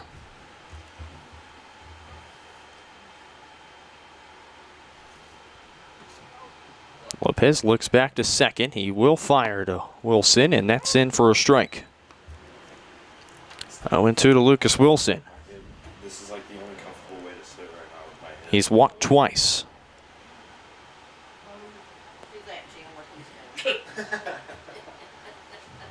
Cross my legs. They're going to throw back to second. Hartwig slides in safely. Almost got away from Okendo at short. I'm just getting more mobile while sitting up here, you know. Mobile, agile, fragile. DeMario waiting on deck. It's another 0-2 coming up. And Lopez is offering outside, ball on 2 strikes now.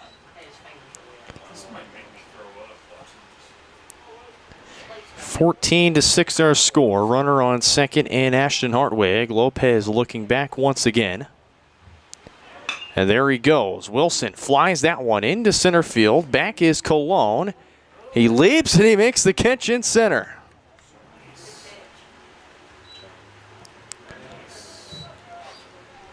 And the Cardinals will escape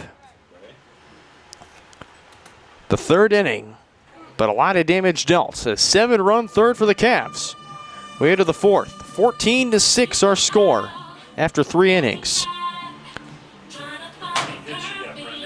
Question: what will you find on all over-the-counter or OTC medicine packages to help you choose the right drug and use it safely? The answer: the drug facts label. This label lists the medicine's active ingredients and purpose, how much to take, and warnings you should know before using it. Remember, even OTC medicines you buy without a prescription can cause side effects you don't want. So follow the information listed on the drug facts label. For more information, visit fda.gov/drug facts label. A message from the U.S. Food and Drug Administration.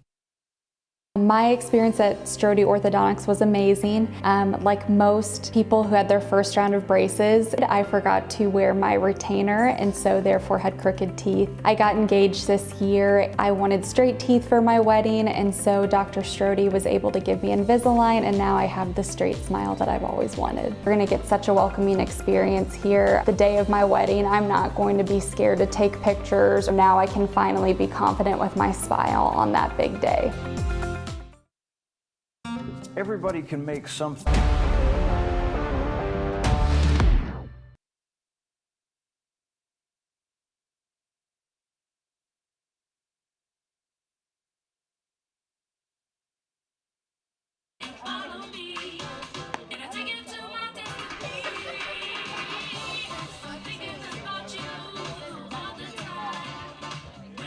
Back here at Johnson County Sports Live here in the top of the fourth.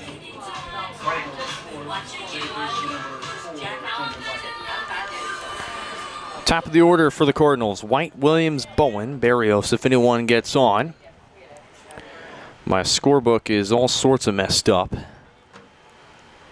In the good way, though, both teams batted around in the third inning. They went to the NCAA tournament last year. They didn't even make it to our conference tournament this year. They played so bad. Final score against Michigan State and Louisville, 77-69. Michigan State takes down the Cardinals. Duke is up 31-23 on TCU in the first half, 5 minutes to play. 2 balls and a strike to Camden White. 1 for 1 with a single and a walk. 3-1 the count.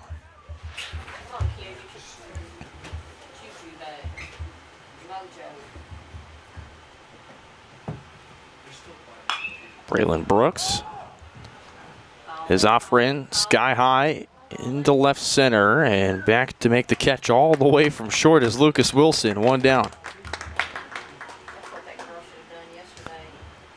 The third baseman, number 20, Caden Williams. Caden Williams will step in.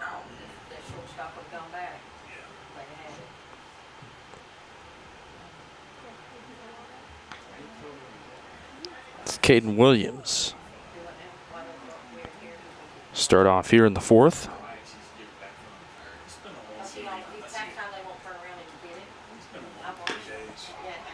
Chopped foul. That's going to get him right on the foot there.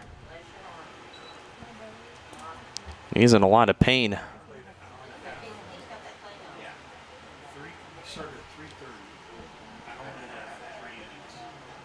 He's still limping, in a lot of pain.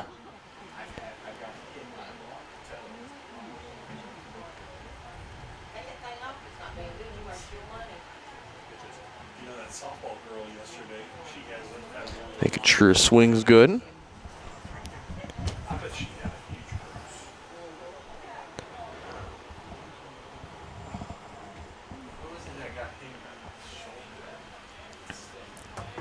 Definitely wore that foul ball.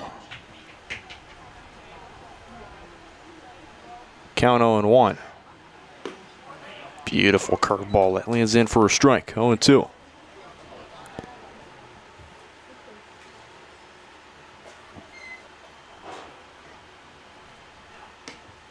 0-2, check swing. They say not enough. It was outside, 1-2.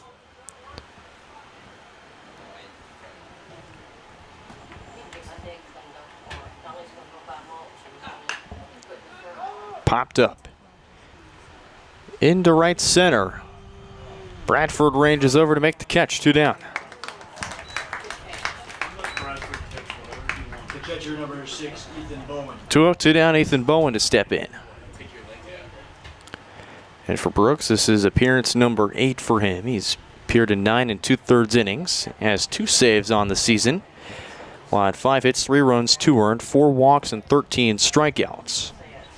ERA at 1.86. Again, his job is to eat some innings. First one low, 1-0. Braylon transferred again from Oklahoma State. with the Cowboys. Yeah, we might have rain on Friday. 2 balls, no strikes.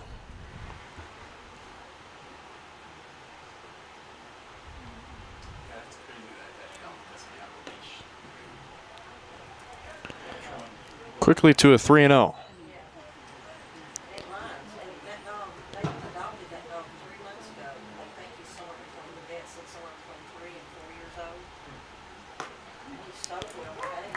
Gimme strike.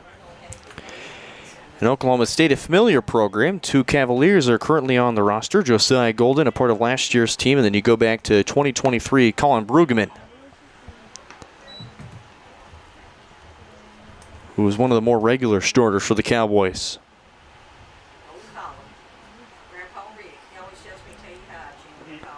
3-2, and Bowen will walk. 2-out walk for Ethan Bowen, and there's a runner aboard first.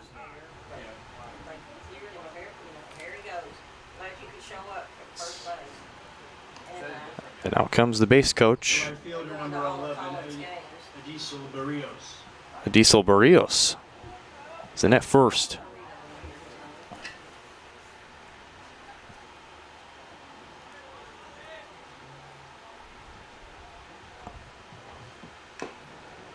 First pitch swinging and fouled off.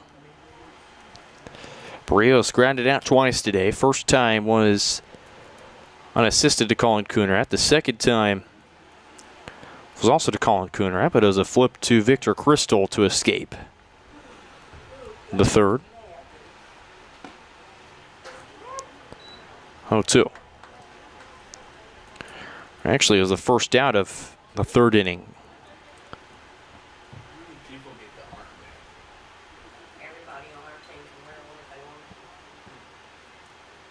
Brooks kicks and fires the 0-2. Swung on and missed for strike 3.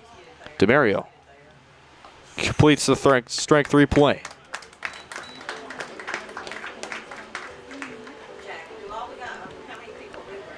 So the Cavaliers take care of the Cardinals. 1-2 walk and a strikeout. Way to the bottom of the 4th. The Cavaliers still in front, 14-6.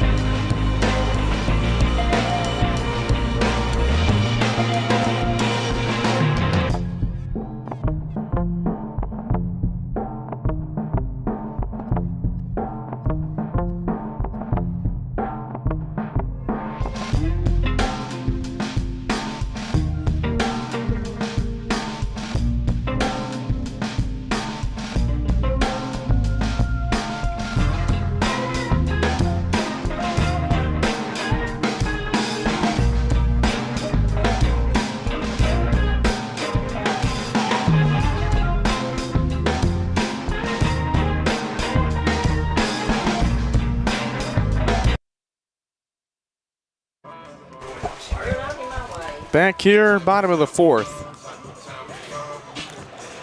Well, we started here at about 3:40 in game 2 and currently sits at 5:13. First pitch, DeMario fouls it off himself. 1-1 to the catcher out of Rockhurst High School. He's been hit and he's walked.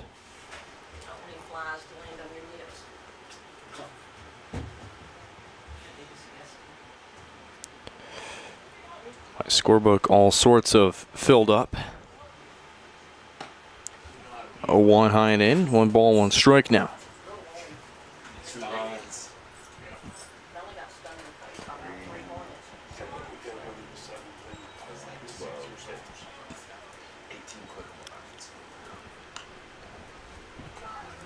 One ball, 2 strikes.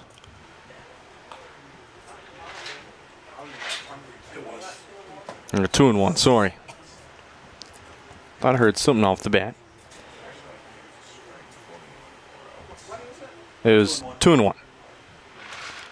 Lopez fires that one. Ripped foul, and again, it's one of those. Oh, and the pitcher caught it in the bullpen. Wow. Flown right to him.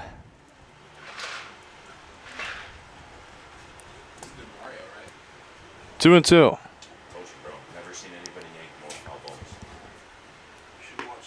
And DeMario swings and misses. 1 down for Ryan Bradford.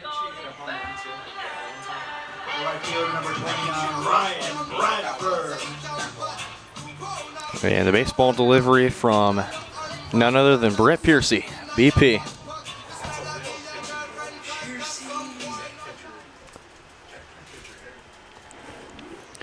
Cavaliers after this, they'll be back here on Thursday to take on the Neosho County Panthers. Again, first pitch is at 1 o'clock on Thursday, March 26th.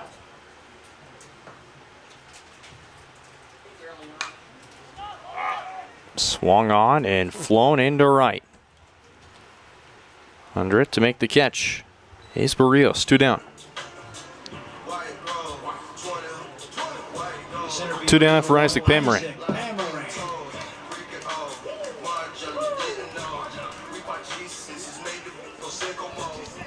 Got a doubleheader with the Panthers of Neosho at 1 and 3. And then they'll travel to Chinook, Kansas on Saturday, March 28th to round out the month of March.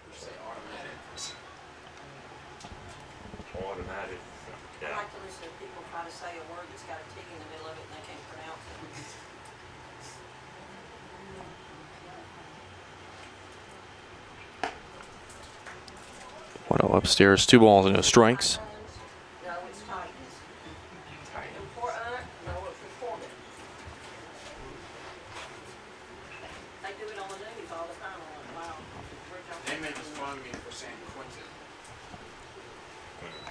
Quickly a 3-0 count.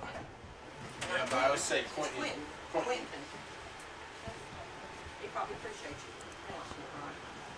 No, but I would Could be a fastball right down the middle. No, it'll go off speed outside. It's a 4-pitch walk to Pamaran. The third baseman, number 19, Logan Grove. Logan Grove will step in with 2 away.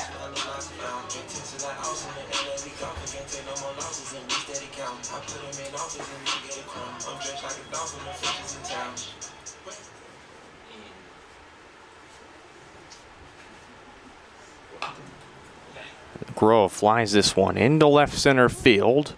Under it to make the catch is Maldonado.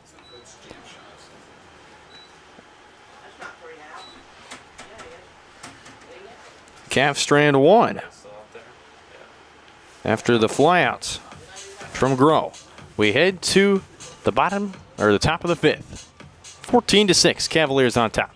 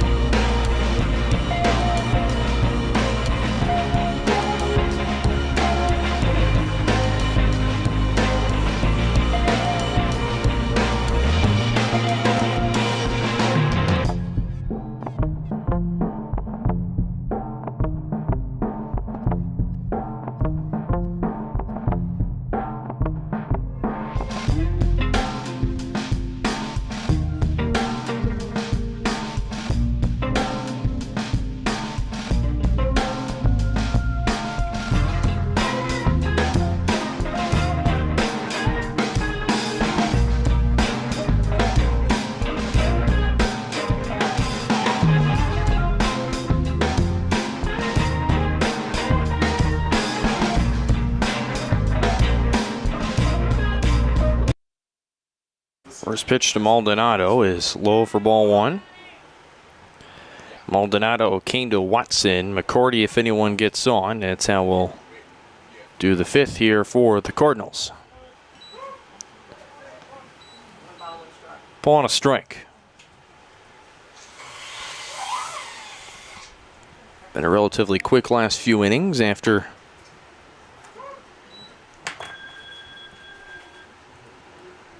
both teams went through their lineup in the third.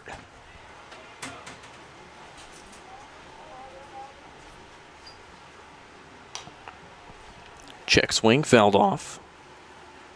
Stay here at 1-2.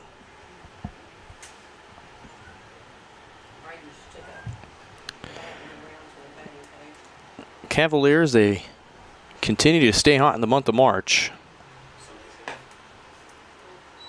Cavaliers even at 2-2. They're looking to go undefeated in the month of March for the first time since 2021. This one in foul territory. Groh trying to find it and makes the catch.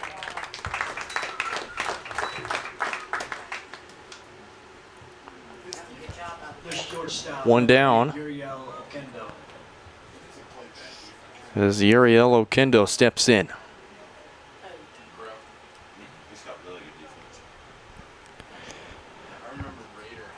Labette is 1-7 on the road.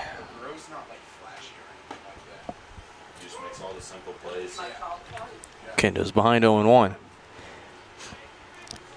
he's hitting like the quietest 450 with like 10 pumps. Hard liner that'll drop into center field. It's a one-out single for Uriel Okendo. Cardinals offense trying to find some life, and out comes the first base coach. Designated hitter number 13, Garrett Watson. You go back to the month of March. Cavaliers play the Cardinals on the 10th on a Wednesday and the 11th, which is on a Thursday. Cavaliers at home combined for 19 runs.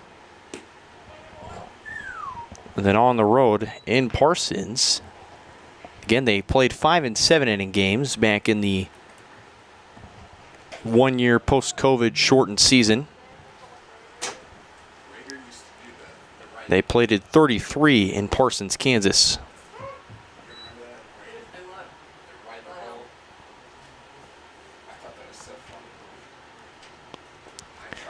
So against the Cardinals, they played at a combined 52 runs to the Cardinals' 15. There goes the runner to second. DeMario's throw is not in time.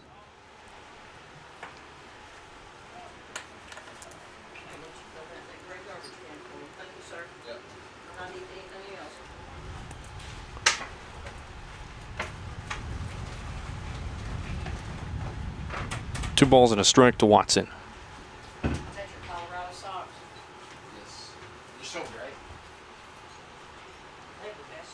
That's going to hit Watson.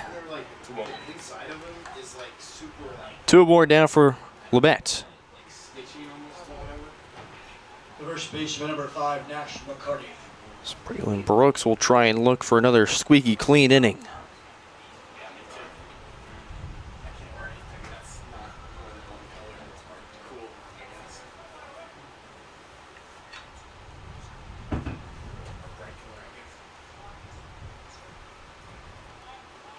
Here's McCourty.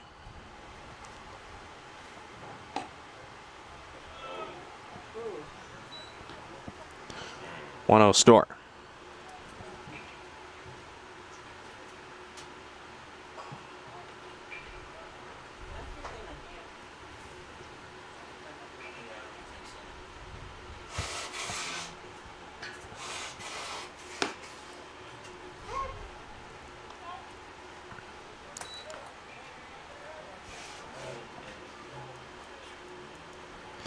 One to Nash McCourty, strikeout and a walk.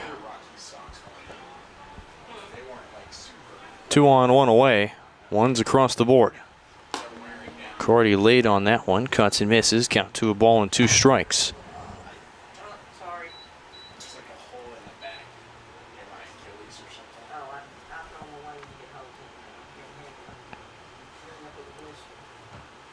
Well, it's like it's on the like near my calf. Yeah. Braylon Brooks has struck out 3 batters today. Make it 4 as McCarty's rung up on strikes. There's 2 down. The center fielder, number 10, Hector Colon. McCarty, 4th time today he's been rung up. And then steps in Hector Colon with 2 down.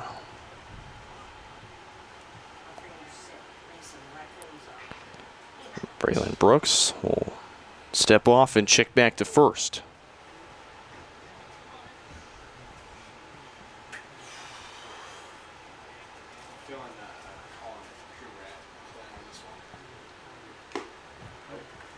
Brooks will fire to Colon, and Colon behind. 0-1 the start.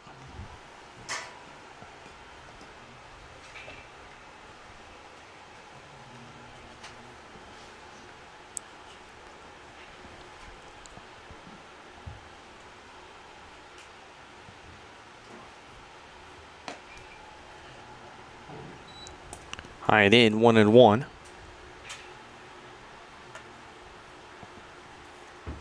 jerseys do you guys wear on the boat? Again, 2 on, 2 down. Honestly. The whites. It's just whatever they pick. Like we pick. 1-1. 1 ball, 2 strikes. Whatever the home team's wearing, we'll wear opposite. So like if they're wearing white, we'll wear like, I don't know, our gray pen on gray pen or 1 ball, 2 strikes. gray pen with. Ocando on second, Watson on first. Ocando to third, and Watson will jog to second. They won't make a play at either base. Be Deuces Wild on the board.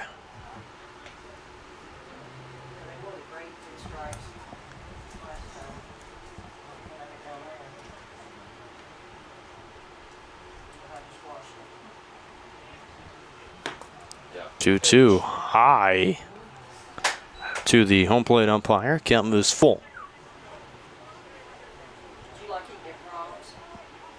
I love drums. They don't have them. They have them everywhere in Oklahoma. There's only 1-2 minutes from my house, so I eat it all the time back home. But there's Hard liner, that'll go foul. I think if I open the Brahms, Another 3-2 coming up. So here's a fun little tidbit I found. Before the Labette series back in 2021, they played Rockhurst University JV. The second game they won 36-4. There's a walk for Cologne. Bases are now loaded. That 32-run win for the Cavaliers, it's third all-time for the largest win in program, or tied for second actually for largest win margin in program history. Their largest win was also a 30, so it's actually one of their 3 32-run margin wins. It's that Rockhurst game the year before. They beat Labette 32-0 back on March 7th of 2020. And their first one was back in 2002 on April 17th when they beat Haskell Indian Nations 35-3. Again, April 17th, 2002. Their most recent margin of victory was against Baker's JV last year. This one flown into left. Under it is Hartwig. He makes the catch. And the Cardinals strand the bases loaded. We head to the bottom of the 5th. Cavs still in front, 14-6 here on Johnson County Sports Live.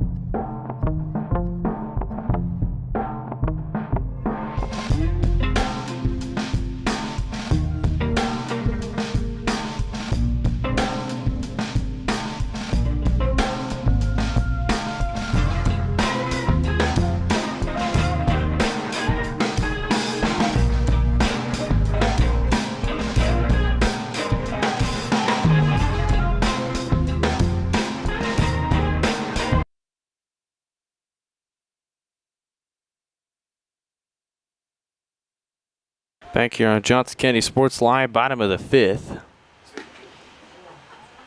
First pitch outside for a ball.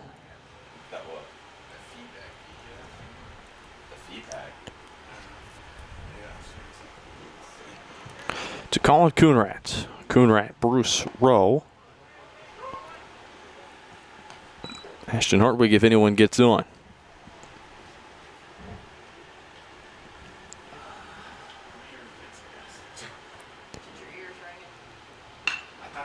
Coonrat, opposite field, deep to left.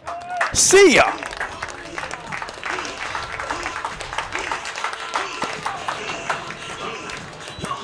Second home run of the day for Colin Coonrat in this game, making the third home run of the doubleheader. And folks, you're looking at another possible candidate for back-to-back National Player of the Weeks right there in Colin Coonrat, 15-6 Cavaliers. 27, Boston Bird.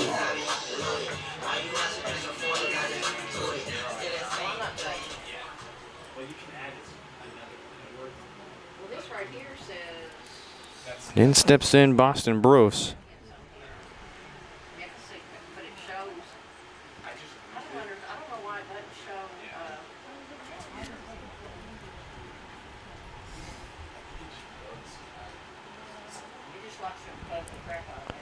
Joseph Lopez giving up his 8th home run of the season. That one over the head of Bruce. Count moves to 1-0. Or 2-1, excuse me. Or 1-0 actually now. What is it? Should be 1-0, now 1-1. It is now 1-1. Why did he say 2-1 and then change it? Okay, we got you. After you said 2-1 the first time. Ball to strike to Boston Bruce. 1 for 2 today, a double and a pop out. This one into right field. Barrios will make the play in right. 1 down. The second baseman, number 10, Briggs Rowe. 1 down for Briggs Rowe.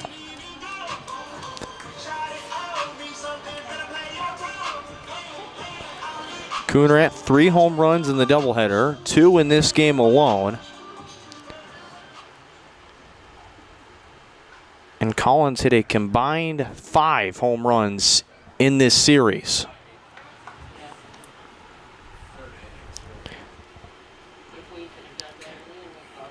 His home run total is at 18 on the season.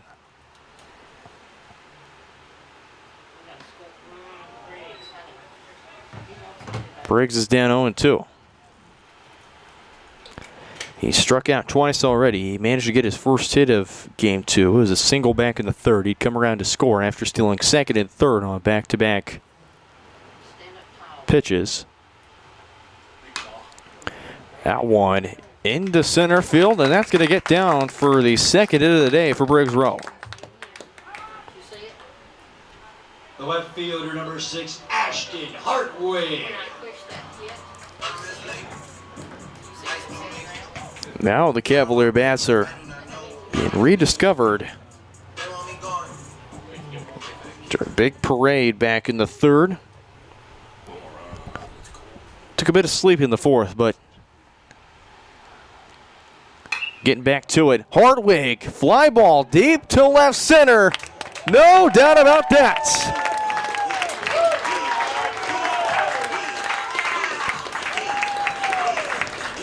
And for the team who leads the nation in most home runs hits, are piling on the home runs in this doubleheader. Home run number 4 for Hartwig. The shortstop, number 23, Lucas Wilson. 17-6 Cavaliers.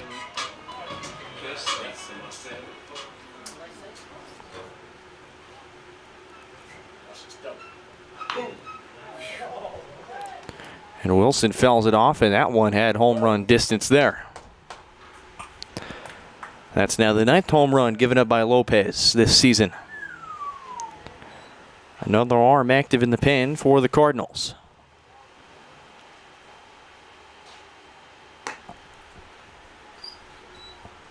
Ball and a strike.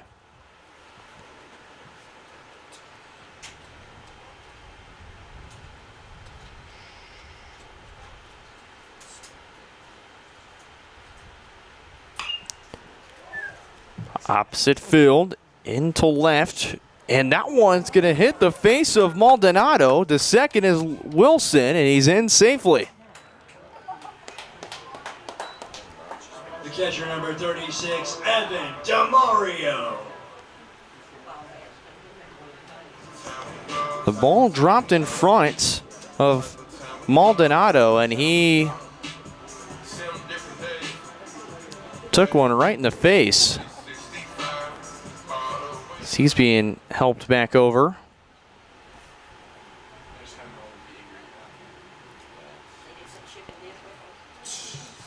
Making sure that Maldonado's okay. I'm going to look over, and I'd probably say that was a double.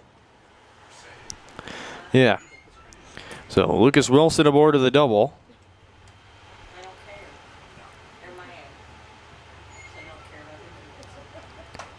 As the Cavaliers continue to beat up on the Cardinals.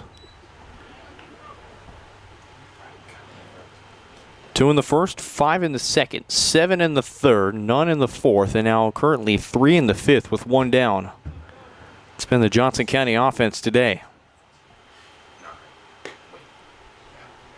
2-0 to DeMario.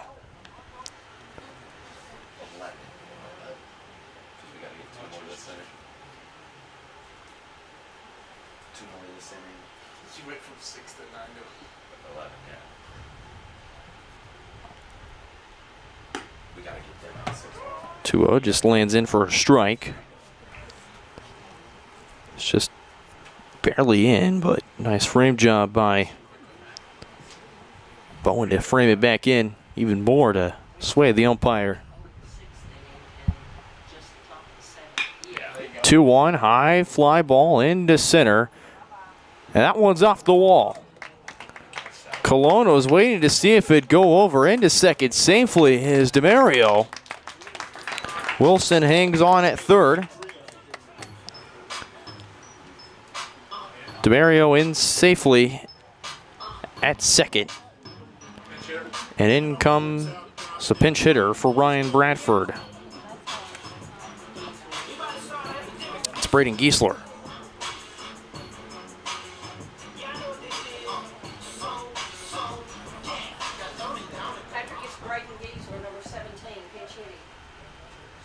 Number 17. Judge, please, pinch hitting for the Cavaliers, number 17, Brady Geisler. That one low and in for ball 1 to Giesler.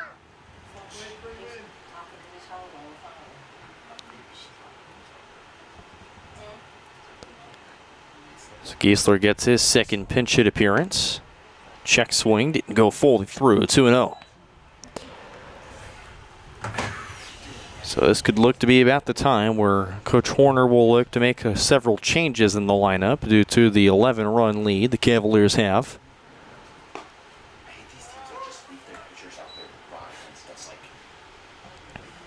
Two balls and a strike.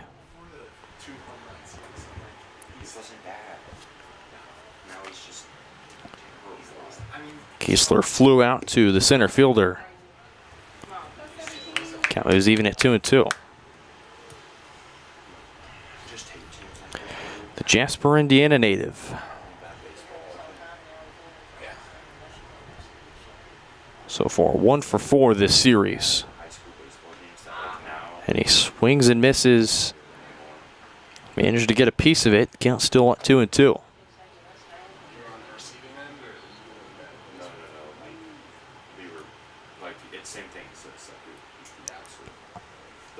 Six pitch coming from Lopez. Here it is.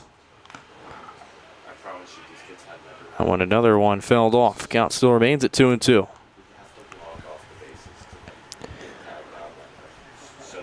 We'll go to pitch number 7 as there's a Cardinal arm warming up. The Cavs have 2 up and moving. Second 2-2 count to Giesler. And he swings and misses for strike 3. 2 down for Isaac Pamaran.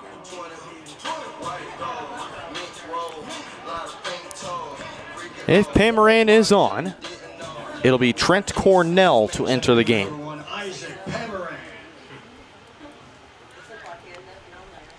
Pamaran has to get on base. Swings and fouls it off.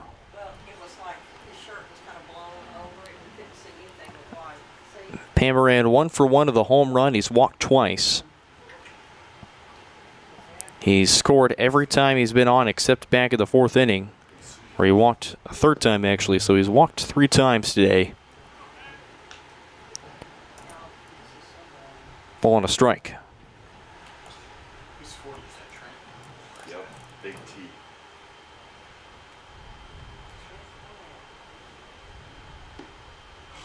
1-1 right down the middle, and Pamaran just watched it go by.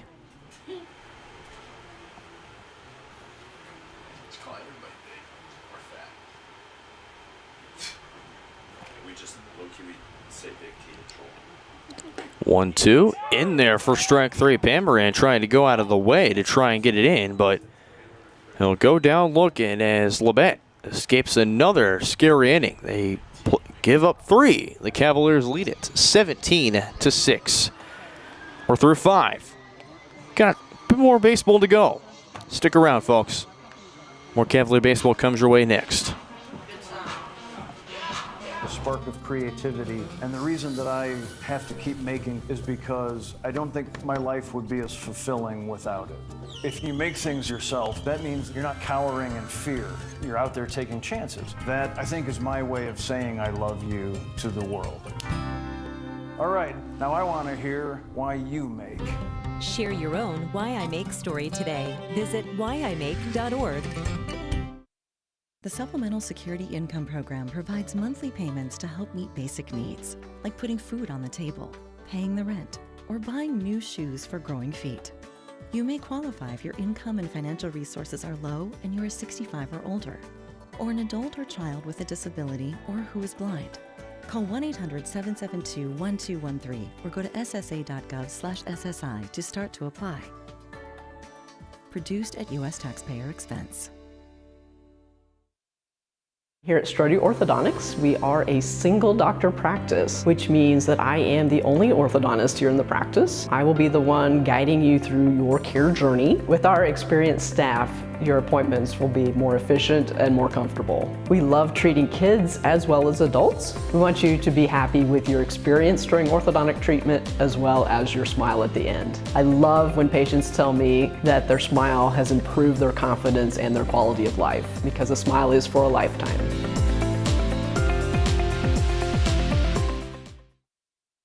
For more than 20 years, Gherkin Rental has been the place to go to get the job done in eastern Kansas and western Missouri. With a huge selection of quality equipment, from roll-offs to trailers, telehandlers to generators, power washers to popcorn makers. Experienced equipment professionals and clean, well-maintained tools to help you get the job done right the first time. Gherkin Rental. Stop by any of their 13 locations across the KC Metro or call 855-GHERKINS. That's 855-437-5367. Both my older sons have come. Leading off the Cardinals, 6th, the third baseman, number 20, Caden Williams. We head to the 6th here. A few defensive substitutions. First and foremost, new arm on the mound for the Cavaliers. It's Cooper Frazier who enters in as the pitcher.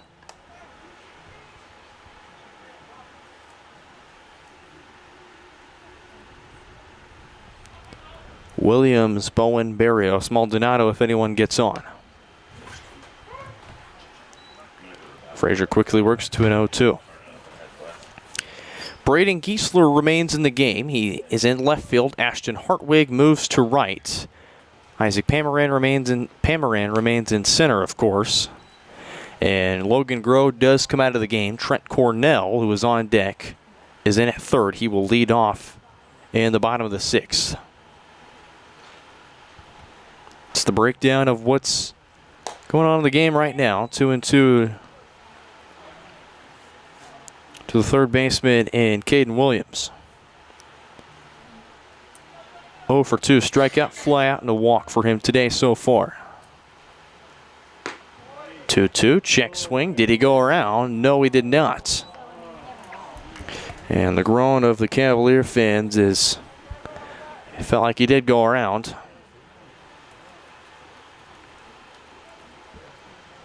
Count is full, 3-2. And Frazier's off right, high and out for ball 4.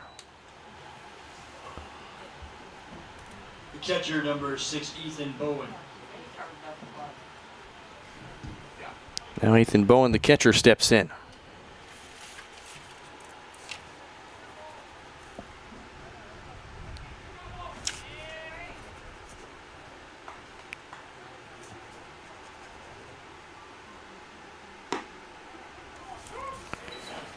First offering to Bowen, in for a strike. Bowen 0 for 2. Fly out, he reached on the air back in the third, and then he would take a walk back in the fourth.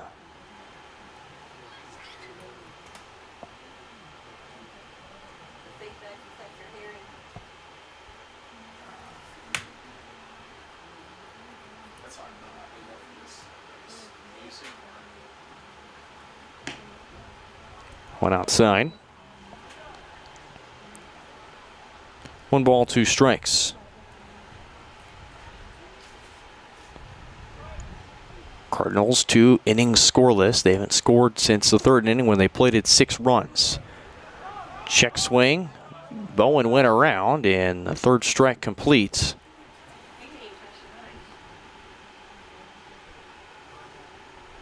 One down as Williams moves to second. Diesel Barrios.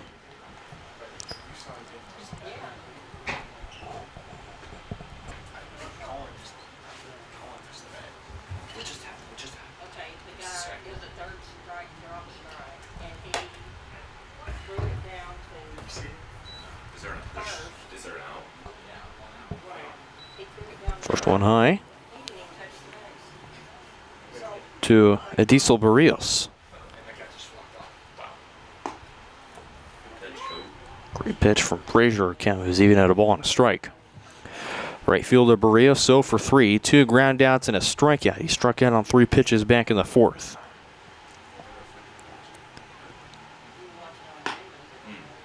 One outside, 2-1. It's good framing by Demo. He's good back there behind the plate.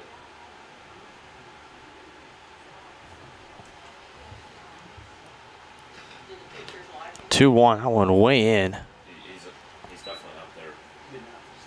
I'd say he's mostly 3 balls, 1 strike. team's favorite catcher to throw to.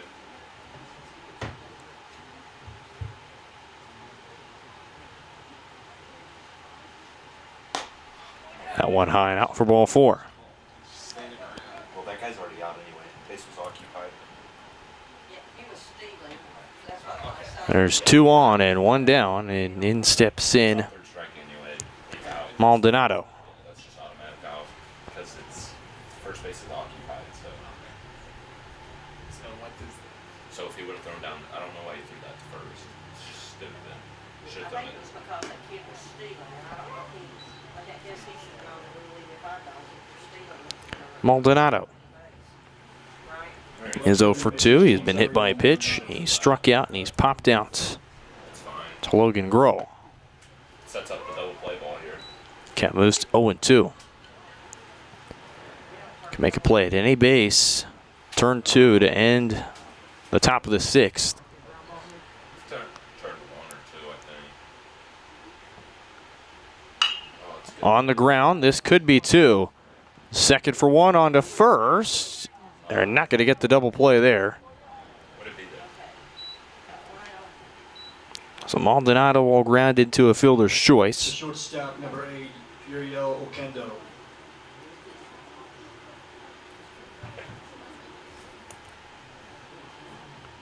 Two down, runners on the corners. And steps in Uriel Okendo.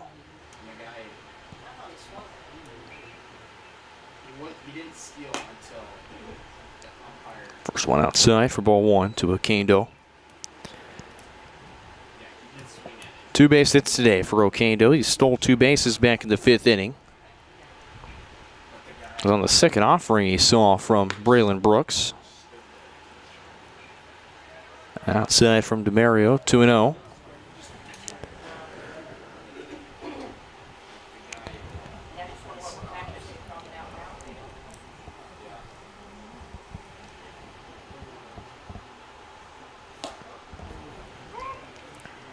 Two balls and a strike. Then you've got Watson, who's on deck. He's been on base twice at the walk and hit by pitch. And he's stolen the base as well. Went in the turf, and a lot of power behind that one on Frazier, 3-1.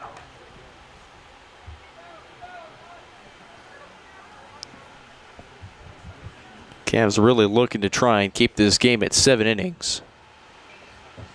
The last thing you want to do is put a bases loaded scenario for a fresh arm, and that's what happened.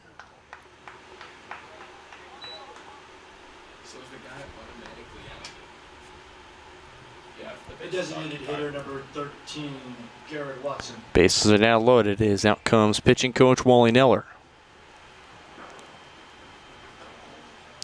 Arm still moving in the Cavalier bullpen. Also as well on the side of Labette as well, but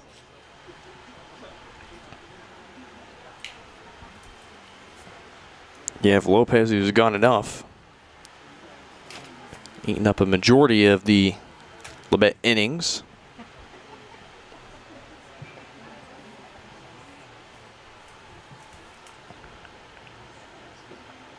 You have Williams on third, Maldonado on second, Oquendo at first, and Garrett Watson to step in.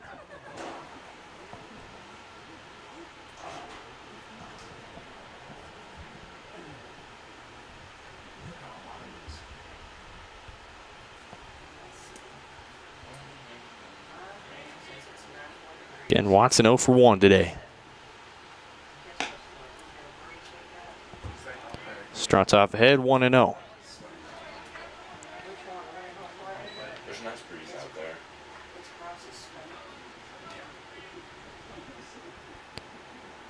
Frazier, the freshman from Tulsa, Oklahoma.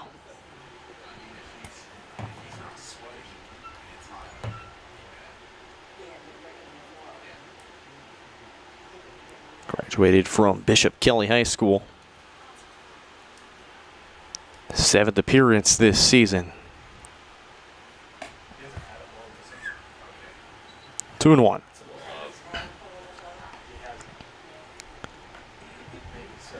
He got his first win, was again the second game against Amarillo, when the Cavs won 20-9 against the Badgers. 2-1, and Frazier wanted to throw back to second, but there's nobody there. And even Maldonado's confused.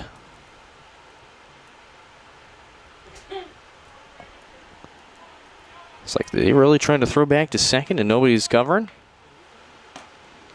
2-1 high and in, 3-1 now the kill.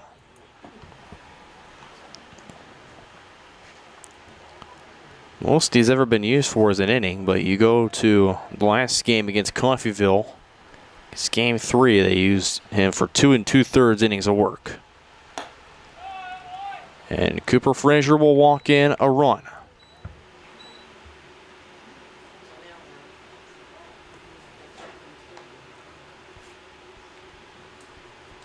As Williams will come in to score. Nash McCarty will step in. Still in a bases loaded situation. Labette has cut the lead down to 10. And Frazier still just trying to find that zone.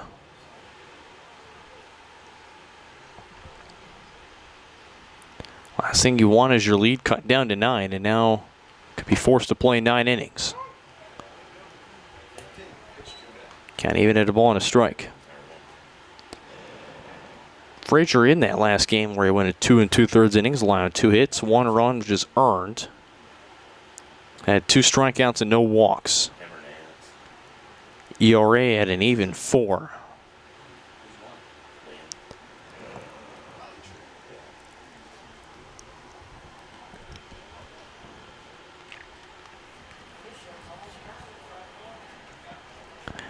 It's a very young pitching staff the Cavaliers have. Outside of a couple sophomores and transfers.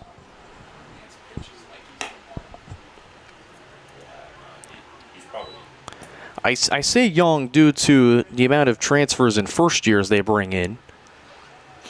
You lose your entire starting rotation and Bob's in. You lost Watkins halfway through the year last year. He's most likely going to redshirt this year, from what I'm told. Golden and Novotny were sophomores. They graduated. The other really returner out of the bullpen I could think of off the top of my head is Keston Holman. You had Colin Conrad, who didn't really appear many games last year. 2-2, and McCarty's behind. He's rung up for the 5th time today. As Labette, they get one back, but they still trail by 10. We head to the bottom of the 6th. 17-7 our score.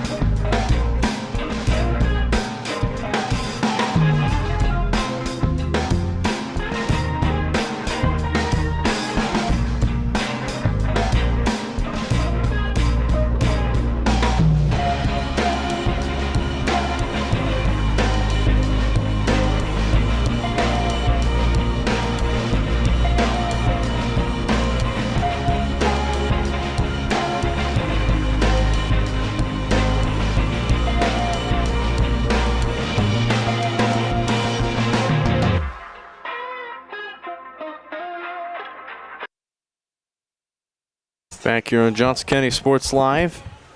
Bottom of the 6th, Trent Cornell to lead things off. First one in for a strike.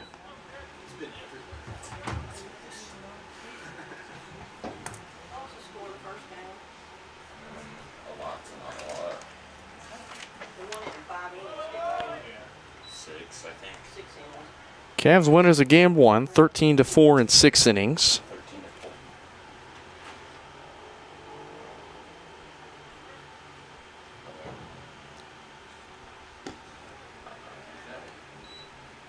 One ball, 2 strikes to Cornell, the transfer from the University of San Francisco.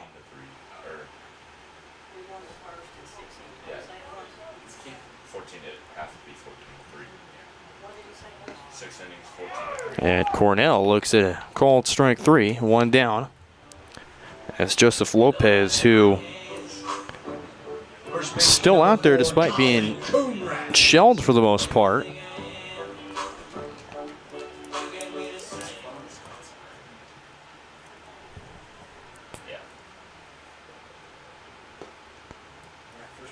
This one low and outside for ball one. It's because he went to college last year at San Francisco University.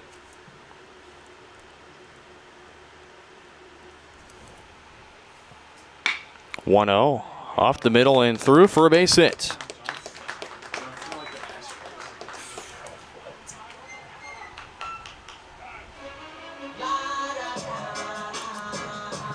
One on and one down for David Dobbs. Attention please, pinch hitting for the Cavaliers, number 25, David Dobbs. Dobbs will enter in for the second time. He had one appearance back in the 6th inning, and he was hit by a pitch then. I'm not a fan of the Royals.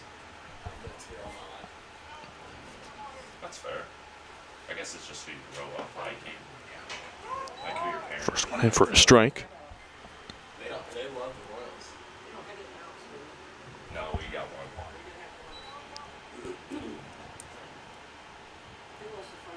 Trent. The biggest team. 1-1. Dobbs again from Capital City, Kansas, Topeka. Product out of Topeka Seaman High School, home of the Vikings. In Class 5A. I don't really like watching MLB if I'm being completely honest. I'd so much rather sit there and watch college. 2 balls and 1 strike. Briggs Rowe remains on deck and in the game. Until the postseason, and then I'm just not a big enough fan for any team that I'll sit there and watch a whole game on the couch. And Dobbs behind that one, swings and misses. Count moves to 2-2. It's just not my thing. I have such short attention that I can't. Lopez entered in after I can see it. Me and my dad, I think we kept on. after 6 batters that Matthew Weimer faced. They went a third of an inning, and that one's going to be fouled off of Dobbs, and he's on the turf shaking up. He'd be asleep by like the third. I have to disassociate myself from the game. When I'm not here, like I just have to kind of like. Wow. He's only always loved it, no matter what. When he was playing high school, college. We've always been Braves fans, so. Yeah. We got a lot of fans. I don't know. Sometimes my brain just needs. Still 2-2 to Dobbs. 6 pitch coming up, and time called as there is going to be a warning for eye contact. What did he say? 3-2 or 2-2? 3-2. Yeah. 3-2, and they kind of went past the first warning, so they will issue an automatic ball due to no eye contact. 3-2, take it upstairs for ball 4. 2 on, 1 down for Briggs Rowe. As the Cavaliers look to try and pad on some more insurance after their 1 run of insurance they had over Cardinals was cut down. After Cooper Frazier walked in a run, you can imagine Cavs might go to a closer in the top of the 7th. And Briggs is behind on the first offering. 2 for 4 day for Briggs Rowe, 2 singles and 2 strikeouts. It's a diverse family. Yeah. Is your mom a doctor now? No? She's a vice president of stores. Of what? That one fouled off. Stores, so she's over every single store this company has. 0-2 All of the U.S. and Puerto Rico. to the sophomore in Briggs Rowe. It's called Torrid. Have you heard of it? It's like a women's clothing store. I don't know. Why didn't she didn't ever finish her doctorate degree? 0-2. Lopez looks back and Briggs swings. It's a slow roller. Lopez flips to McCarty in time. 2 down. Runners advance to second and third.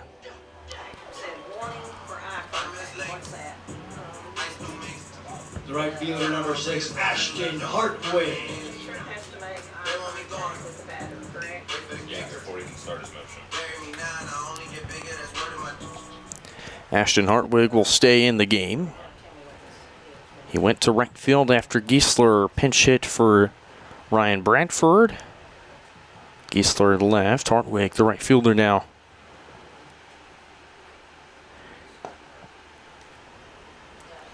That one inside for ball one. This is my autistic friend that he listens to Brendan. And mind you, Ashton is a triple shy of the cycle. I forgot to mention that. 2-0. A triple would be the second cycle this year for the Cavaliers. And the fifth in program history. Ryan Bradford, if you remember, had one against Coffeyville in Game 2. Looking to go back-to-back games with cycles.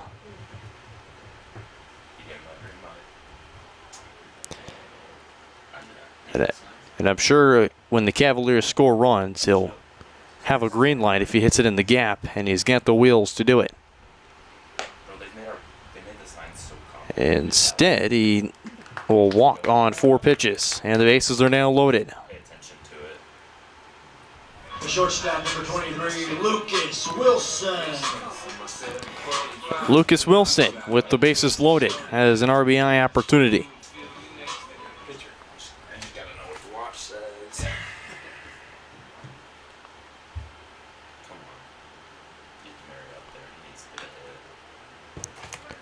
Lucas Wilson's already driven in 2 runs on the doubleheader.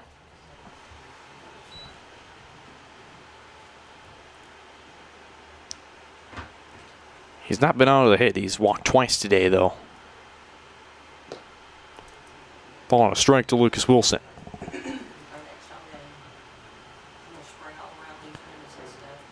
Can imagine he'll play another season in the Van Johnson Collegiate Baseball League, like a lot of the talent here does, unless some of the guys go back home and they play in smaller leagues nearby. As for myself, I'm headed to the NACBL this summer for my second season. Yay for Brendan. 2-2. If I remember right, there's only 5 JUCO guys that were in the NACBL. And the only reason that JUCO guys are recruited is due to the coach that's in the position. Hard liner into right field. That's going to score 1. Around in to score as well as Dobbs. 2-run RBI single for Lucas Wilson. He's got 4 RBIs today. And the Cavaliers have 19 runs. They've scored in 5 of the 6 innings they've hit it.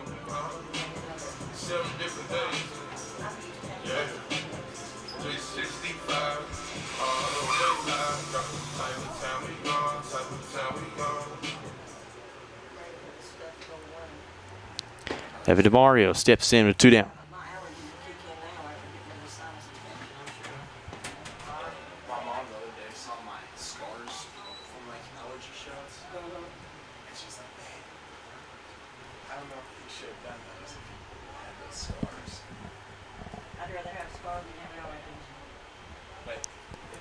DeMario is doubled today. He's been on 3 times. A walk back in the 3rd, and then he was hit by a pitch back in the 2nd. Ball and a strike to DeMario.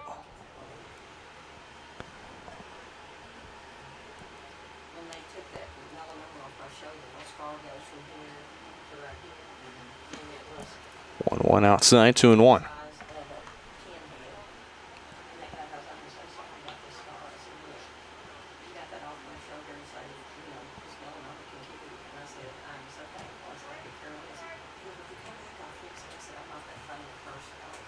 One swung on and missed for strike 2. 2-2 to DeMario.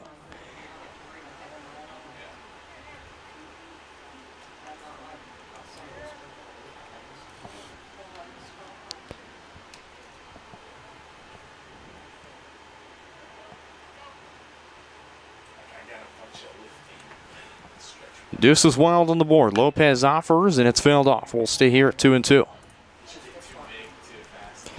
My brother, he's so tall.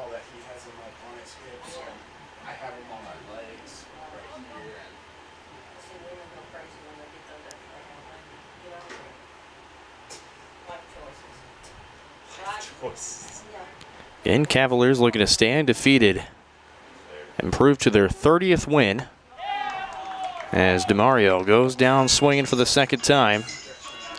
And that's how we end the 6th.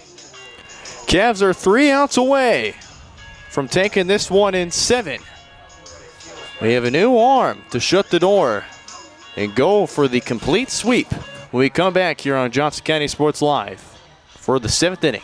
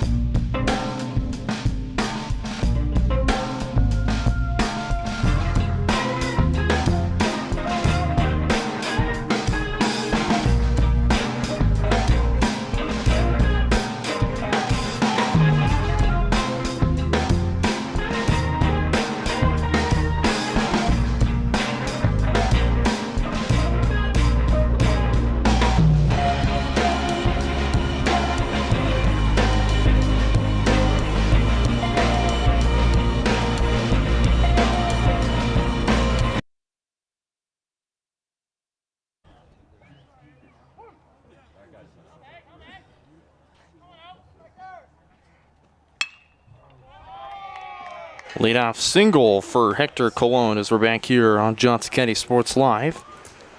New arm on the mound for the Cavaliers. It's Lance Alexander. Second baseman number 4, Camden White. Primarily tried as a starter early on, but has switched to a role out of the bullpen.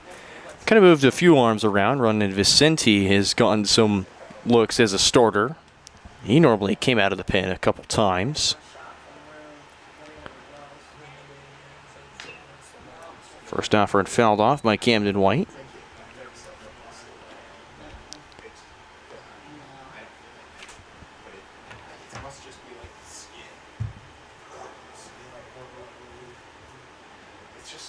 Duke up 54-47 on TCU right now. 10 minutes left in the second half.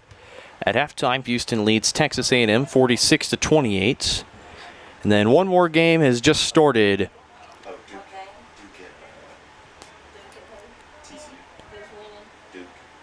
Texas and Gonzaga has just started. It's 2-all in the first half through the first 2 minutes.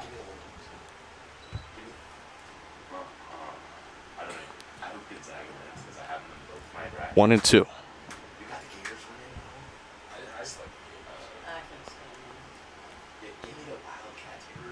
Cologne, White, Williams, Bowen if anyone gets on, unless somebody happens to pinch hit, but so far it does not look to be that way. 1 and 2. Hard ground ball. Fielded at second cleanly. Throw to first, bit delayed, but they'll still get the outs.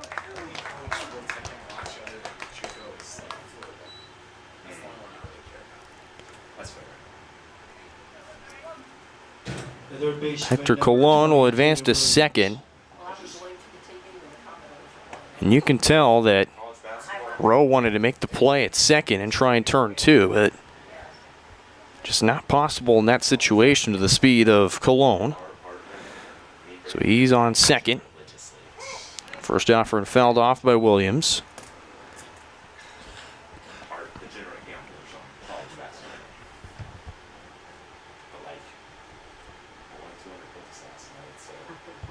We take a deep dive at Lance Alexander in his 8th appearance out of the bullpen.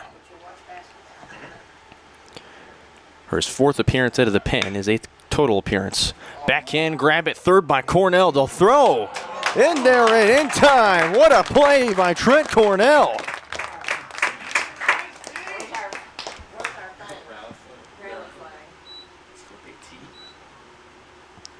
Two down, one to go, and it's going to be Ethan Bowen.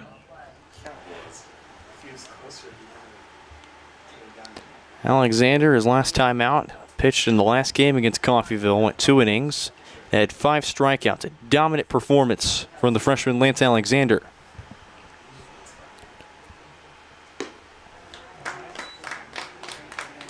Lance starts ahead in the count, 0-1.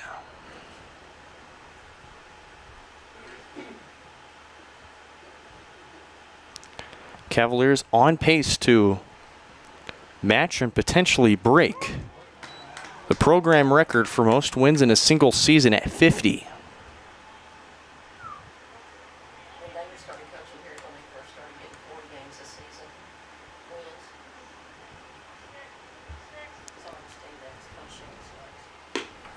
Oh, 2 outside, 1 ball, 2 strikes.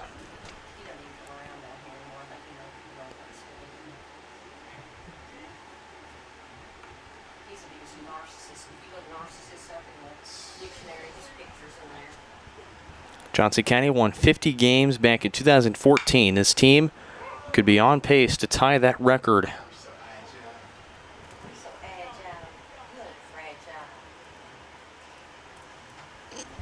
And it was also the same year that the Cavaliers played the most games ever at 64. They did it twice in 1984 and then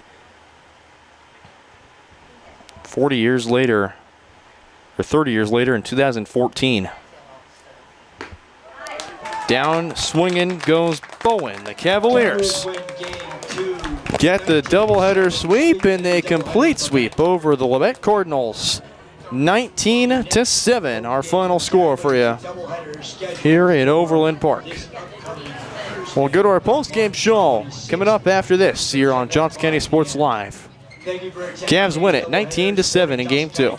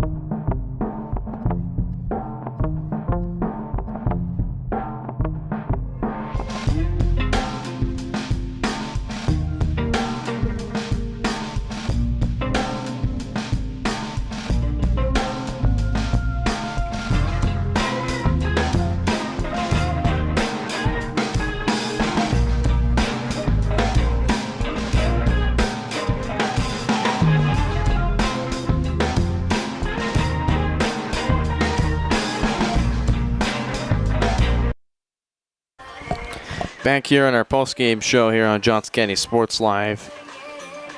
Brenda Bolin back here with you. We'll wrap this one up briefly. Finish at 6:15 p.m. Pretty late evening here at the ballpark. Cavaliers take it 19-7 in game 2, 13-4 in game 1. As the Cavaliers get the complete sweep over the Cardinals of Labette. They win their 30th game. 30-2 record, 12-0 in conference play. Labette 5-17, 3-9 in conference play. Cavs 114-32 all time against the Labette Cardinals. As Johnson County, they finished with 19 runs on 14 hits with 2 errors.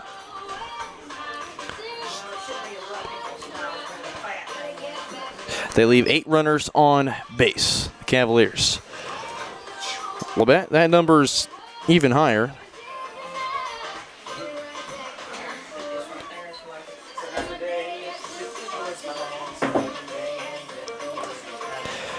Labette finished with 7 runs on 5 hits with 2 errors. They leave 11 runners on base. Cavaliers take care of the Cardinals in 7 games both. As we'll be back with you on Thursday, the Cavaliers take on the Panthers of Neosho County. Liam Roach and Ronan Vicente, the probable starters for games 1 and 2. And again, we'll be back with you first pitch, 1 o'clock. Pregame show at 12:50 right here on your home of Cavalier Athletics, Johnson County Sports Live. This has been another presentation of Cavalier Baseball here on JCCC Athletics TV, Johnson County Sports Live, Varsity Sports Live sub-production. For my entire crew at Varsity Sports Live and the entire athletic staff at Johnson County Sports Live, I'm Brendan Bolin. You've been watching Cavalier Baseball on Johnson County Sports Live. Have a great night, and I'll see you again Thursday.